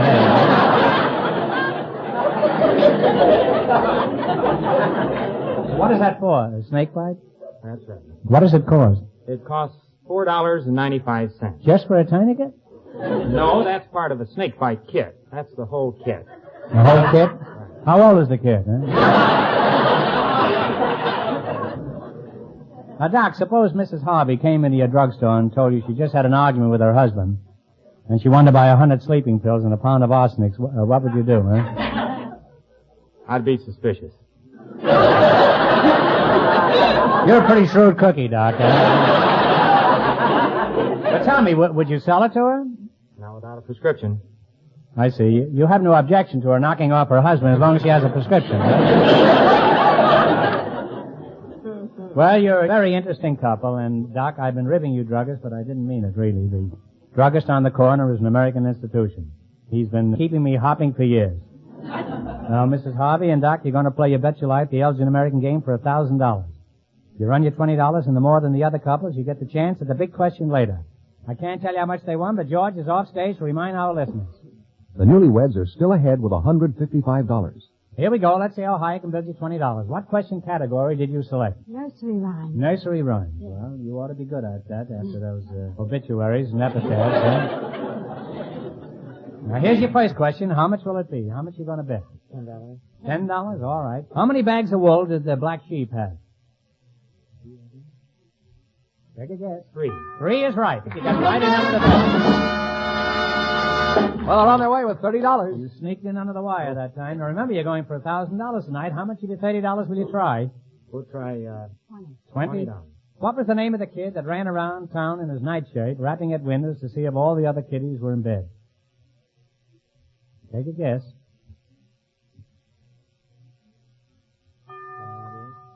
The bell is tolled. I'm sorry. It was Wee Willie Winkie.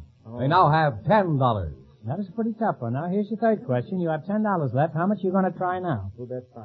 What was Miss Muffet eating when the spider frightened her? What was she? Curds and whey. Curds and whey is right, huh? Well, they're on their way again. They have $15. Here's your last chance to beat the other couple. How much of the 15 are you going to try? 10. All right, 10. What skinny guy could eat no fat? Jack Spratt. Jack Spratt could eat no fat. And they wind up with a grand total of $25. And that means the newlyweds with $155 get the chance at the $1,000 question.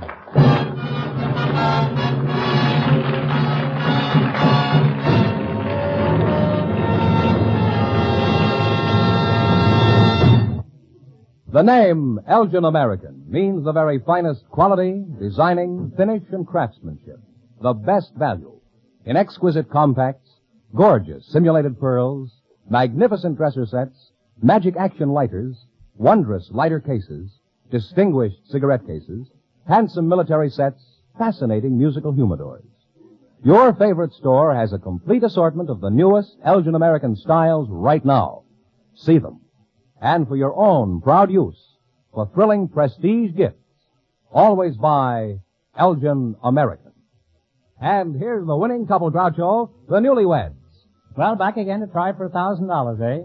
Good luck. I'll give you 15 seconds to decide on a single answer between you, so talk it over thoroughly and no help in the audience, please. Think of your map now. Which of the 48 states extends the closest to the North Pole? Which state of the 48?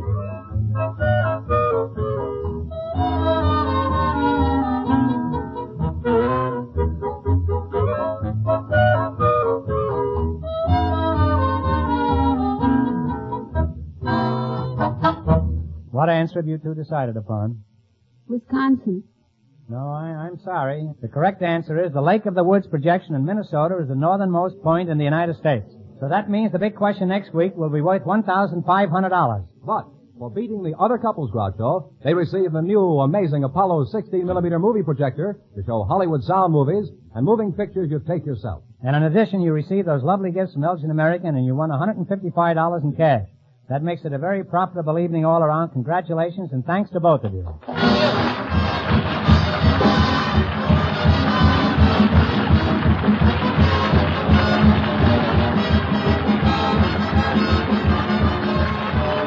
The Elgin American Show, You Bet Your Life, is a John Goodell production. Transcribed from Hollywood, directed by Bob Dwan and Bernie Smith.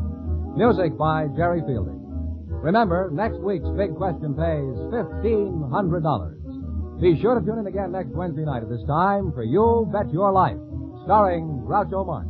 Presented by the creators of America's most beautiful compacts, smartest cigarette cases, and finest dresser sets, Elgin American. Good night, folks. Have you looked at your compact lately?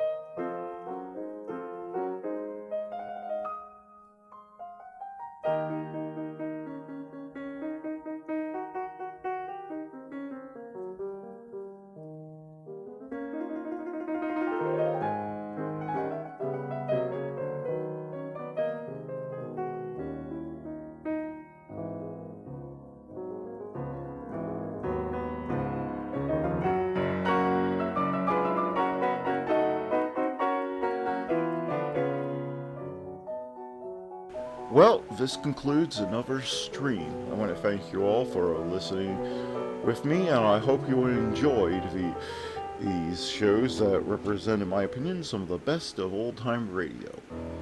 Join me again tomorrow night at 8 p.m.